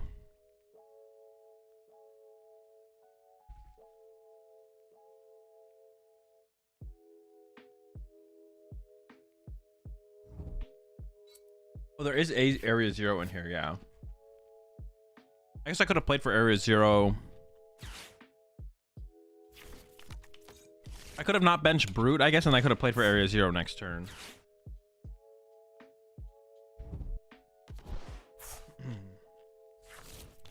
Okay.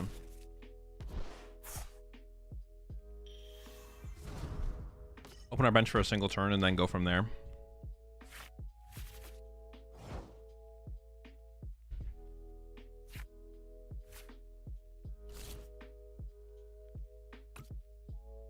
I feel like they should have attacked there.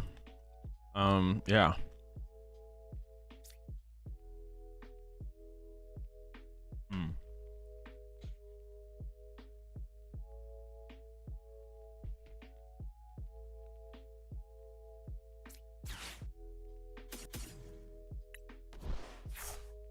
This is tough.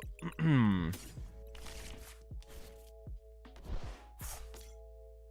don't have much to work with here.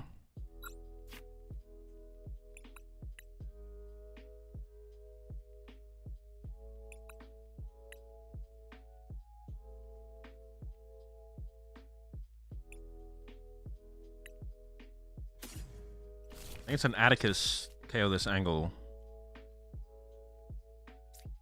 Go like this.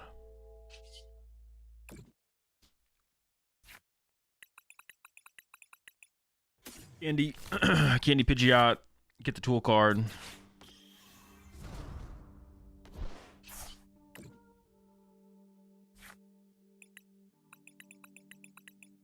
Which I'm sure we have. Okay. Got a little scared there.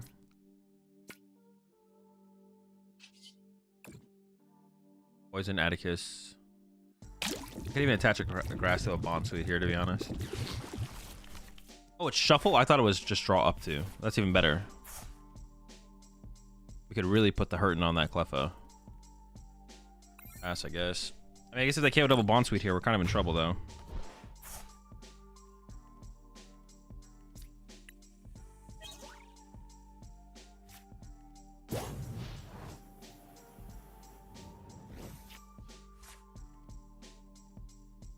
We are missing a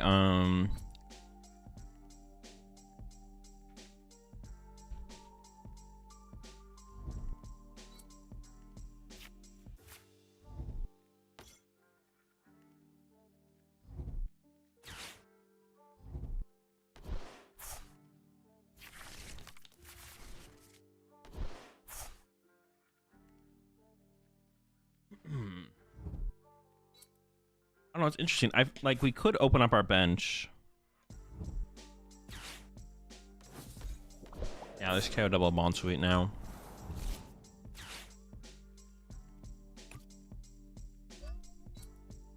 Get spawn trapped.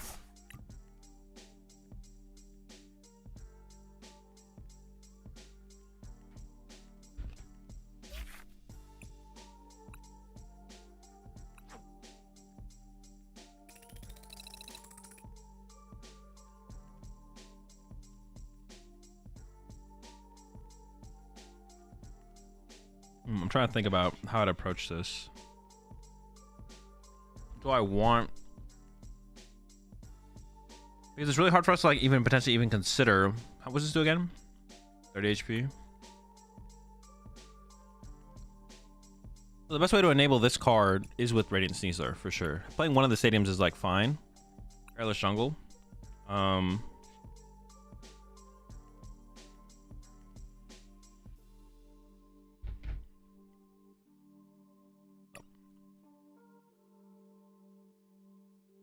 There's no 70 HP Bond Suite. That's unfortunate. Bond Suite's getting out here getting nuked.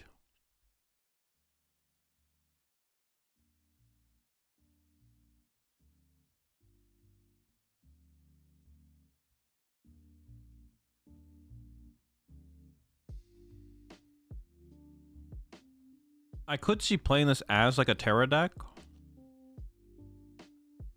I'm still trying to think through this. But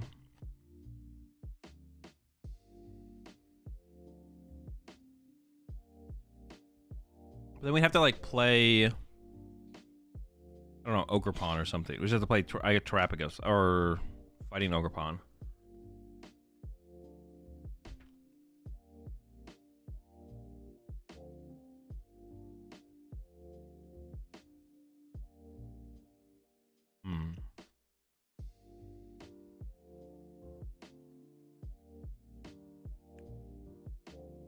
Let me think. How would I want to approach this?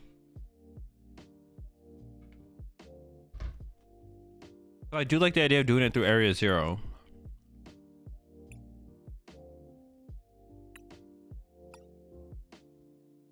The secret box, the right aspect. If we play Area 0, maybe. I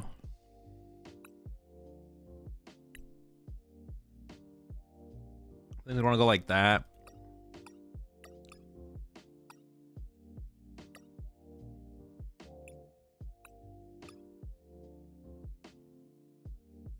Play a Vessel. And then I think it would be fighting Ogerpon as our Terra we'd want to enable through, like, because we might want to put the Area 0 in play before we get it. Well, can we always hope to get a Serena out? Maybe we could. This is a Terra Pokemon. Maybe we don't need that.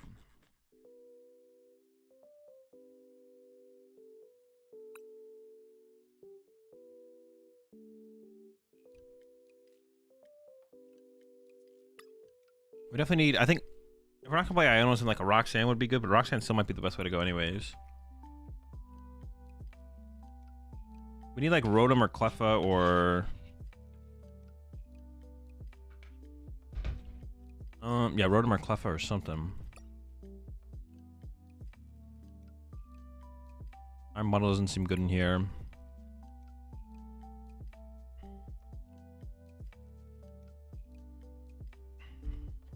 I don't like the idea of the owls. I think it's too much. And we probably should go to this other Pidgeys.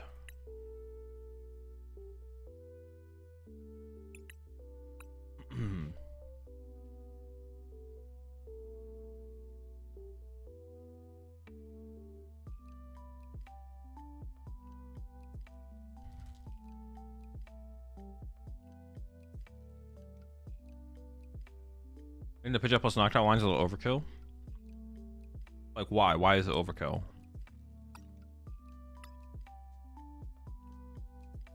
I think it's like more awkward than anything.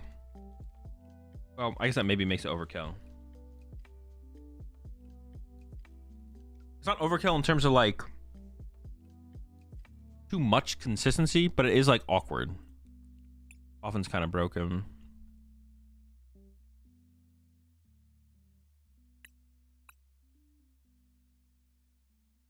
Rotom.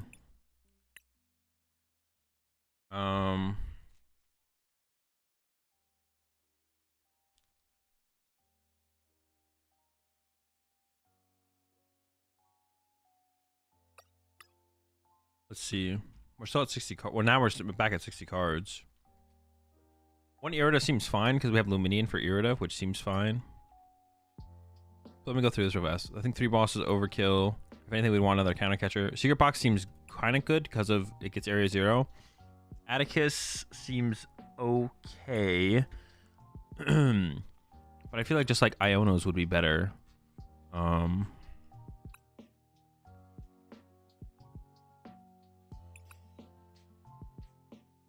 Two Ionos, maybe 3. Maybe the tree line. Oh, like Grand Tree.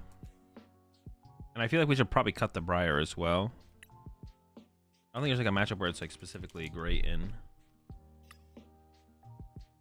Do 180. I guess we could like drop kick, counter catcher KO like Illuminating off the bench. That combo specifically doesn't seem terrible.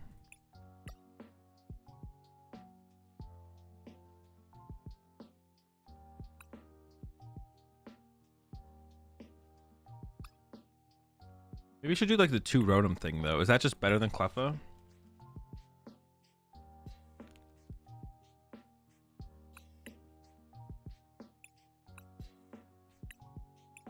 Shout out to Okada.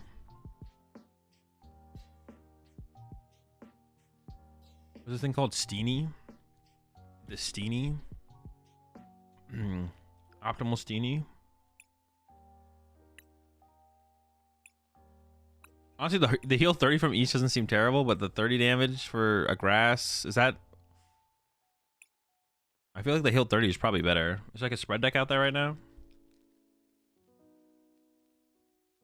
Hey, well, in case you probably Sneasler? Yeah, probably.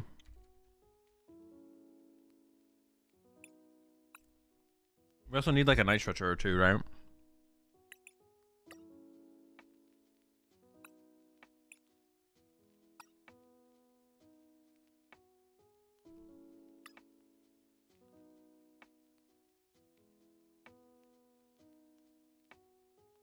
So I need to find 2 cuts.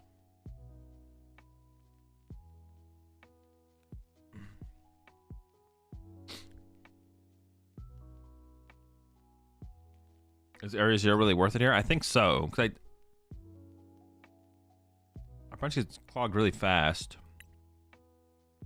Maybe not. I don't know. I guess like we can't like use like the thing is if we put Rotom down and play turn 1, which we're probably gonna do, we don't have bench space for Pheasantipity or Luminian. We just lose all of our bench space because we have to have 2. Yeah, I think we do want Area 0. Like we need to open up the bench once to like be able to use our other draw Pokemon, and then when it gets bumped, we like get rid of Rotom and Luminian or whatever. I think we do want the Area 0 initially, and maybe it works with the secret box well enough. I don't know. I think it's worth trying. We should probably play a rescue board on top of the switches.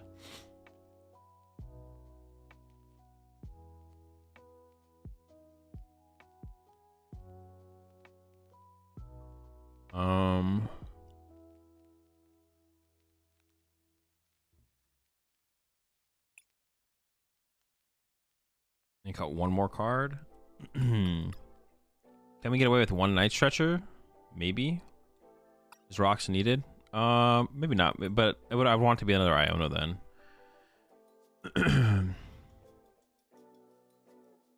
Because once we set up, we don't need like that much stuff turn to turn. So being able to play an Iono should be enough.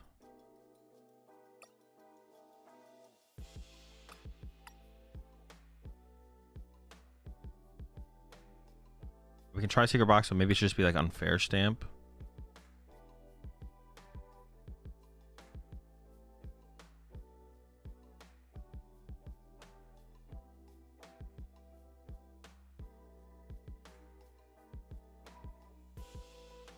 I gotta cut one more card here. I don't even know what to cut. I'm stuck on this one. 4, 1, 3. We should go down to 1 Night Stretcher. I like the idea of 2 Night Stretchers though. Don't need a ton of recovery. One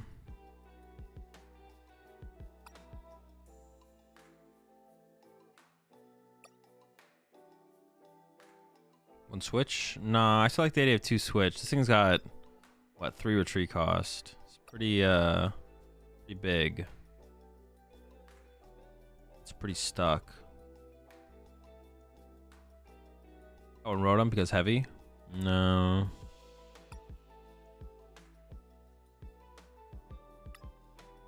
I still kind of want Cleffa, to be honest, though.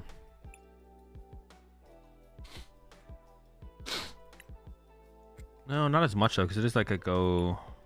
No. Maybe just like a nest ball. Yeah. Sure. Did I put the vessel in? I did, right? Okay, cool. All right.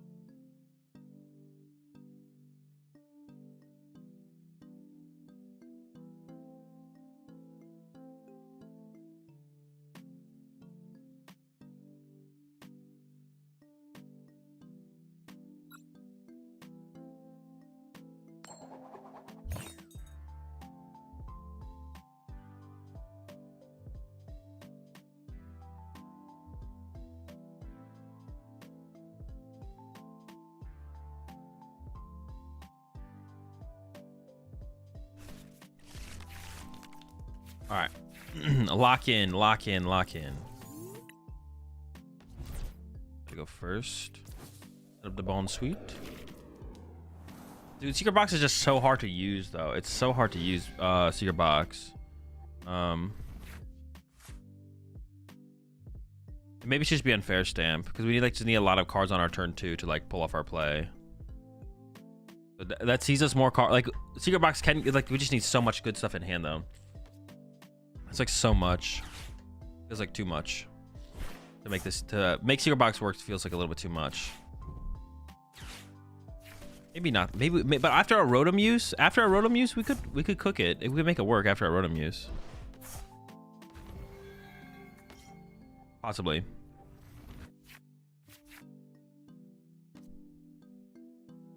Lost box in this economy? That's what I'm saying. Okay. I think I'm gonna Ultra Ball away the... Or I could Secret Box. Ooh, maybe I Secret Box here instead. Hold up. Maybe I go... Oh boy. How big of a pop-off are they gonna have next turn? How'd they end up with... Oh, they milled it off the Pokestop.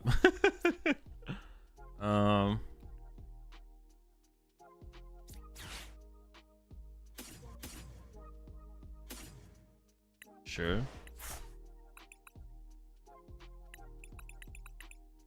Often, Forest, Stadium.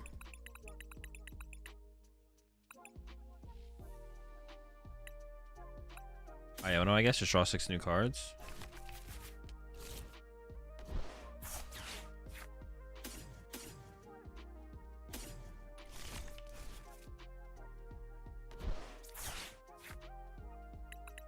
Oh my gosh, I was like, I priced double roadie? Like, what's the point? What is the point at that point? There's no point. That's the point. I still don't love the idea of Ionoing them, but plus 5 cards is kind of good. I don't know. It's hard to argue against plus 5. Oh, I could have attached to the bench so I could use the second attack turn too. Actually, that's probably a mistake. So then I could just hit him with the Trop Kick. Yeah. Could have just Trop Kicked. Oh wait, this deck like needs more...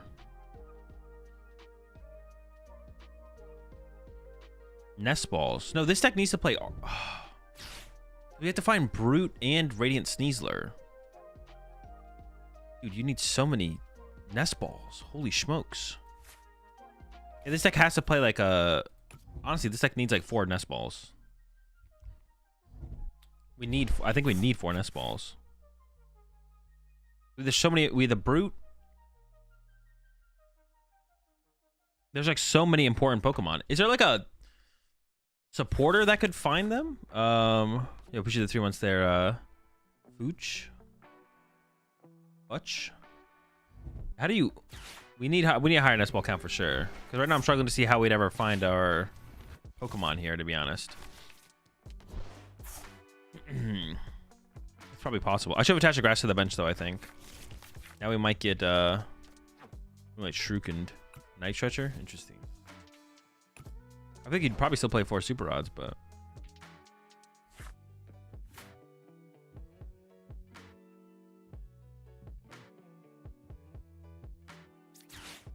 I got this, which can get me Candy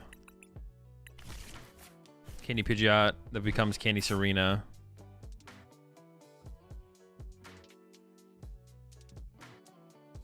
But it doesn't lead to an attack this turn.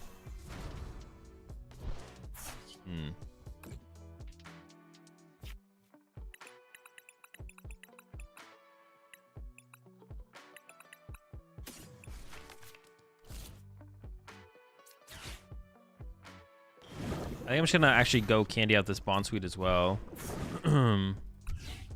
Before it gets like knocked out and then I get trapped out of like a secondary Serena. But it's just gonna be an attached draw here. We just gotta chill, I guess.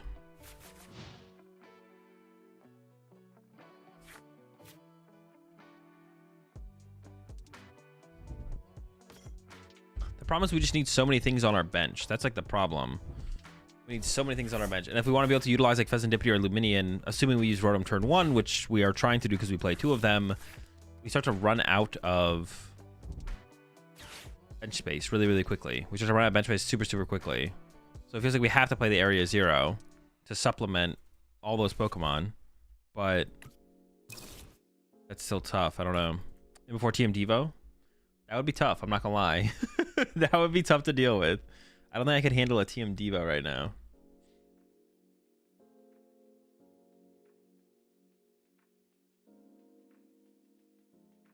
I'm trying to think if we can like play this deck without. Now I kind of want to play this deck without Underdepth, but then we'd have to like cut back. What would our lineup even look like then if we want to go no Underdepths? We need 2 Bond Suite, Sneasler, Brute. That's 4. So we have 2 bench spaces left. What should those even be to be able to support Serena? Theoretically, I mean Pidgeot's just kind of good, of course, but what does the second attack do? Heal 30 damage from this Pokemon or recover from all special conditions. Kind of broken. Time for Grand Tree. I could see it. I could see Grand Tree being the route to go, I guess. It doesn't sound terrible. Doofangle. Yeah, maybe it is a Bidoofangle. Probably just gonna punch. Oh, then I'll punch my active. How much HP do I have though? I can heal 30, so I have 250. I don't really want. This is my last Iona, right? So I don't really want to play this. I'm gonna hold on to this for a little bit here. I could just start healing though. I'm just set up for a combo.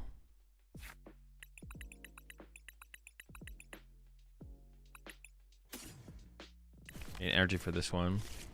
I think we just chill. And then drop kick, heal.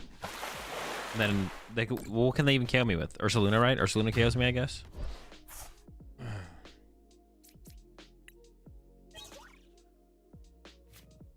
They have to do it this turn, or they won't be able to do it. Otherwise, I'll heal out of range. I'll have to figure out another way to do it. I guess that's fine.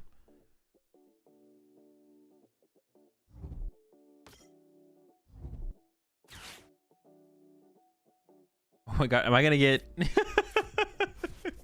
Can I deal with this? Refrigerated stream? Oh yeah, I can just... Wait, what does this say? Oh, I can just like switch and punch it. Okay, sure. Sure. It's a pretty funny line. We do play switch though. We have the answer. Broken. Can't attack during pose. Okay, so I just switch out, bring it back in, punch. Sure. We have 5 prize cards left.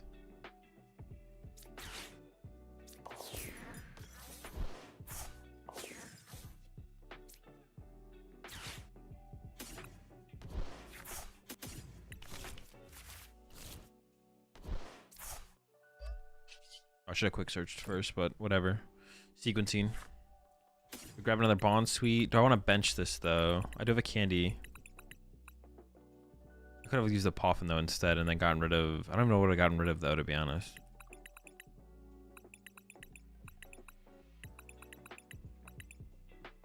Actually, I haven't played a supporter yet. I can grab Irida, actually. Play Irida.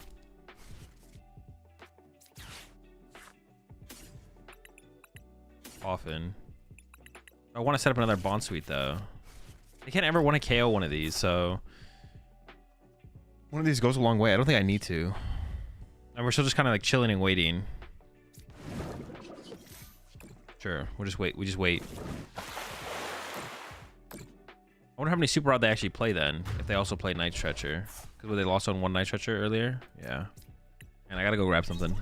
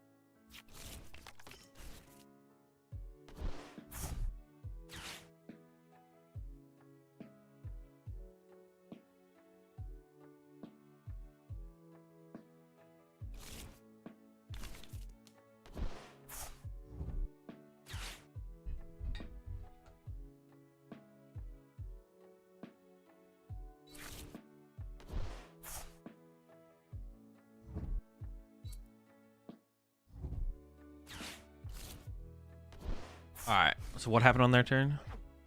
Use another rod.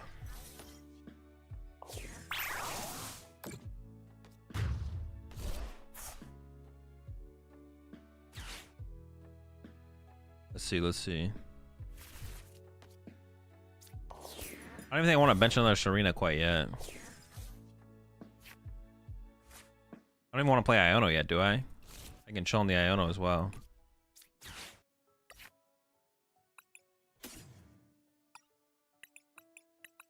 I only have one switch left. I want to get the most out of my switch. I don't want this thing to get stuck in the active, is what I'm thinking. Are pretty close to decking out, but... Yeah, I don't know if I Iono here or not, to be honest. Appreciate the 4 months there. Is a Pazzo. Oh, they conceded. I guess me KOing it was too much for them. Dude, I was like, I don't know. I was kind of in the tank there, though.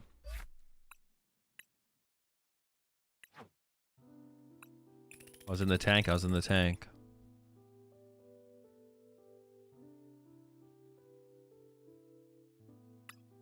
We need more nest balls. We have to play more nest balls.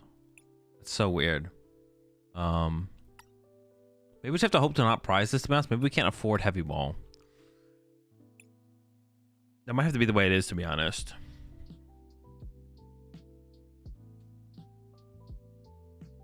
I've seen some Lost decks just try to play 4 Super Rod. I mean, most play 4 Super Rod.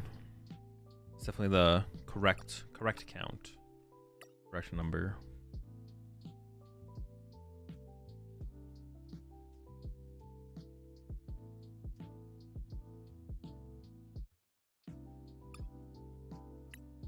Get away with that as well. 2 instead of Secret Box to create space. Maybe. Is that like the answer? Or do we just play School Cyclone to create space on our bench? It'd be like 2, 3, 4, 5, 6 early, but then 7 Indipity or Luminian later.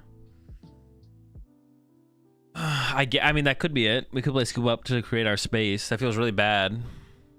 But maybe that's the way to go.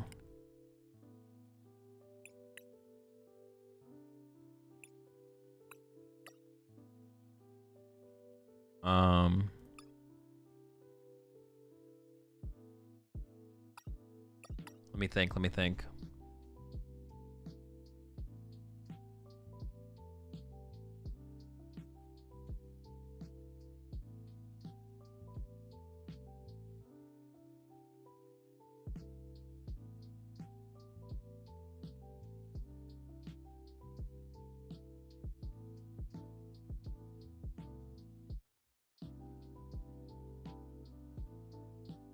Huh. I don't hate School of Cyclone. I don't like it either though.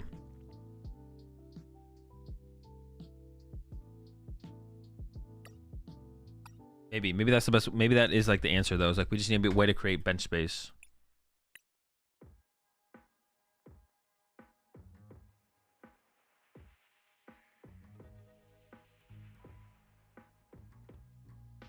Play a turtle for like the same reason, but also a way to like move this guy. That guy gets stuck.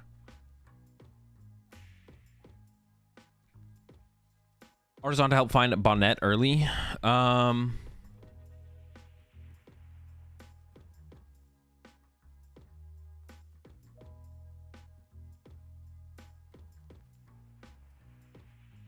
Do we want a counter stadium, right? Because actually, yeah, artisans are good in here.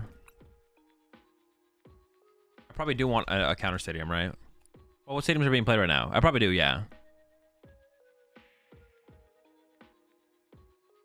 So maybe just we could just do one, but we could do two. And that would alleviate some of the pressure. Oh, is that 60? Oh, maybe this works. Scoop Cyclone to create bench space. Okay. I'm down. Yeah, I don't hate it.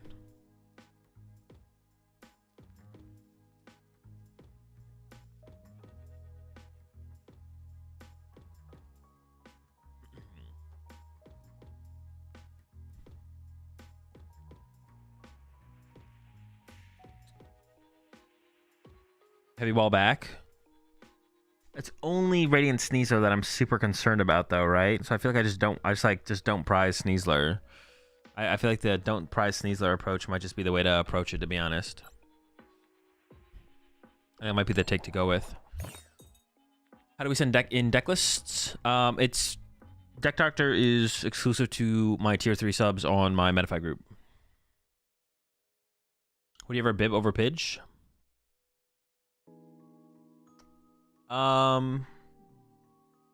Possibly. I don't hate the B-barrel over Pidge. Do we have room for 2-2 B-barrel on the bench?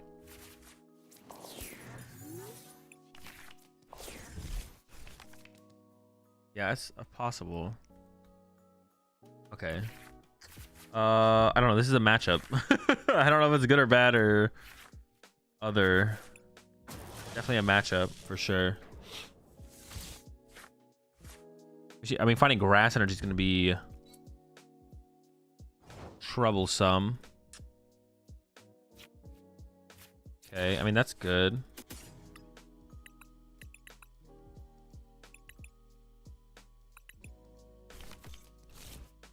Ooh, but they can like, they can loss zone our dudes. I think I want to get like, I'll go get a, but they can loss zone it. Well, I'm committed now. I'm not gonna get the other guy yet. Should I pick first or second for Charizard Pidgeot? Current meta? First.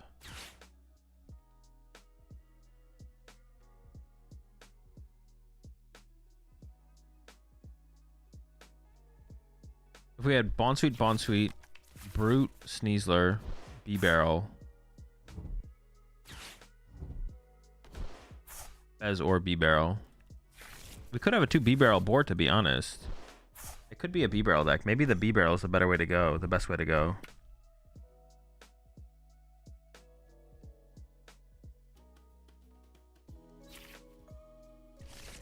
I don't really want to put a Pidgeot X in play, but I guess depending on what I draw, maybe I will.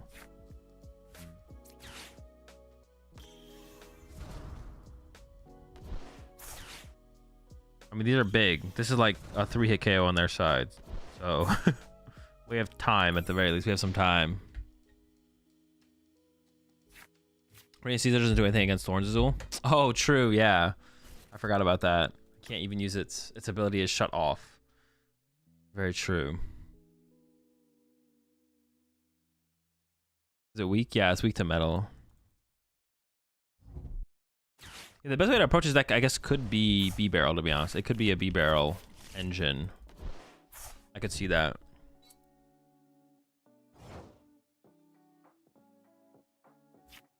Okay. Let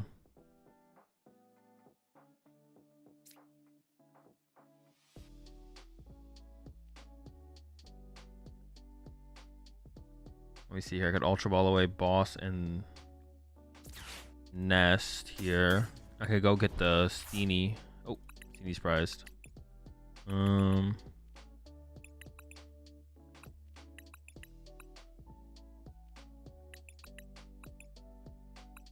guess we just grab something and put it on the bottom of the deck, to be honest. See what we get.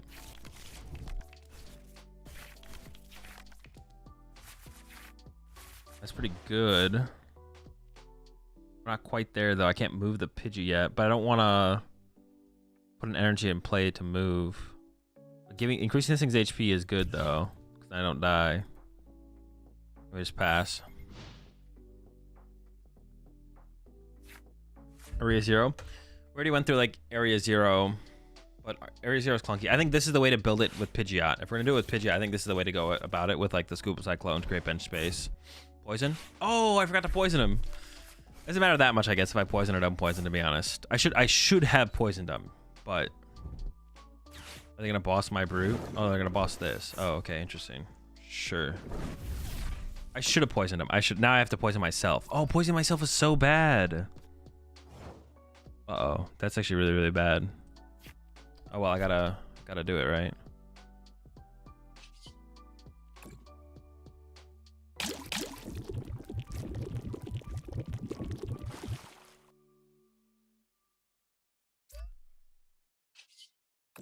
Yeah, unfortunately, we can't actually get Radiant Caesar involved. But I mean, if they don't retreat, they do die going back into their turn. But I also die going into my turn. Yeah, that's not good. Unless they have to attach a double turbo here, I guess. I should have poisoned last turn, because then I wouldn't have to poison my active here, but I would still be able to do the same thing. Okay. Yeah, I do die going back into their turn. Now they did get the retreat as well. Mistakes were made. Mistakes were made. I can Ultra Ball, but which needs are plus my... Well, but I want to play the Vessel. Yeah, all right, there we go. We got Ionoed anyways.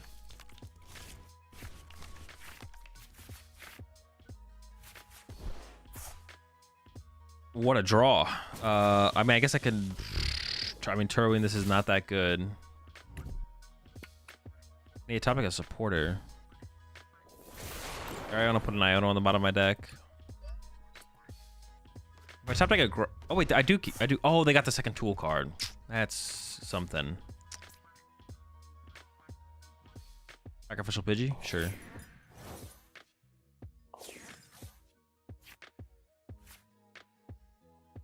There's an Iono on the bottom of the deck. And then what did the first Iono send to the bottom of the deck? Pidgeot. I guess I shuffle the deck here. I'm actually not sure.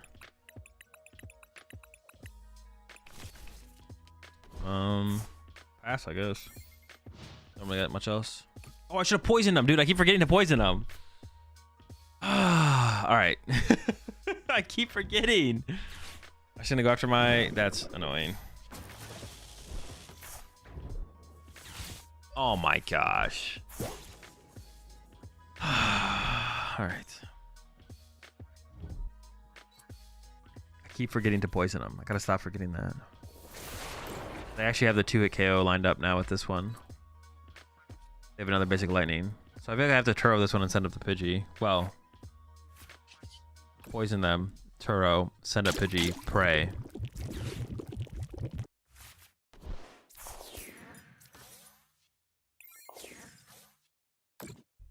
Now we pray. It's all looking good.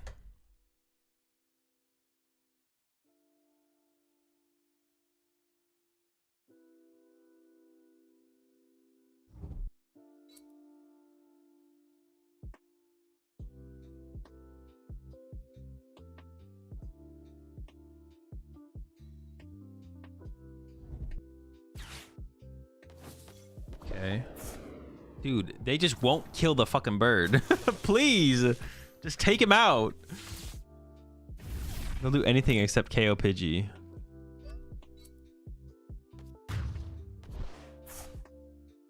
I don't think I can win at this point. It's too far gone now. For a second there, though, it wasn't looking terrible. Yeah, for a second there, it was not looking terrible, but kind of gotten out of control here just a little bit. Just a wee bit. And the fact that, yeah, Sneasler does not work is not good. Not good at all. Finally, Pidgey dies. One time. At this point, I just want the Pidgey to get KO'd. Dude. Oh my gosh. Get rid of the Pidgey.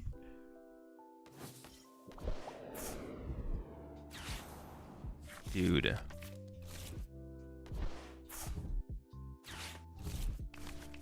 Thoughts on Raikou and Tina? Didn't you ask me this yesterday, Thaddeus?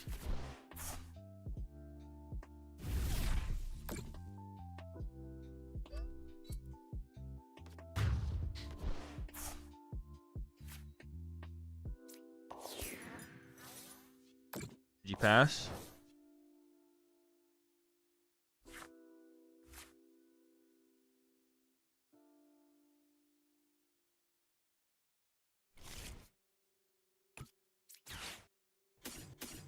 Oh wait, oh they judged me. They didn't ion on me. All right, not looking good, folks. Can't lie. Can't lie, folks. Not looking good.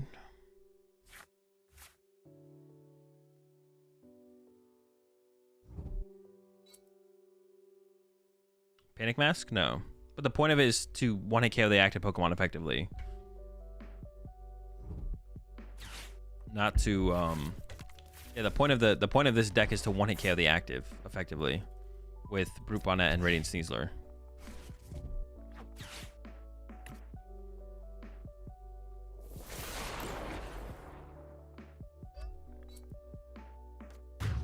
One-hit KO non-Serendipity? Yeah.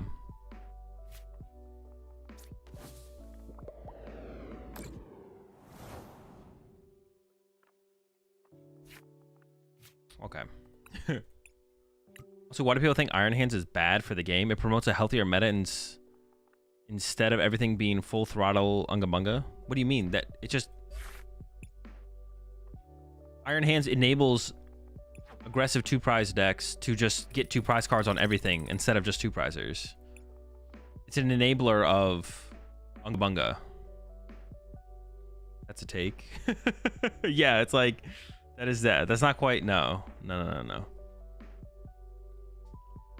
Yeah, Serena's weak to steel. Metal. Okay, I like where this has come around to. We'll go through one more game here. I think if we're going to keep with the Pidgeot engine, something like this feels like the way to go. We might need another Night Stretcher. The next step would be to actually like maybe do B-Barrel instead, though, to be honest. The B-Barrel engine might be the better way to play the deck.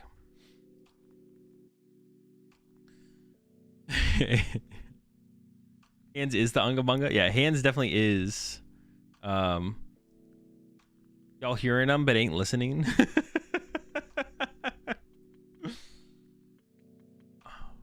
You know they're talking, but you're not listening to what they're saying.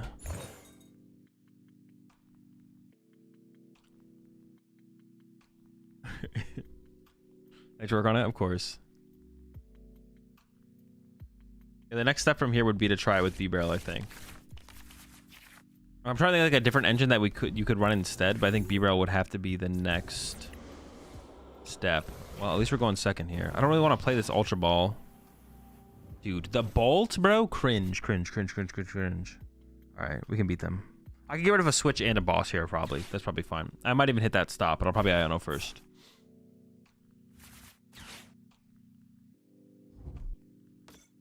Appreciate 3 months there, Lord. Enzo. Fluttermane. A weak start for my opponent. Love to see it. Well, they're just like playing cards. Chill out. I really don't want to Iono them here. I guess depending on what I get off the Pokestop, I could not Iono them, to be honest. If I get like Poffins and stuff, I could go like Luminion for Arvin or something, I guess. It's okay. It doesn't... is it good enough?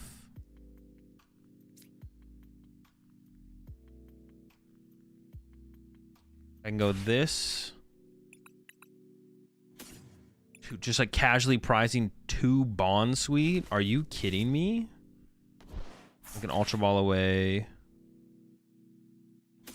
Switch Iona maybe.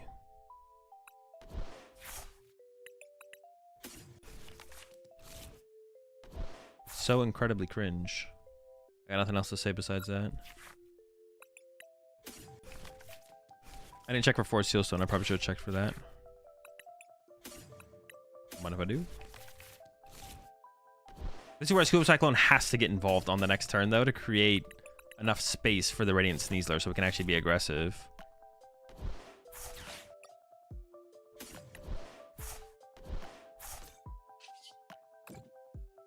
Yeah, like we need Scuba Cyclone next turn to actually make plays happen. Iffy hand. It's alright. It's an okay hand. Is it Enterprise Sneasler? Well, I mean, we should have to hope that happens to play the games.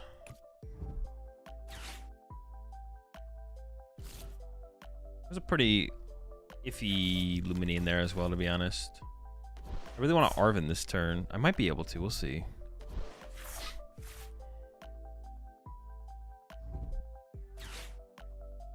Not sure, though. Well, yeah, this, probably not. Probably can't. The Archaean are active here as well, which means we need to recover the Brute. We need a lot this turn, to be honest, but we're going to go for it. We are going to go for it. I don't really want to hit Pokestop because we don't play any more Pokemon Recovery. I'm a little bit, yeah, I don't really want to do that. I'm not trying to hit Pokestop here, I don't think. I mean, I want to. Oh, no. Stop. That's annoying. This is, honestly, no, give it to him. Come on. I'm okay with, honestly, in this situation, take it. Take the 2 prizes. Dude, no. Give them the heads. Come on. Oh, I want them to have heads there so bad. If my Brute lives, I'm feeling so much better about this situation. Honestly, unlucky. When I want it to be tails, it's heads. Okay. It's not good enough, though. We still need something off Pokestop to actually get the knockout here. Because this can get the tool for the Brute. I need so much. I need some Pokestop action to actually get there. Whew. Yikes. All right.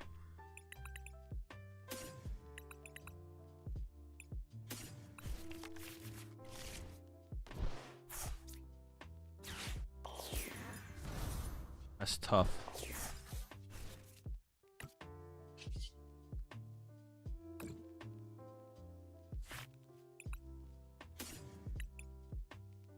I don't have bench space for Dippity to get involved anymore.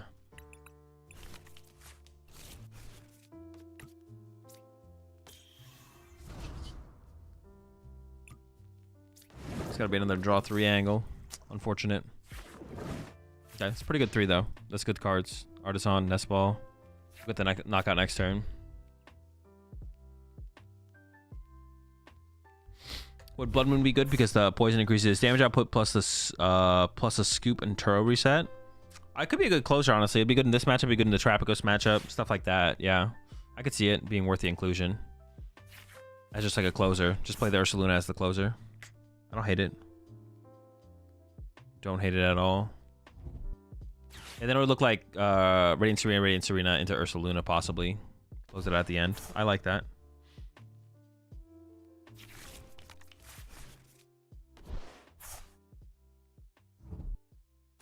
We honestly probably need another Iono in here. Who's probably not enough. Or a Roxanne. We could play a Roxanne as well. Roxanne wouldn't be bad.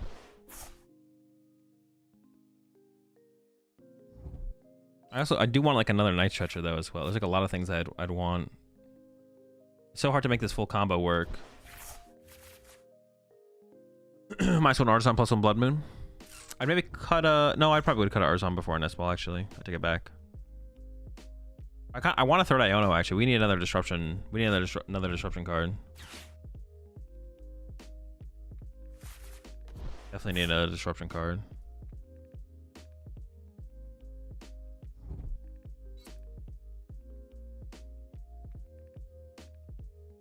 Alright. So we can Iono KO their active, and then we'll see if they get the setup on their side. We also want to evolve everything out of range this turn if possible. We're gonna try and draw a lot of cards here. I don't want to hit the Pokestop anymore. I'm content on my Pokestop hits. So we're gonna try and avoid hitting Pokestop. Let's see.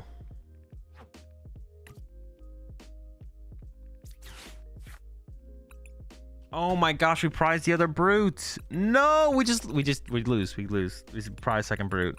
And we had to use our Night Treasure turn 1. Dude. That is so unfortunate. We had like a line there we could have taken. There was a line to go. There was a line to go down.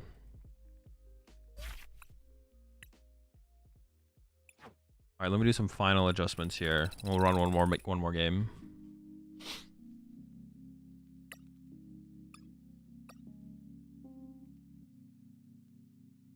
This deck might not be able to worry about prize cards, to be honest. My hand. It's got the Turo.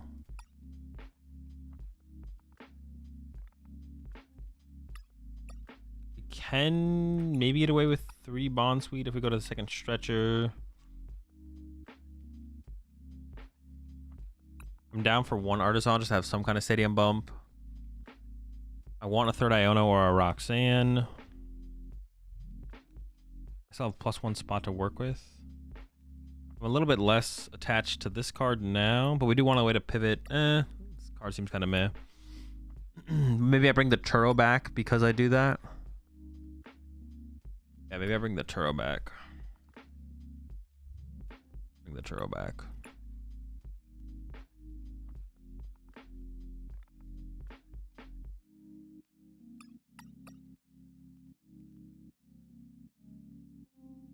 If we are going to go the Ursaluna route, as the closer, if Ursaluna's our closer, which would make things easier because then we don't, like if they go KO Brute, we don't need 3 Brutes. We might only need 2 Brutes, or if they go KO Sneasler, then we don't need 3 Sneaslers. We can get away with 2 Sneaslers, and then we have Ursaluna to win, which I do kind of like that, to be honest. I mean, it's kind of lame. Like, Ursaluna's kind of lame. But yeah, I think I almost just want like the 4th Bond Suite though, just so we open it, to be honest, because we don't have that many good starters. Okay. All right, final adjustments. We're gonna run through one more match and we'll go to the next deck.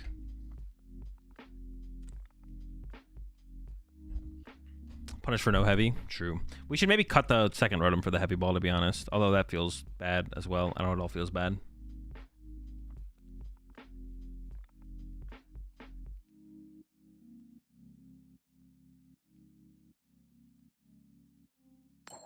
Turn board into another switch item? No, I don't think so. I think Turo +2 switch should be enough. Especially if we're going to end up with Ursaluna as being like an option for closing out games.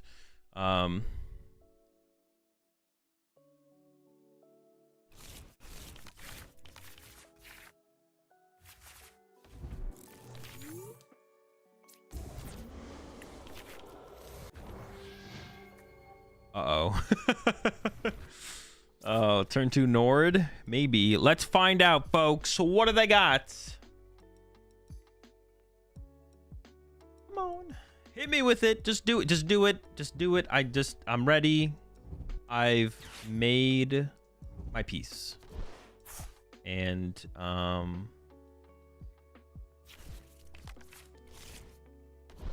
I've just made my peace. Just go ahead. Just have at it. I'm ready, you know? All right, they're giving me a chance.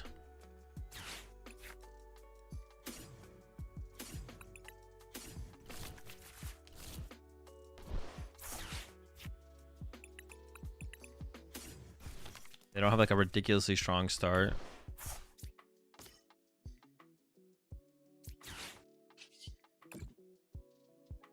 They do be playing Iono. They also play Vacuum.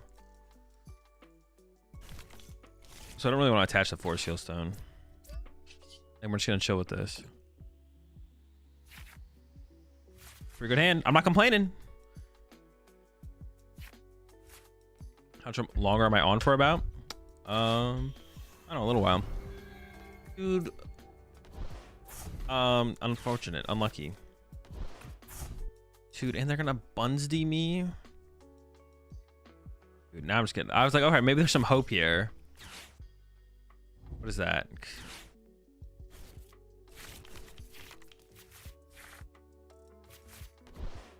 Maybe there's some hope here. Do Dragolist play Bolt, Tina, or both? They play Tina.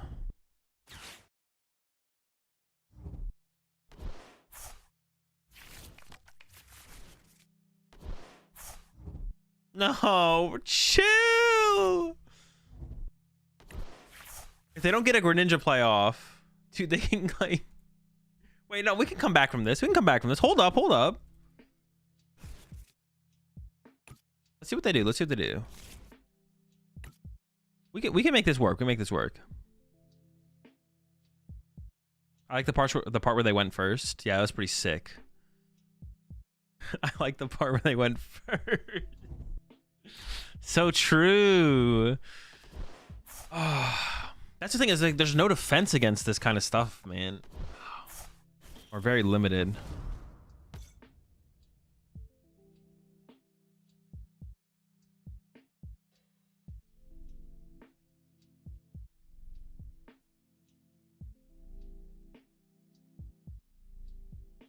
How much are they doing with Palkia currently? They don't KO Rotom, right? So we can push Rhodey here, and then they would just punch it, right? They're doing 120, 180. Unless they want to Dusknoir my Rotom, but I'm fine with that. Okay, yeah, that's what I thought would happen. Bye, Bonsweet. Eat the Bonsweet. Is this deck just undoctorable? No, every deck has like a maximum efficiency. Yeah, every deck has a maximum efficiency.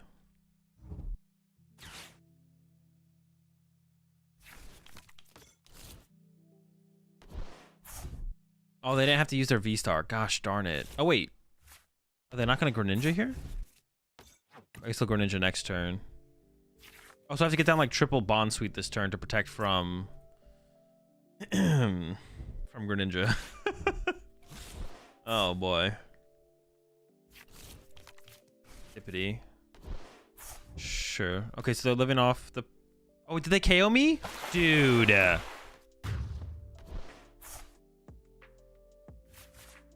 so dumb. I was like, okay, they're living off restart next turn. Dude, that is so dumb that they got to the KO. Holy smokes. Winning feels impossible.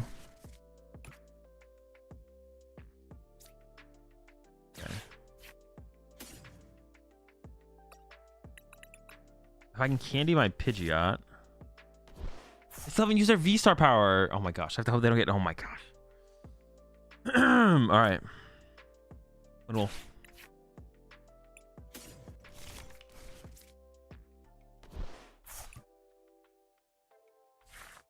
Flip the script.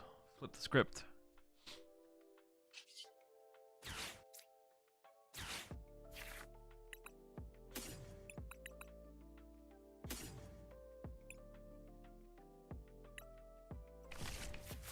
Okay, so I have to bench double Bonsweet. And then I can Ultra Ball away this.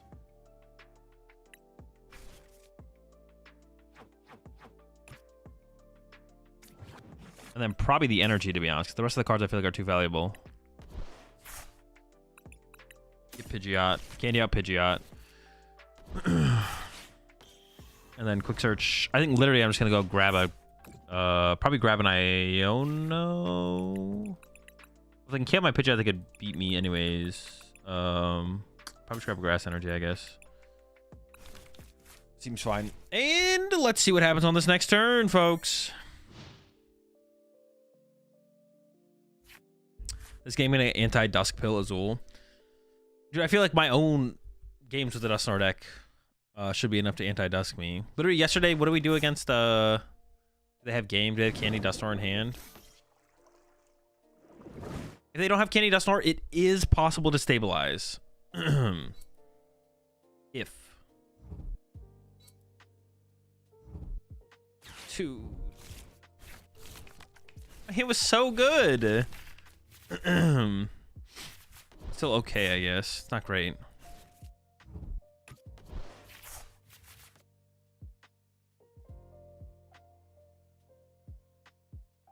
I'm just gonna what? KO double bond sweets. Go to 1. Yeah. All right. Oh, dude.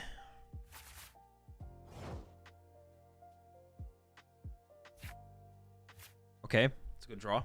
Okay. So I can start with Nest Ball here. Radiant Sneasler. Look back. So what do I want to do here? I want to counter catch or KO Pheasantipity, right? I feel like that's what I want to do here. And just Iono. Yeah, Iono. Sure. Can I catch your KO Mew with poison? Not Dippity? Oh no, KO Mew with poison. You're right, because we. Okay, it's not impossible. Yeah, counter catch your KO Mew with poison because then it died by poison, so the Pheasantipity doesn't trigger to begin with. You're a genius, Slap. Okay, we gotta get some good cards here. Though we're missing some big cards here. Okay, this is my dude. That's the energy for it. I need too much. I need too much.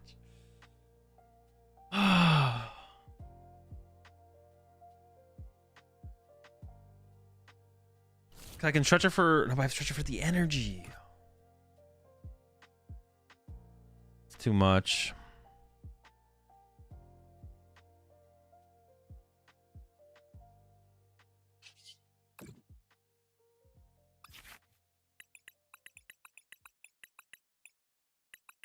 Well, I gotta get something in my active that is not Brute Banette, so.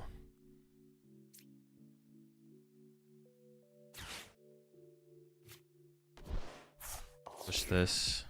Damn.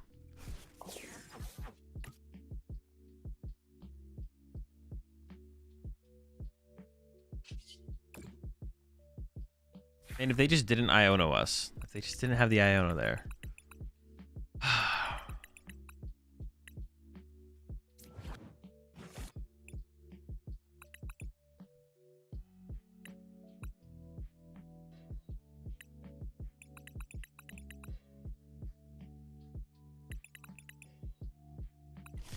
I'm gonna fail it for now. I guess I still have Turo to like clean up my board a little bit. Should have got rid of a Pidgey maybe instead actually there. Just draw 3 with Rhodey now, right? And pray.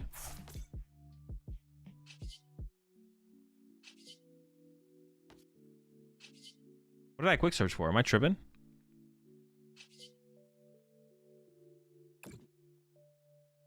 So do you think the new Gastrodon can be an answer for Dust Guys? No.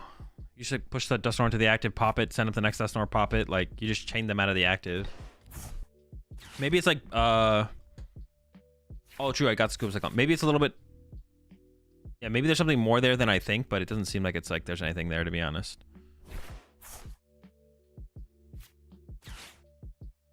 It doesn't seem like there's anything there, but maybe I'm missing something. Oh, unfortunate. Well, we tried. All right. Gonna call that one there. But, yeah.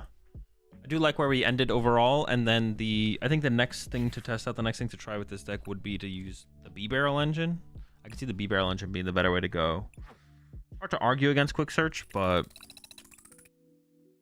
Yeah, it's hard to argue against Quick Search. Let me put this one over here. I'm going to get into the next deck here in just a second. How was I doing this?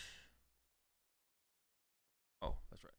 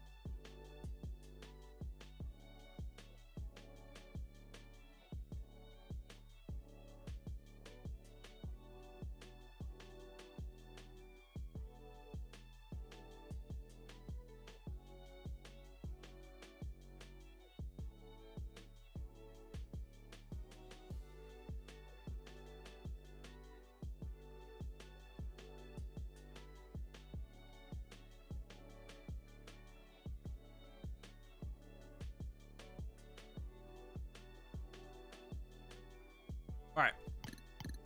Let me get the next deck we're looking at here.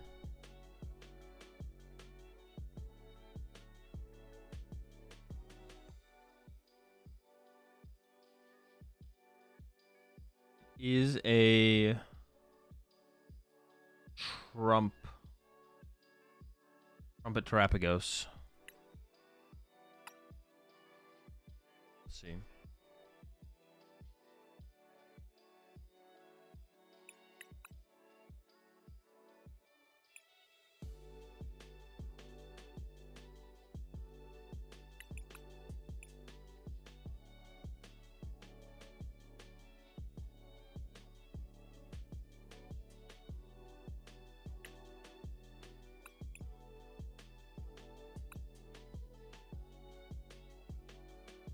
Hooters. I mean, which hoot is correct?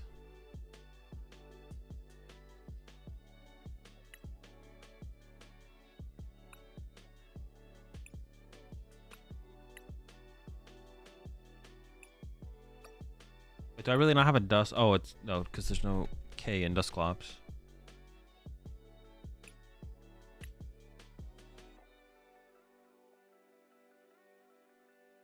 Not a big fan of the idea of Squawkabilly in Terapagos decks. I feel like this deck should play Radiant Greninja though, right?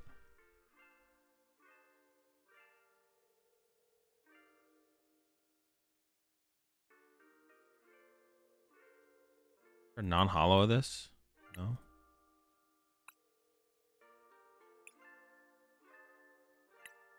Why does this one look so weird? I feel like this one looks weird. I don't know why.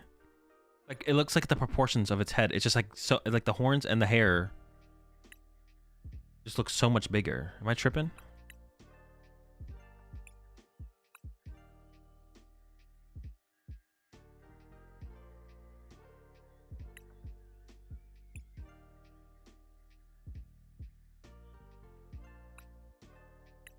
It looks AI. Is that it?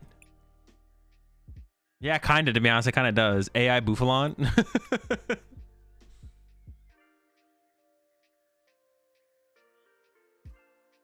Dude, every time.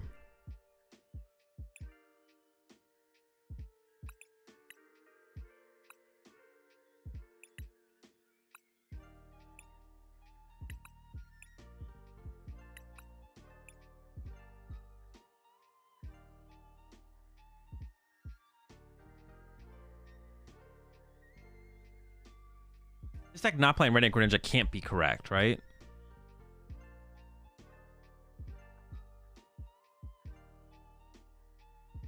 An 80.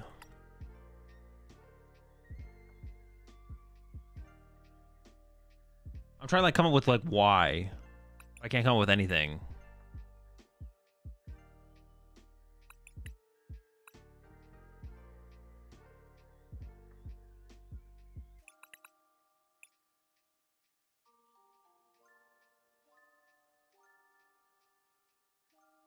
Tripping.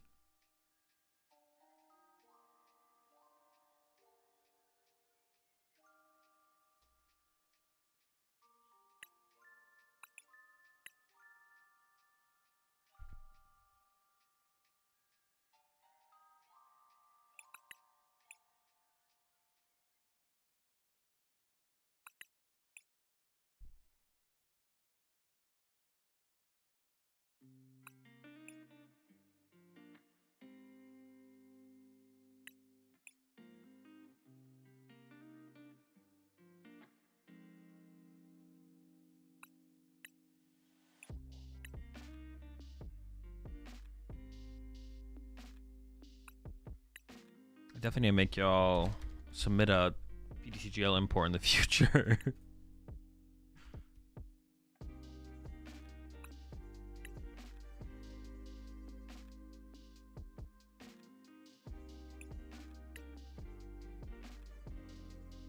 Oh, we do get to hit 240 though, don't we? Don't we? We do get to hit 240 with the...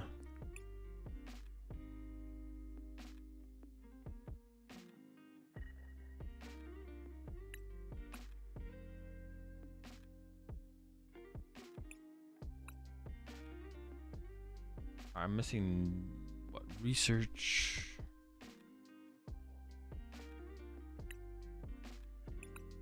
The Iono. What else? I'm missing 4 cards. Oh, Trumpet.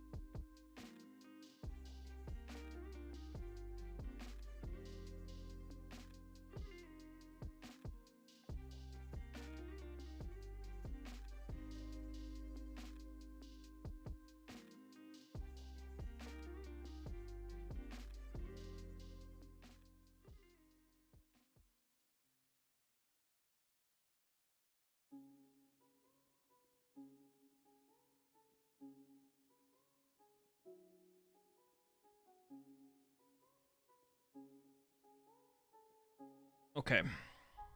There's a lot going on here. There's already a lot of things that I want to change. I need to figure out, like, I need, like, I don't know what the...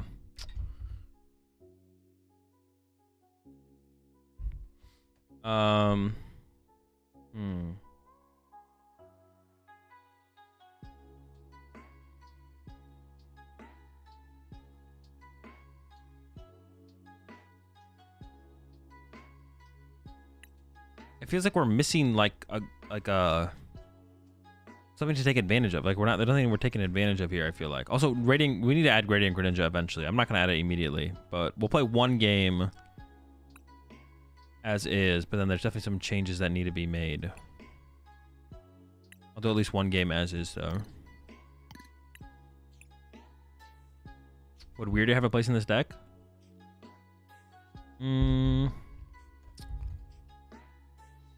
I don't think so. Needs the Lost Zone energy boof. Is that what we're missing? Is that the... Are we an energy control deck the whole time? I could see it.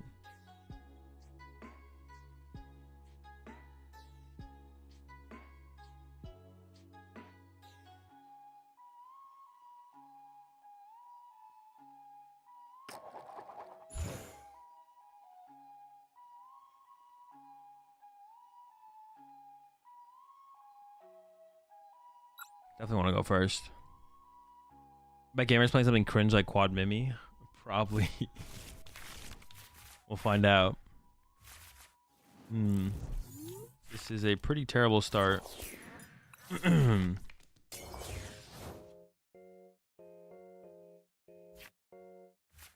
mean, this is cringe enough, right? Dude, I don't even want to. Do I want to? I don't really want to. Do I want to? I don't really.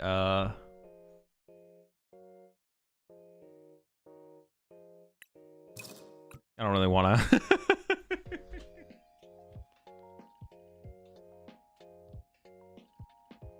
No, I don't. I can't give him the satisfaction of fluting me. We just got to get out of there.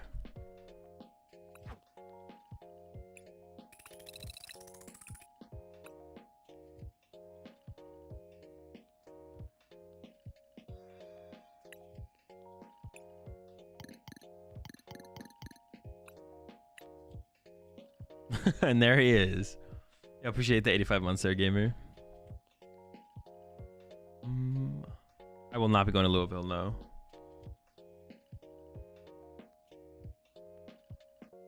No Louisville.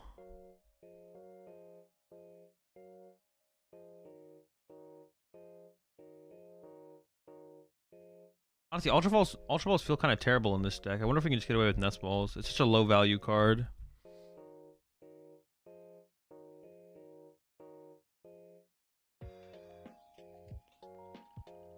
Yeah, well, is there a point in playing Ursaluna? If we can hit 240 with Terapagos, what is the point of playing Ursaluna? Is there? I feel like there's not a point. Am I missing something though? I feel like there's just not a point.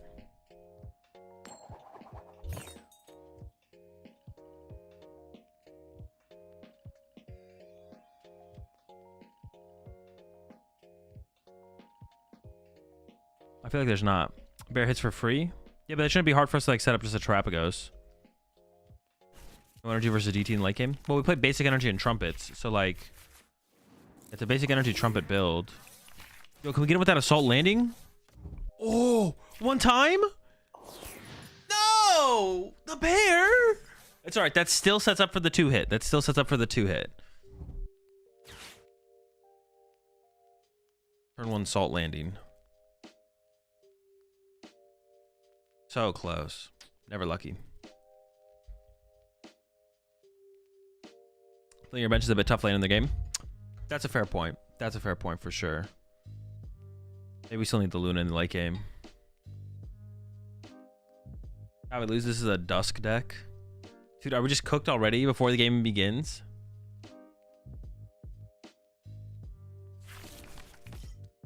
Oh my. Wait, no Dusk, no Dusk.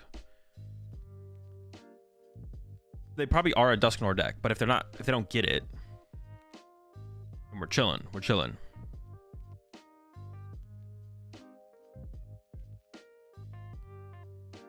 I'm so proud. Duskless behavior. Duskless behavior.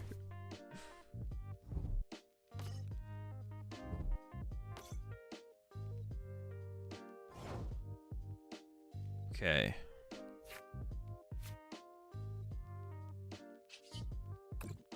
Could have a little bit of an interesting back and forth here. I mean, giving them a stadium kinda... That's where I want to get boosts. Now, this is where I would get Bouffalants if I could afford to, but... You kind of just can never afford to go get Bouffalants. I don't know. It feels... I mean, this build of this kind of a deck, you definitely want to play the Bouffalants, but it feels like pretty criminal. We can just Crown Opal them, right? How do they deal with Crown Opal? It's going to be tough for them to deal with, right? I mean, we're not there right now. Do I just build it for Crown Opal instead, though, actually? Instead of... Maybe we just build it for a Crown Opal instead.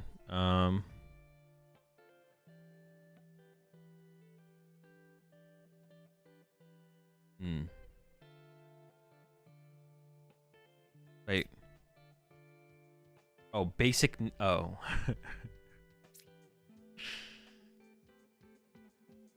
Yeah! Alright, I don't think I want to give them the stadium, so I'm just gonna chill. Gonna chill here. Have a good time. Yep. Crown Opal. Would you look at those opals?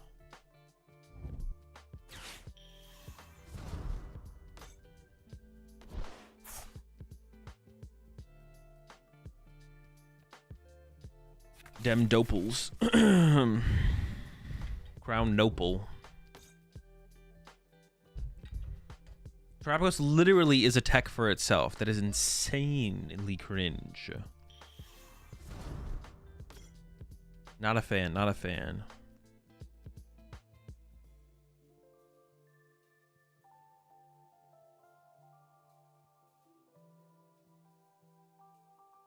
So we don't play a Vitality Band, though. I feel like you gotta run Vitality Band. Hazel, I've been accidentally playing without Jack and Lugia online, and now I don't know if I should put it back in. I mean, have you felt like you've missed it? Has there been scenarios that have come up where you're like, oh, Jack's really good here, and then you like went to do it and you're like, oh, it's a prize? And how often did that happen? Jack has always felt like okay in Lugia, to be honest. I would if you're not running Chinchinos, you definitely shouldn't play it, I don't think. If you're running Chinchinos, it's like okay. If you're running Chinchinos, it's like okay. They should have made Terrapagos weak to colorless. Honestly, maybe, because then Pidgeot bonks them. Well, I see it with a double turbo, you'd still whiff. Pidgeot with a Defiance Band would bonk them.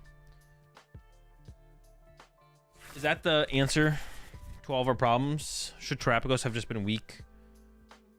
Should Terrapagos have been just weak to colorless? Maybe that's the answer to all of our problems, to be honest. Hey, more turtles. Being able to KO the opposing turtle with a Vitality Band and then having Bouffalants on our bench so they can't KO our turtles is kind of cool.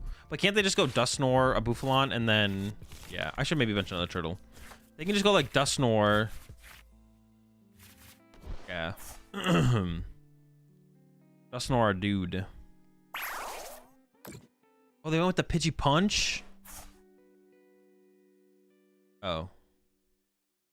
But then they discarded their stadium. I don't know. Was that a good play? I honestly just don't know what happened there. Was that good? I'm not sure if that was good.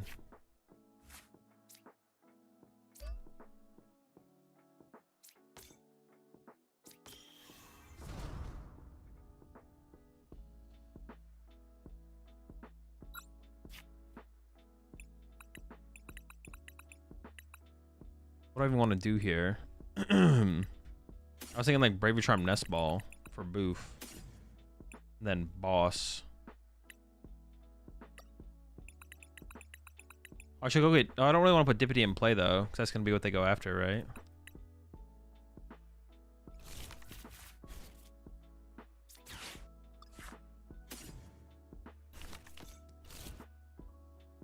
That curly wall. I don't know, I'm just kind of cooking over here. I'm not sure where we're going with here. Making it happen, though. We're making it happen.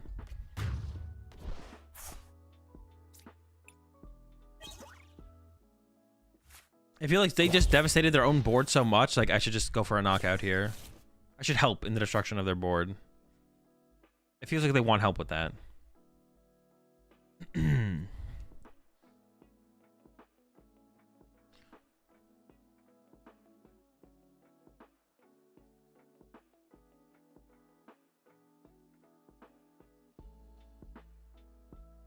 The Bravery Charm is kind of sick here, to be honest, because even if they KO a Bouffalant, they can't. If they go KO Kenny Dustnor, KO Bouffalant, they can't KO my active here.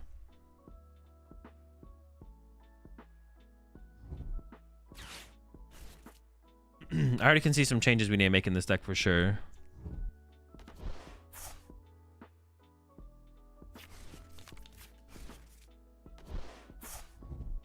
If you see this properly, Poke and Nor can do some insane plays. Truly can. Oh wait, can they Dustnor my active and then... Well, they would need a lot of bench Pokemon and I'm doing taking minus 60. I'm killing my Hoot is obviously like one of their best plays, but I can't really do anything about that. Like if they go after my Hoot, they go after my Hoot. Nothing I can do about that. If the Hoot goes down, the Hoot goes down.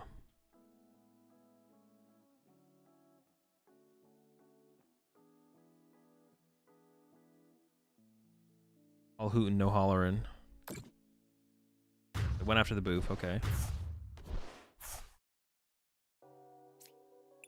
Yeah, honestly, Dustnor's just kind of cringe as like a card. Like, I don't know, it's just like not like why, you know? What, like who, when, you know? Where, what's up? What's happening? What's going on?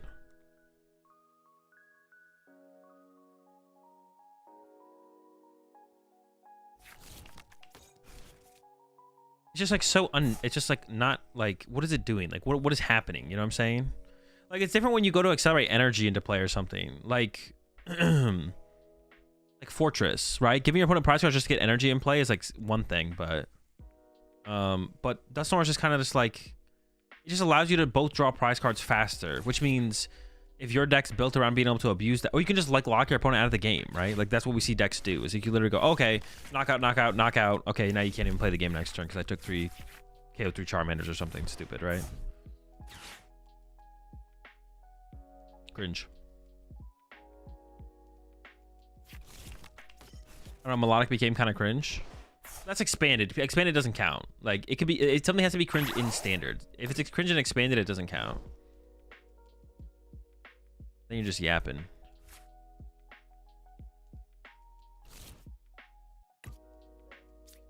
Oh, I kind of want to draw some cards, to be honest. Let's see what we get, and I'll decide what I'm going to do from there.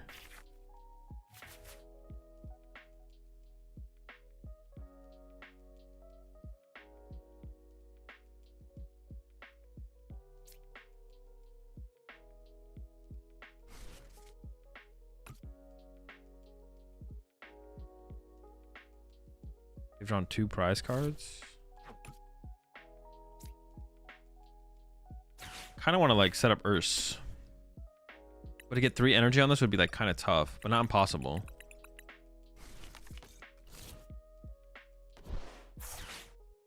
I guess like another cool thing about the Ursaluna is, yeah, it's like doing this. Yeah, Ursaluna's pretty chill, to be honest. We're probably not cutting Ursaluna. Oof. We did not get the combos. I was looking for just like an owl. An owl out.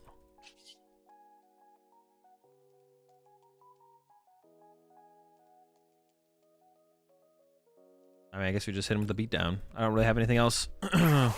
Don't got much else to do. So I guess that'll have to do. But now we just lose to like Candy, Dusknoir, Gust, my Dippity. Not very skippity. Oh well. If it happens, it happens.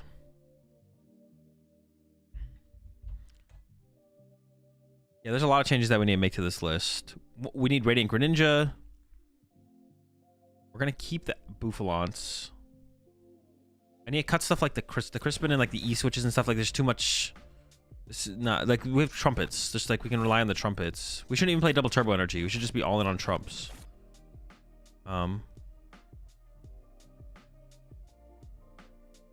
Yeah, there's definitely some stuff to cook here. And then, yeah. Cut. I kind of want to like cut all the Ultra Balls. 4/4 Owl seems optimal, just so when we go wide, we discard the Noctowls, but keep the Hoot Hoots, and then we just have more Owls to work with moving forward. We don't have Pidgeot in here. We have benchmarks for like the Bouffalance and the Noctowl. We can make that work, right? I think we make that work. Yeah. Cards unexpanded that aren't cringe are just bad. True. The problem with trumpets is you can't attach active, so E-switch seems necessary. Maybe. I think we can make it work without it, though. I'd maybe just play switches, though. I think switches plus prime catcher, like a switch and a prime catcher should be enough. Also, once we get the trumpets rolling, we can like accelerate one to a Hoot Hoot, and then the Hoot Hoot becomes a pivot. Yeah.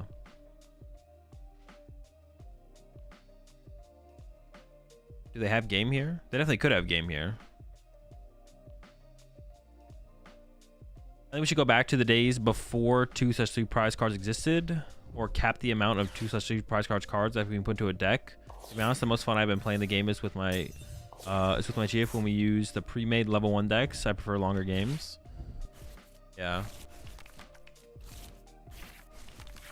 I mean, that could be something we go back to, but what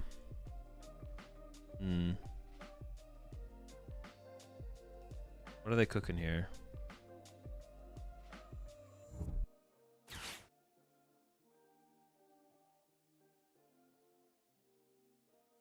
So what do I want to do? I want to go like Iono Prime Catcher KO the Pidgeot or something?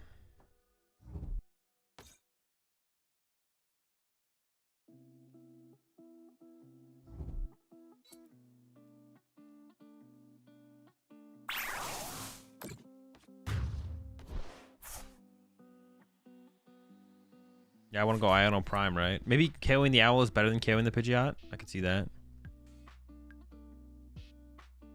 But if anything else, I'll just Ursaluna knock out the active, right? And see what they can do on their turn. My Owl. He just played Iono, right? I did put an Iono on the bottom of the deck. Okay.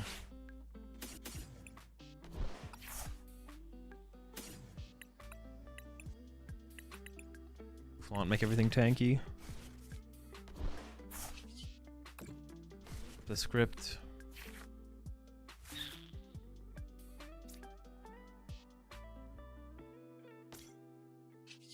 Just punch, right? I literally have nothing else to... I could set up an Owl, I guess.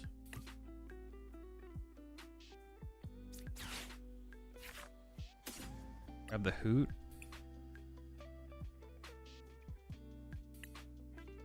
Not looking good, though. I think we're gonna lose. Because we also lose to, like, Briar Gus on this, right? I want to shuffle back the... Noctowl. Just the Noctowl. Knockout. Third boof. Oh no, because I have Dippity in play, so it's like the same thing, right? Maybe not, though. Third boof could have been something, actually. There could have been something there with third boof, to be honest. You might have been cooking. It's possible you might have been cooking.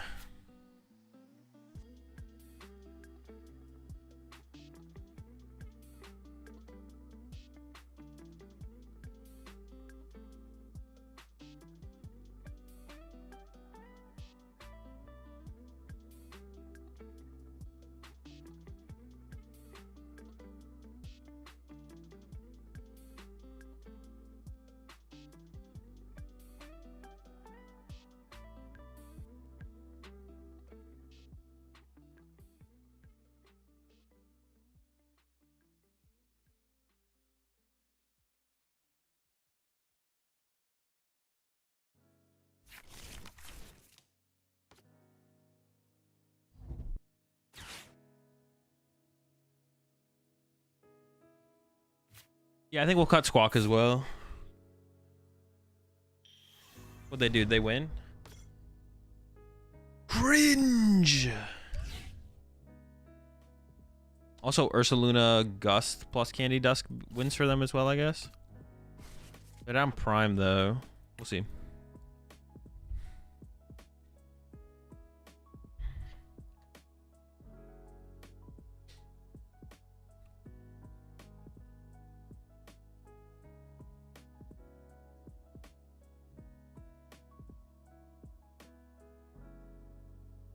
Boot for the 1/1 Bib and Ninja. We definitely want Ninja. Bibarino. I want to cut Ultra Balls though. I don't know about Bib. Maybe no Bib. How will I motivate? Stay unmotivated. It's my secret. I stay unmotivated. They grabbed Counter Catcher, but they can't use it. Dude, did they overcook? I'm ready for them just like to concede now.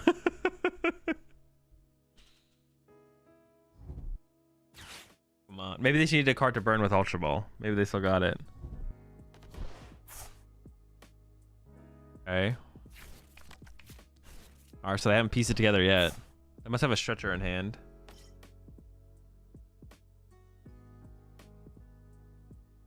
Oh wait, they can use Counter Catcher. They have more prize cards left than me. I'm literally tripping. They can use Counter Catcher. Okay, I think I lose. I haven't done the math, but I'm just gonna go ahead and assume.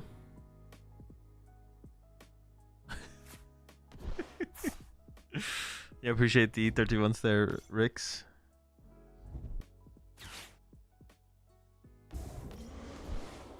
Oh, they said Briar KO, right?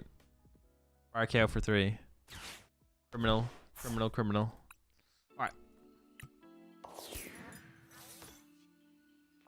Yeah, we definitely need some things to change in this deck for sure.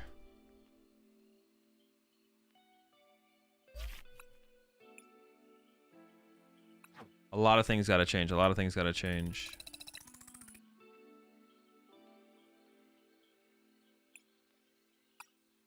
Need to streamline this thing a little bit more. Need stretchers, not super rod. No.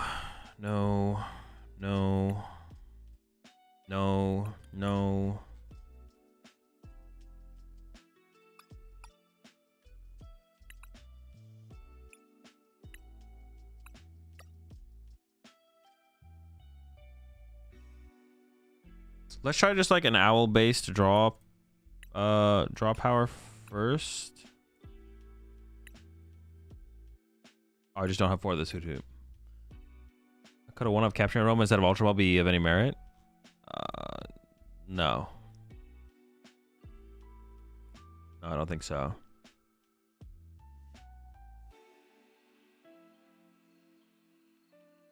So excited for 2 years of Dusknoir and Briar. Yay. It's gonna be incredible, man. I'm so excited. I don't hate Penny, but like a vacuum is just a better Penny, I think. It's just a better Penny.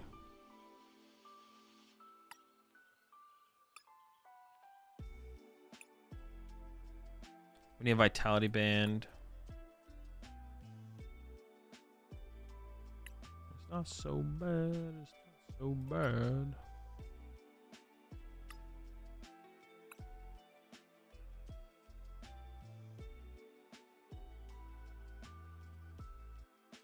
Being able to attack with Ninja seems good with Crispin.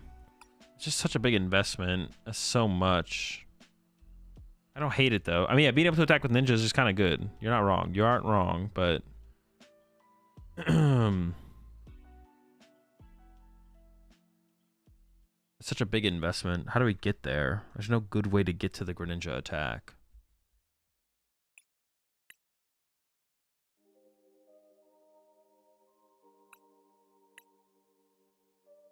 But like, what is the point of playing this build? Like, we have to like come up with a reason. Like, when I first looked at this build, I was like, why are we playing this? What is the point of playing this build of the deck? With like glass trumpets and everything. Like, what is the... Is it just for Crown Opal? Like, that can't be enough, right? Oh, Billy's gotta go.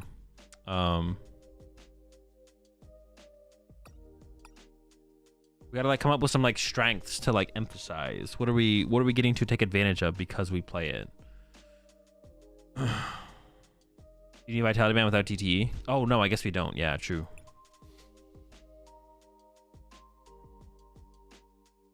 Is it just Moonlight Shuriken? But how do we like get there? Crispin E switch is like the only way.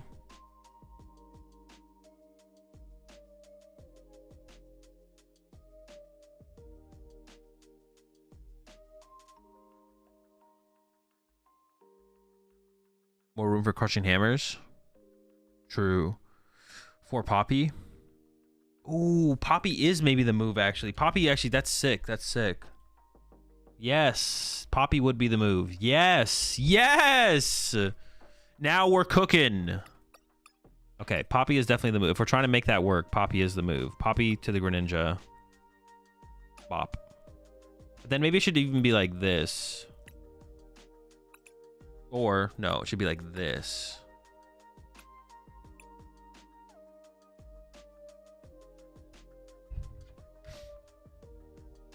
Okay.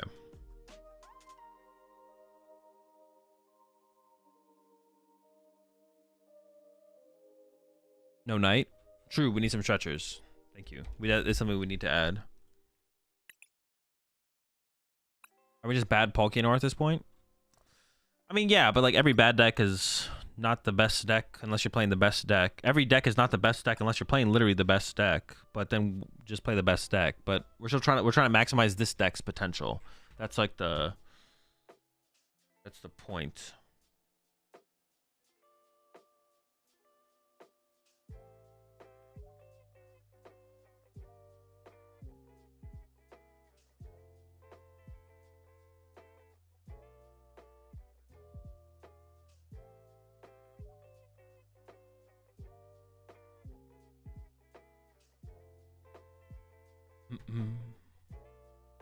That's what I thought of.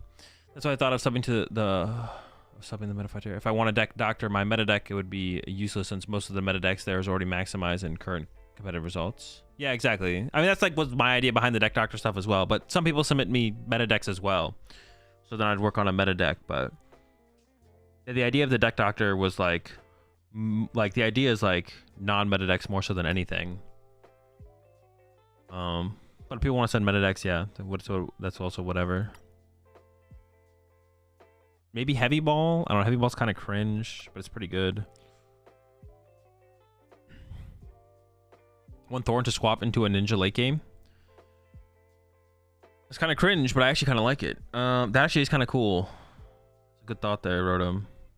We get the Ninja back in action with a... That can be kind of cool. Another way, because we're going to put Ninja in play early for the draw power. And then we want to be able to enable it through Poppy. So we play Poppy. Okay, cool. But then, late game, if we want to re-enable it with a Thornton.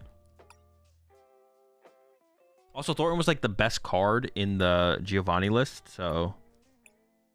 I'm down. Okay. Have I put any more thought into Galvantula? I've been playing it.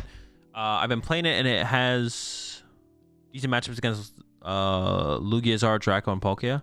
I have not put any more thought into Galvantula, no. Probably won't be a deck I revisit for a while. I just don't think it's great. It's just like clunky. Just, yeah. It's got consistency issues that like aren't solvable, I don't think. If you set it up, it's very powerful, but it doesn't set up often enough. I don't think there's any way to solve that. I don't think there's a good way to solve that. Only bad ways to solve it. I only have one switch in here still. Not much of a thinker myself. There's so many ways to get your board ran over. Dude, it's just, that's so annoying. Whatever. I'm not gonna think about it too much. All right.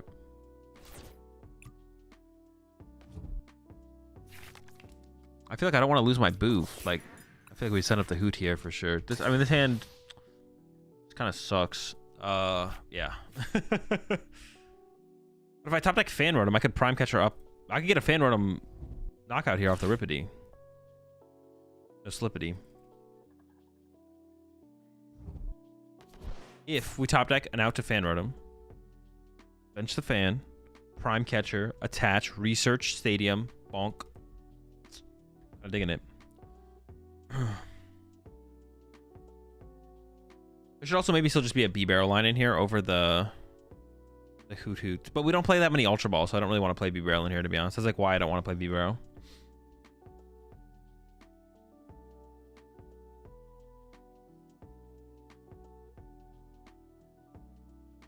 I think Galvantula could be good just with the 220 attack against V and EX Pokemon, maybe with Vitality Band or Defiance Band. It's just not that's not enough to win matches. That's not enough by itself. Yeah.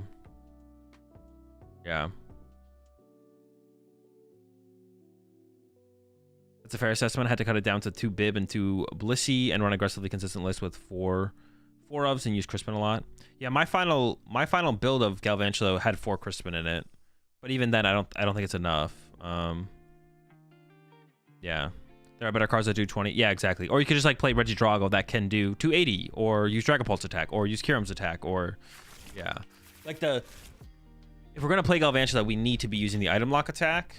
Yeah, if we're playing Galvantula, we need to be using the item lock attack for sure. Oh, another Boof Enjoyer. Okay, I see you over there, boofing it up, you fool. All right. I don't really want to move their Ursaluna for them. I kind of want to like prime this, but that seems stupid because then it moves the Ursaluna for them. But priming up their Hoot Hoot is about the same as this thing being in the active because they have to use a switch or a prime to move it. And then they don't get the free retreat. So I could prime this, and then if I get Switch Fan Rotom Stadium, then I can KO it. I don't think I want to discard any more energy off the vessel, so we'll just go like this. I found the Fan Rotom, but I did not find the Switch.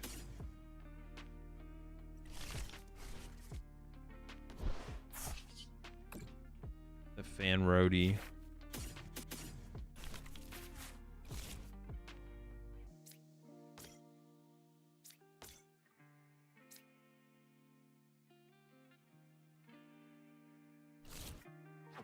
Ooh, I can just play this. What? You could just do it? That's kind of crazy. Am I setting up for a Poppy play? Maybe, but don't tell my opponent.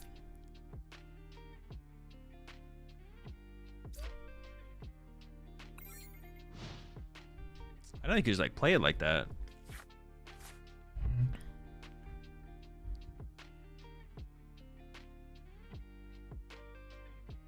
What if Galvantula was Dragon?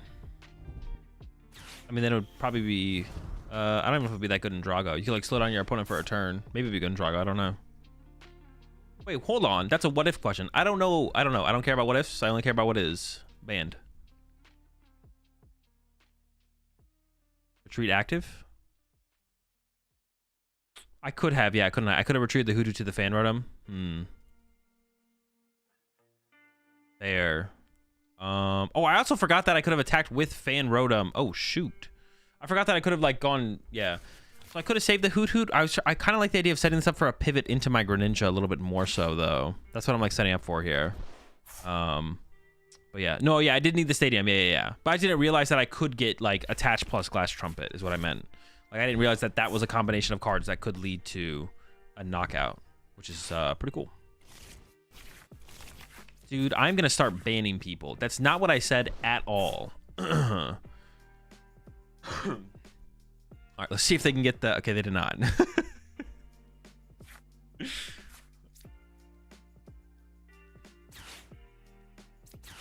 Dude, the YouTube commenters on the YouTube are like, oh my gosh, dude, all he talks about is banning people all the time. I see always trying to ban people. Conceal them cards. Conceal them cards.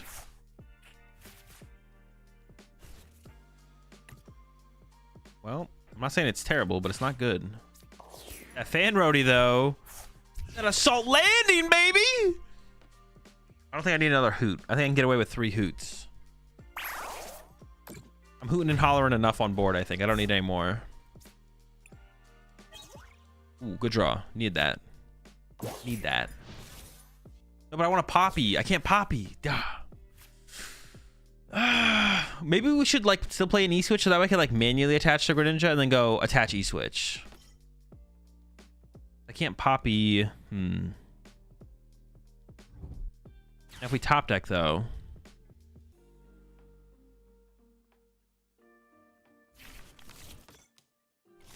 I want to KO both those Duskulls for sure. I don't want them to like be able to use Dusknoir. I don't know. Maybe they'll Iono me. I feel like they're just gonna go get an energy and attack though. Probably.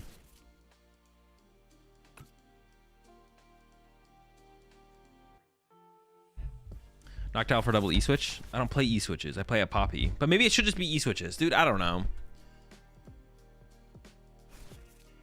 Maybe it should be E-switches. You just have the option of the Greninja play, right? Is that just correct? Maybe it's just correct. Because doing it this turn would be sick. Prime Catcher, KO my Greninja? KO my Bouffalant? Punch my Terrapagos? Okay. I guess. I don't think it's a bad play. It's fine. I'll never believe.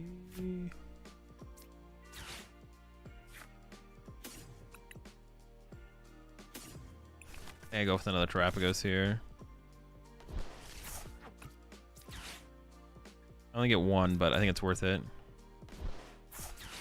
Okay, all right, the Poppy's maybe a little bit too slow. Honestly, I didn't really want to Iono there, did I?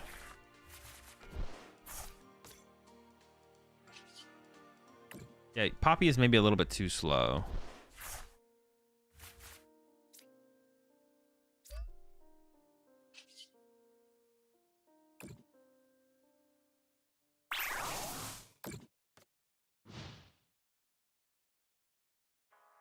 So we could play 2 E-switch, I guess. I guess I'm fine with 2 E-switch. I'm okay with that.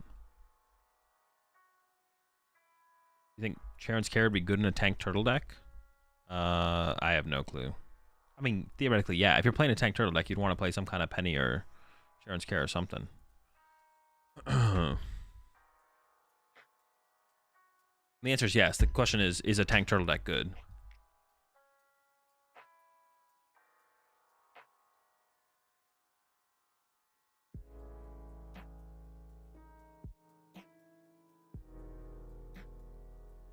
Blissey X is the move? Nah, Blissey X is cringe. Is there a Chansey with 100 HP? Can we search it out with Fan Roadie? That makes it a little bit better. That makes it a little bit better.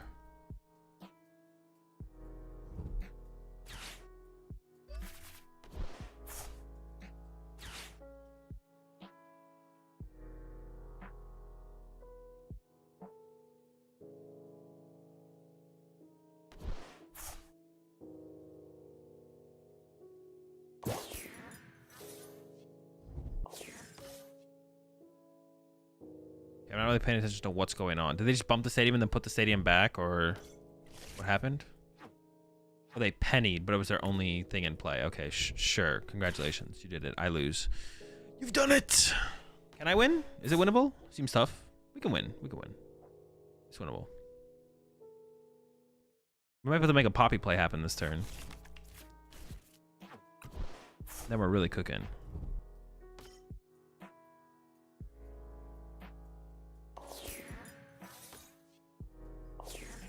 Can we just bop him with the Poppy? Boppy? The Boppy maneuver?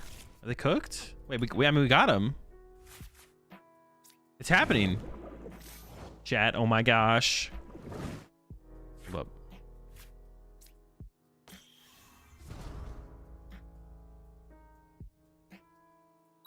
Just KO double Duskull, right? I just don't want him to be able to use Dusknoir. So I want, like, Glass Trumpet, Accelerate 2... And then also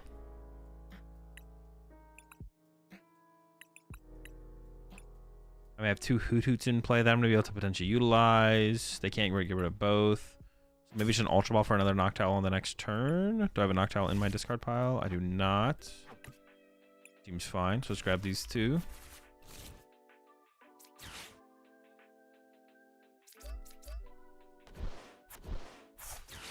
Hit him with the Boppy. Dude, why does this feel so laggy? Do I need to restart the game or something? Memory leak? Hello? My memory is leaking. And then next turn we can go... next turn we could go Thornton. Oh wait, Grading Credentials doesn't KO Hoot Hoots though. Because of the stupid boofs. Gosh darn. Alright, well that's fine. We'll figure it out. Can I catch her on the Bouffalant?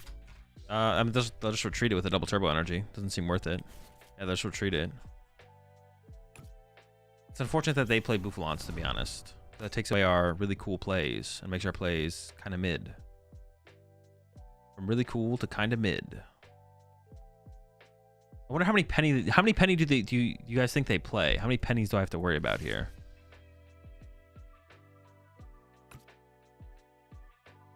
Or like Charon, did they Charon's Carrot or did they penny? They pennied? Yeah, because like if I go boss punch the Pidgeot and then I go counter catch a Briar next turn, will it still... I don't know if that'll still be there, you know? Or if I just go punch their active. Well, they need to like take a one prize knockoff. Well, but I have Dusclops, I can like trigger it. Wait, no, I could do that this turn. I could go pop Dusclops, hit this, counter catch a Briar. Oh. Sub?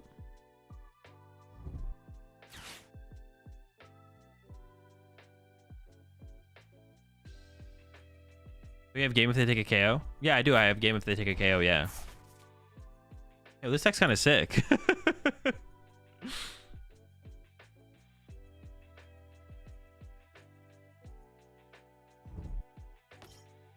Play quad E-Switch, quad Penny, and Iron Hands. Be pretty sick. They got to be going after my Duskull here, though, right? Yeah.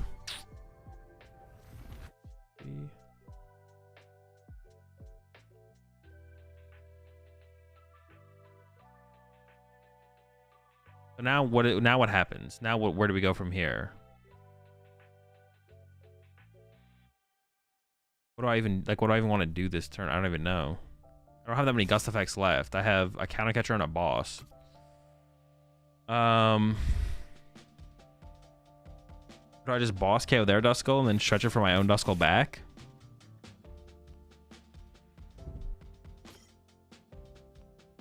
Dippity. Well, now I can just boss KO their... Then I can't counter catcher to win the game anymore. Huh. Oh, wait, they're not done. Hold up. Oh, they're going to throw in the Pheasantipity into a... Dude, what the heck is going on?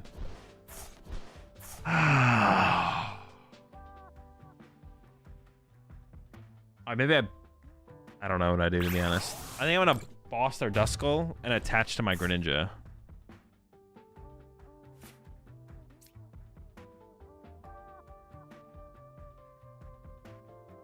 Wait, can I win with Thornton? No. Wait, no. Nope. Then you can't Briar? But I don't know if I can ever Briar anyways. I don't even know if it matters.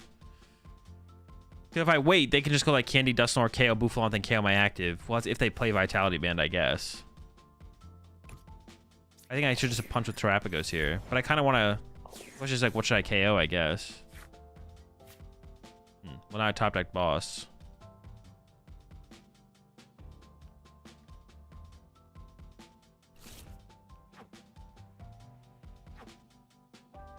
Down 2 Stretcher. Yeah, like, what do I don't even know what to do here. Oh my gosh. I'm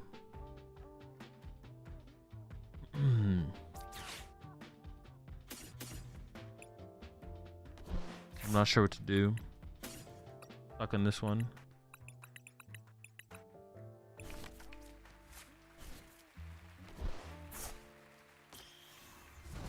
Boss Duskull? I mean, that's what it feels like it has to be, but it doesn't feel particularly good.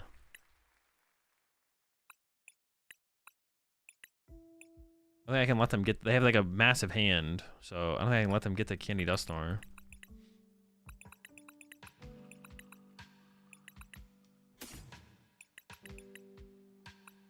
Maybe I just find a dead card to use with this, to be honest. Like, just give me... Oh, it's not completely dead. What is like a... What's my worst card here? That probably is the Poffin, to be honest. Yeah, sure. Catcher stall? No, catcher stall is not a thing. They have they have 4 double turbos left. They're just gonna go attach retreat. Catcher stall is fake. I'll conceal some cards though. See what we got.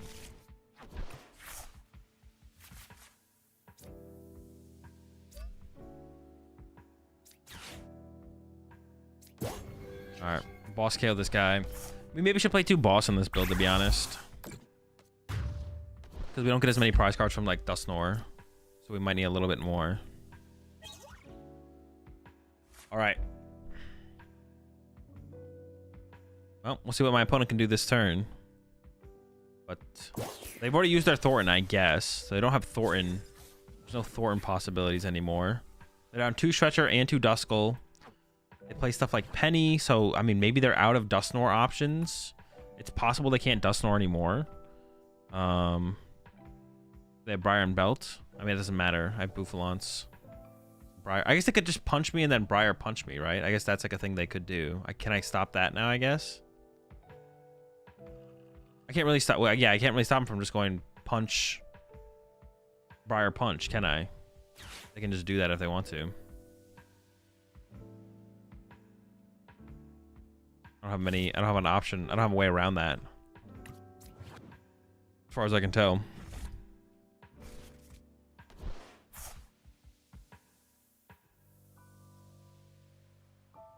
Not maximum belt. Vitality. Or it's not even a belt. It's a band. Vitality band. Yeah, definitely not. Yeah, not maximum belt. Can't you win with Thornton into Skull plus punch? Isn't that math? Thornton to Skull 290. Oh yeah, I guess I could. Yeah, true. Sure. Okay. Very true. You do be truing. Oh, maybe we do have an out here then. Maybe we do have an out.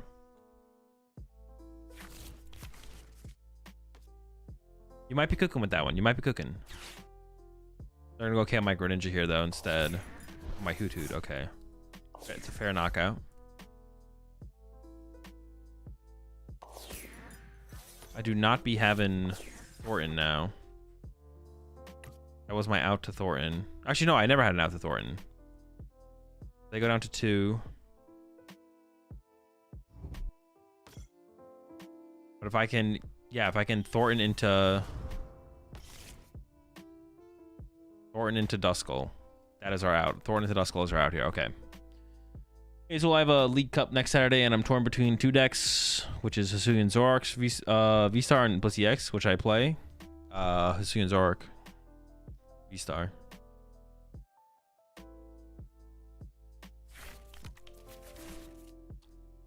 Cool, Turo and Palpad, yes, but of course. Their deck just has so much stuff. It should be like an unwinnable matchup, to be honest. Should we ever play a Hawlucha so we can KO Noctowls? Seems kind of cheesy though, right? I also prize my Pheasantipity this game. I could have got another Hoodoo on my bench, couldn't I have as well? And I just chose not to? I think so. Alright, I'm going to go ahead and send up... I mean, it has to be sent up this, right? And hope they don't have another Gust. Did they shuffle back? They probably shuffled back Boss, though. Well, no, but they can't Boss and Briar. Yeah, okay, maybe I'm safe still, because they can't KO my active here. So just me punching their active might just be fine.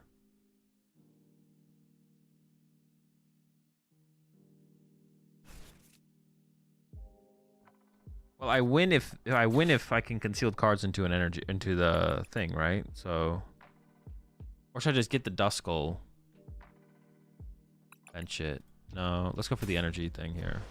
Let's just try and win this turn, I think. Let's go for it.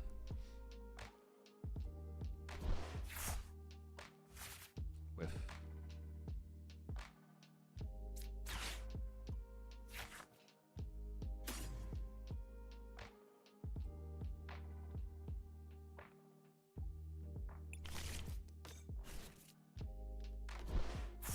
I guess I'll bench this, I guess.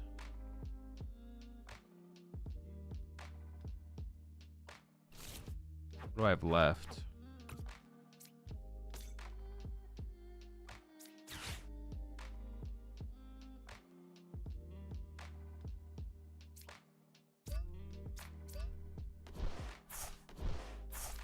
Iono and pray, I guess.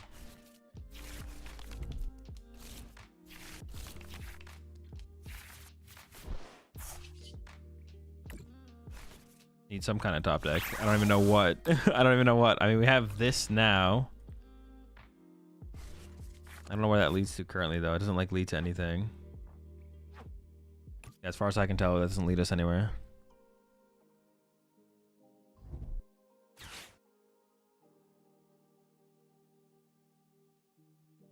It was putting Ursaluna in play a misplay? No, it's fine, right? Yeah. What did they get off the pal pad again? They got Thorin. Oh. So they can definitely do some big plays. Quick question. I'm trying to settle a debate right now. Can Roaring Moon kill Mimikyu? With Frenzy Gouging? Yes.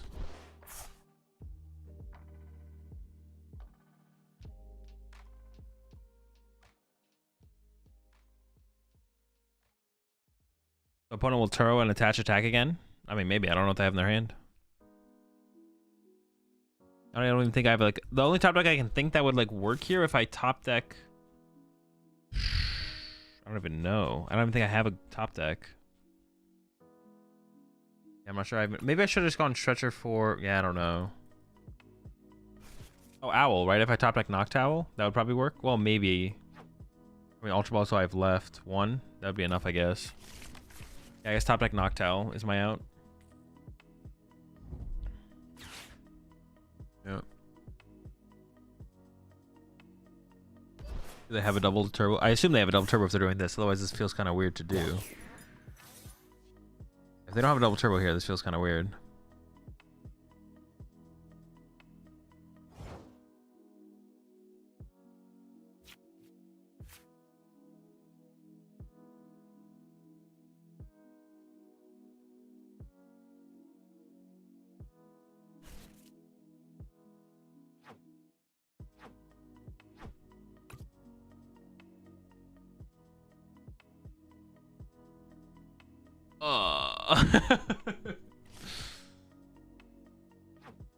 I mean, I guess I should get my Duskull back right now, right?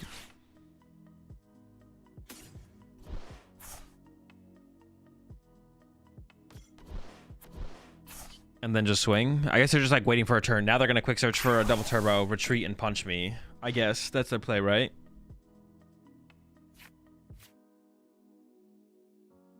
That's fine.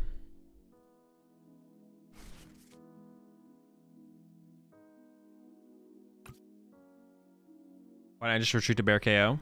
Because it wouldn't have knocked out their Terapagos. They got Buffalant.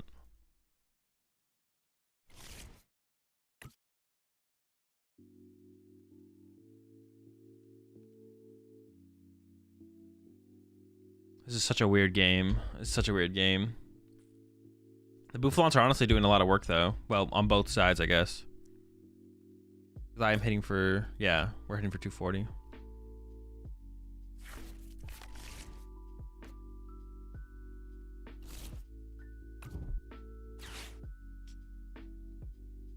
Oh, can they like Thornton, Candy Dusknoir? They would need a double turbo as well, but yeah, I guess that would work. I mean, I assume that's what they're doing here, right? Maybe they still need like another turn. Maybe they're just gonna... They need Candy, Dusknoir, and double turbo. But if they double turbo, they should have attached last turn, right? I guess they could have top decked it.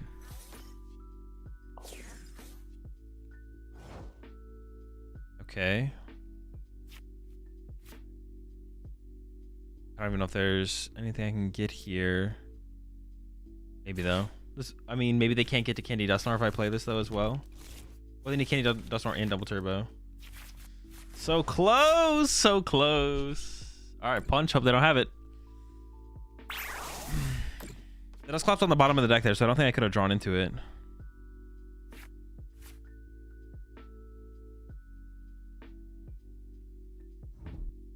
Dude, what a game, bro. This has been so stupid.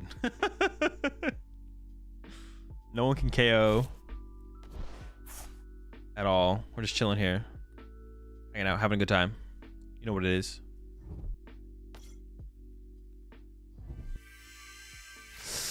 What? Into the research? Dude, that's so cringe. That is so cringe. You're not allowed to play the research here. And they have quick search, so they should have the double turbo.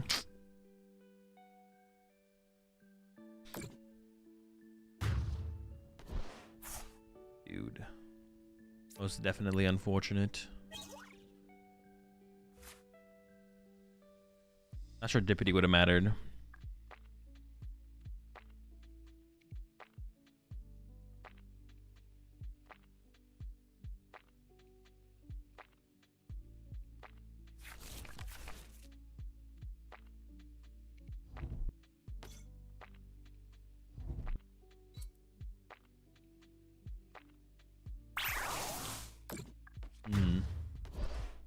Oh, they needed a basic there as well, but that's like, yeah. Once they had the research, it was like kind of whatever. It's gonna make me discard my. Oh, it didn't make me discard my bench there. Actually, I'm surprised. I thought it would definitely make me discard my bench because there was an action required. Wait, did I have another Terapagos in play? I didn't, right? Interesting. So the game can check if game is over and then cut off actions, but it doesn't do it for everything. All right. Honestly, I think the Thornton and the Poppy are probably the best way. Playing like 4 E-Switch sounds kind of bad. Playing just like the 1 Poppy sounds kind of fine. So I kind of like just like the 1 Poppy instead, to be honest. But maybe I would do... Maybe need to play more Ultra Ball. Even though Ultra Ball kind of suck. You maybe do just need to play more. They didn't have to have basic. Oh, were they doing enough damage? I guess they were, right?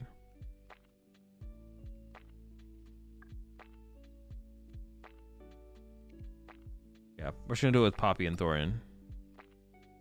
I kind of want another boss. No, maybe we can get away without it.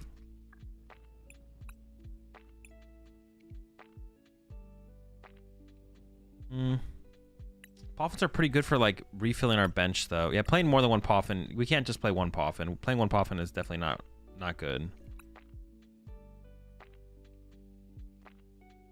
Yeah, we definitely need more than 1 Poffin. Need at least 2, maybe even 3. Okay, let's just rock it again with this, I guess. Okay.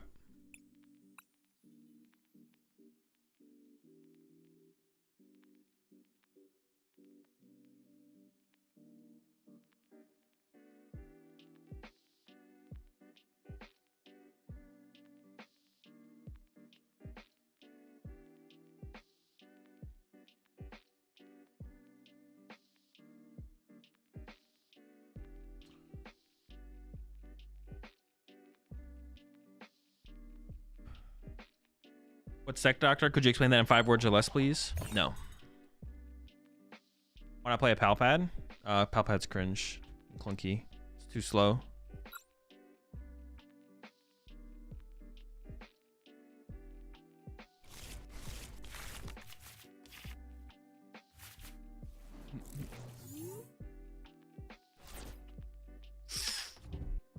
I mean, we're going first. I guess we just open the Noctowl and pray. Opening Buffalon is so bad. Opening Buffalon is so mid. Top deck. I don't even know.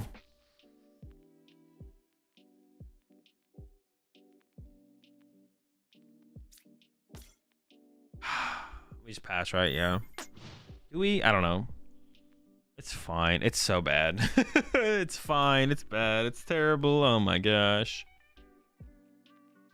We can Ultra Ball away Stretcher and Energy.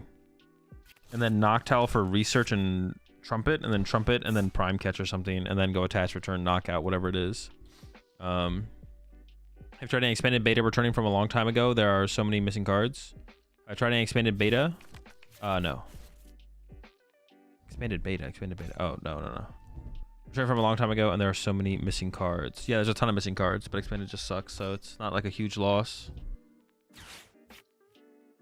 All right. Got some turtle on turtle action going down here. See how it breaks down. I should just go after their Pidgey here, I assume. Oh, come on, bro. Maybe I should have Ultra Balled for the guy. Okay, it's not terrible. It's not terrible. We'll survive. We'll survive. Come on. It's not that bad. There. Turtle.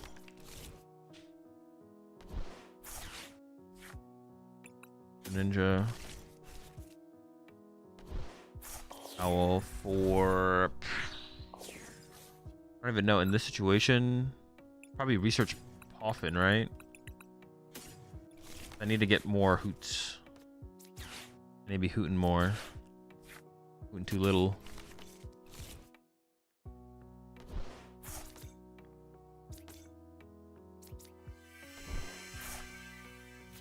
It's possible to get the attack off this turn. It is unlikely, but not impossible. Yeah, find a whistle or two.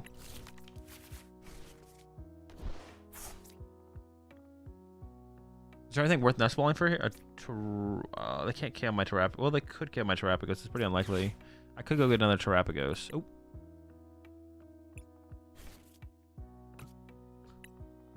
Get an owl. Owls are pretty cool. Is Pheasantipity also not there? Or am I tripping? Dude, Pheasantipity. Alright, there's already a water in there. I think I'm gonna get rid of a grass. Oh my gosh! Trumpeting. I want this to go somewhere where they're not going to take a knockout, but they'll probably take a knockout on Buffalon, to be honest. Fine.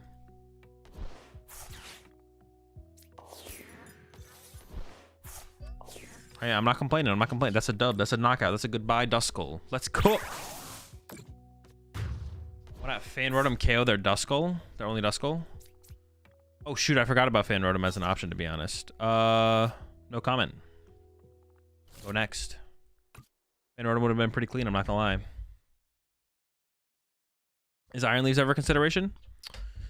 Oh yeah, definitely. I just haven't played against the Charizard, so I don't even know if it matters or not. I have to play against Charizard to see. It probably is pretty good against Charizard, though, to be honest. Yeah, I definitely should have got Fan Rotom involved there for sure, not gonna lie. But this is still fine. This isn't like bad, but we should have a Fan Rotom in our active here for sure.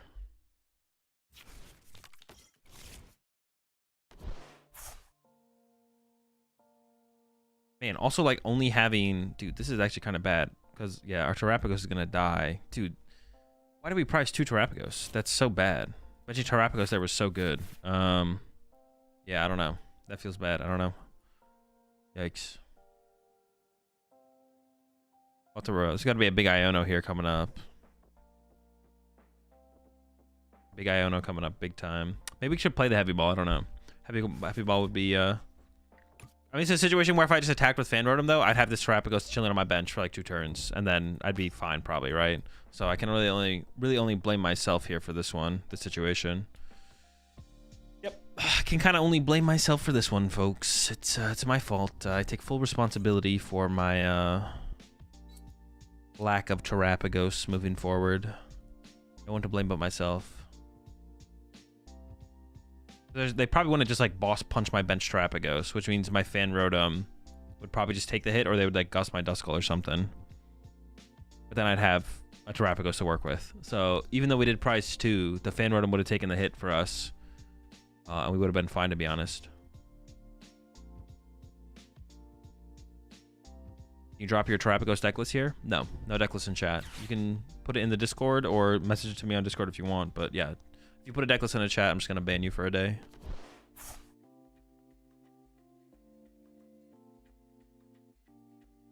Are they hitting 220?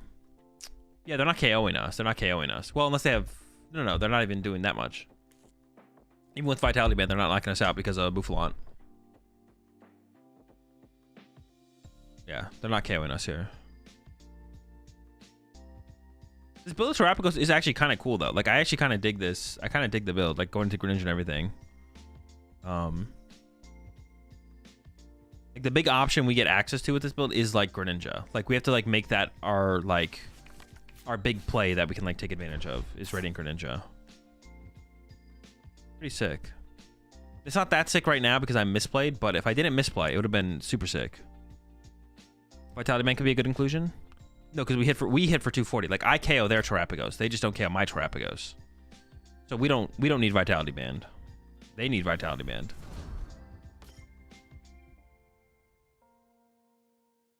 Also, Crown Opal Lock beats Bolt. I'd have to see it happen, but I mean, it definitely seems good. Have I seen any Iron Leaves Ogrepon list? No. You mean like turn 1 leaves attacking thing? I've not seen anything like that recently. But I do want to try that. The Ogrepon Weird Ear deck seems kind of cool. I do want to give that deck another try, to be honest. Catch your boss. I mean, if people aren't playing Iron Bundle, which they aren't, then it shouldn't be too bad, to be honest. Yeah, it shouldn't be too bad. All right, I don't mind getting Ionoed here. I didn't have anything to work with, so if that is what they end up going for here. We'll see. If I can like pull off a Greninja play here, then I actually feel like we're in an okay spot. If I can Greninja the Duskull and the Hoot Hoot or something.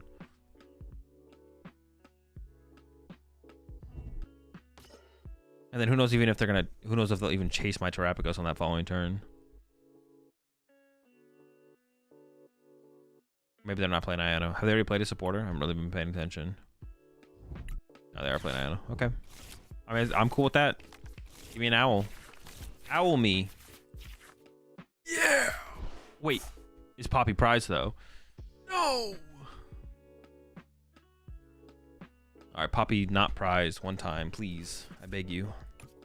I need this. I need this.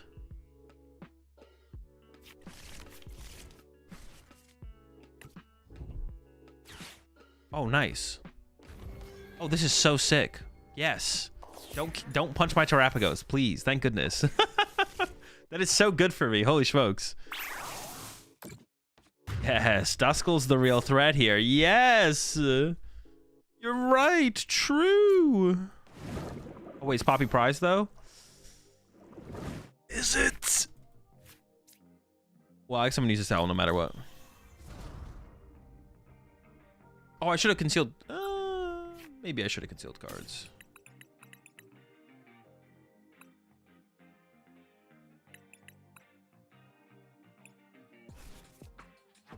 No, I probably shouldn't have concealed cards first. I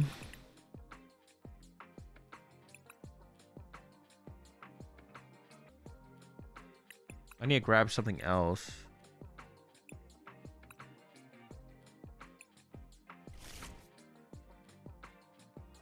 Maybe I should have concealed cards first, actually, the more I think about it. Because, like, I could have made way bigger plays happen. I guess I could grab this. No. I don't even know. Just give me something. That was not the correct grab, I can tell you that much. Yeah, that was not... The nest ball just does nothing for me.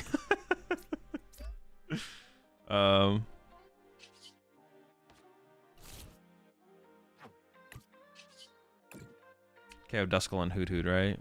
We always remove the Duskull here. We can't ever let them get access to the Dusk.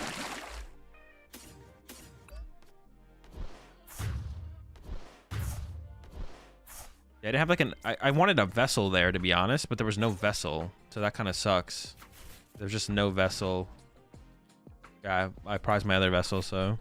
We got another Terapagos, which doesn't matter as much anymore, to be honest, but it's fine. It's still kind of chill. Still pretty chill.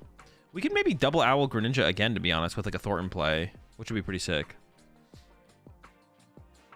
That could be pretty sick. Or I can Thornton the Bouffalont, but Thornton the Bouffalont kind of sucks. Putting the energy on the Bouffalont honestly was kind of mid. Maybe I should have ended up on a Hoot Hoot. Yeah, maybe I should have ended up on a Hoot Hoot. But then losing my Bouffalont kind of sucks. I can go like Owl for... We'll see what we top deck as well, I guess. I just don't have that much energy built up right now, which is kind of unfortunate. Oh well, that's why I should have concealed cards first there, to be honest. Yeah. This deck really wants like a pivot. Like I want like a free retreat Pokemon. It just doesn't exist in this deck, but I want it. I just don't have it.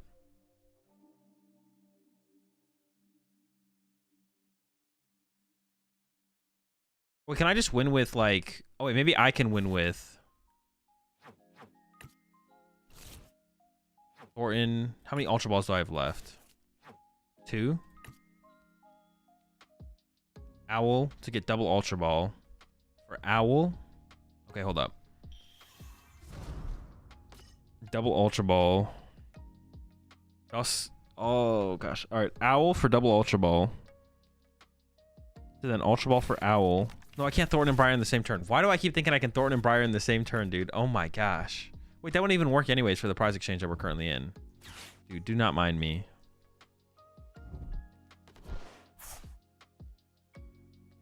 We're probably looking at like Prime Catcher KO Duskull this turn. Did they Thornton though? No, okay. Yeah, we're probably looking at Prime Catcher KO Duskull. Just remove that from the... Oh no, I could just like KO the Pheasantipity and that's like the same thing though, right? Yeah, maybe that is just better. Oh, are they getting rid of their Dippity? I can just KO their active here. If I draw 2 prize cards, they literally can't... Wait. Oh, they can Dusknoir this turn. Okay. Sure. Alright, that's kind of annoying. But now I'm going down to 2. Have they played Thornton, though? Don't I just win on my next turn, then, probably? I guess it depends on what else they KO. Are they KOing my Terapagos? I feel like they're trolling. I don't know what they're doing, but they're trolling. Yeah. Yeah, I don't know what they're doing, but I think they're trolling. Put 2/2 Dunsparce in for pivot? No, that's bad. If anything, we'd play B-Barrel if we want like more draw support. We got to figure out our pivoting by just playing better. And yeah, just playing better, to be honest.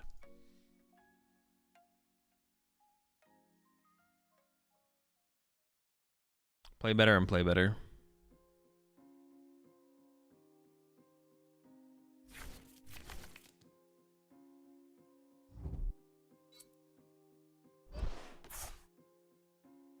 We're gonna try and hide behind the bear. I still have Prime left though, right? Oh. I do, yeah.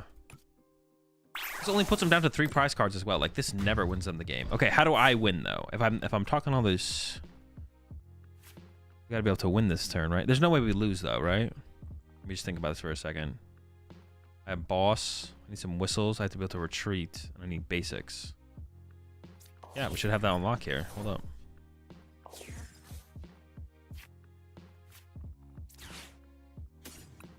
Self and I. Oh, I was lost.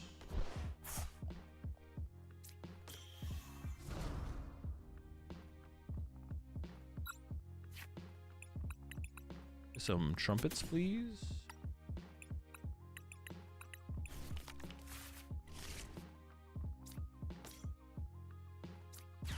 The owl is just so broken though. Like it's such a broken card. Such a disgustingly broken card. It's sickening, man. I hate it so much. Oh my gosh. I don't think we've used... No, we maybe used Pheasantipity once in like the first game. I could have got Ursaluna involved as well, I guess. Sure. It doesn't matter. We should do it the cool way anyways. Which is to KO Terapagos with Terapagos. Bodied! You idiot with your double turbo energy. Don't you know it does 20 less damage and that means you can't KO the opposing Terapagos with your Terapagos? You fool! What are you doing? You gotta get on that basic energy. What's the first thing you're gonna do when you get to Brazil? I'm not going to LAIC. So nothing.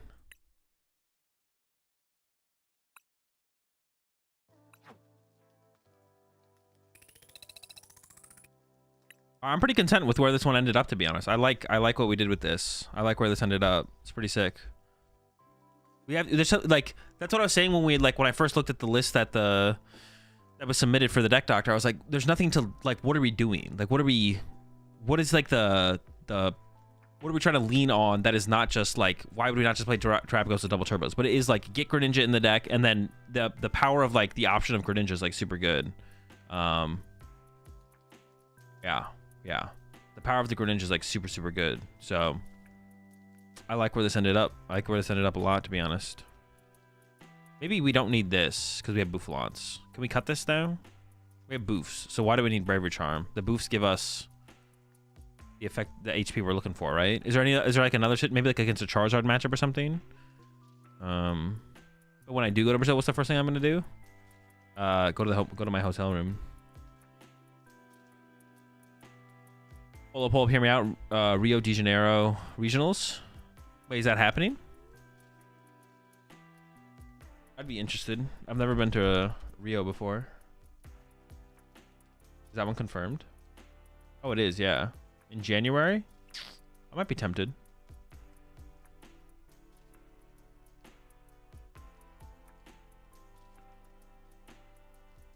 Is Deck Doctor a Medify thing? Yes.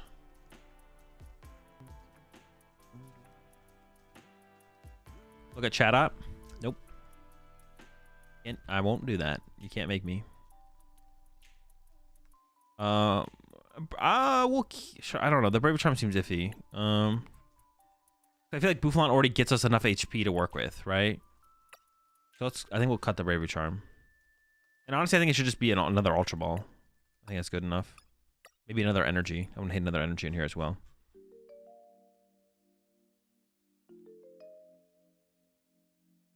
Finding owls is just so important. This guy, dude, this guy is just... He's everything. He is everything.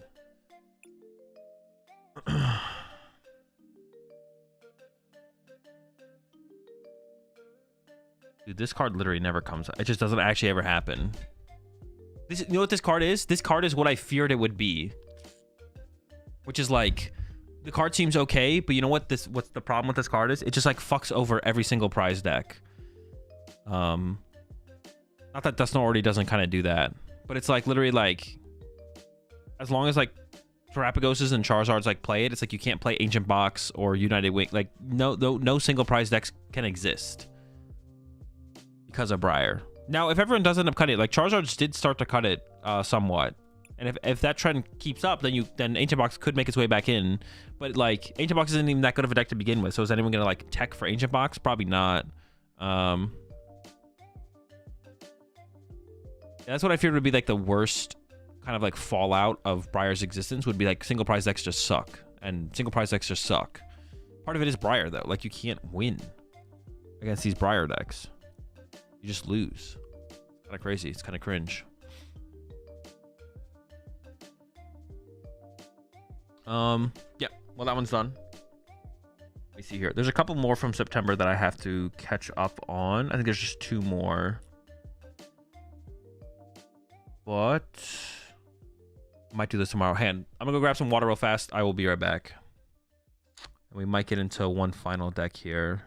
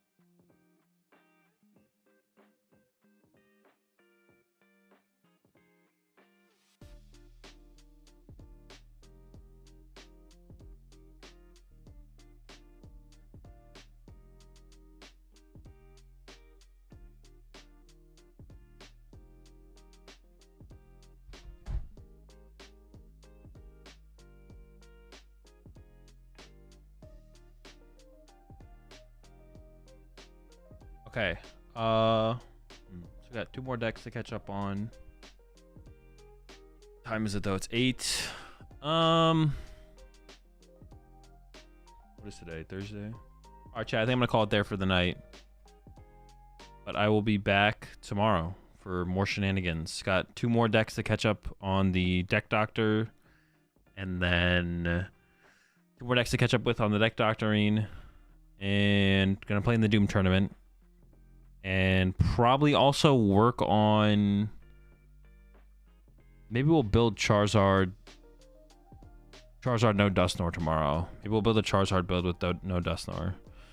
So I have been wanting to work on that. So we might do that tomorrow. I think that'll be the plan.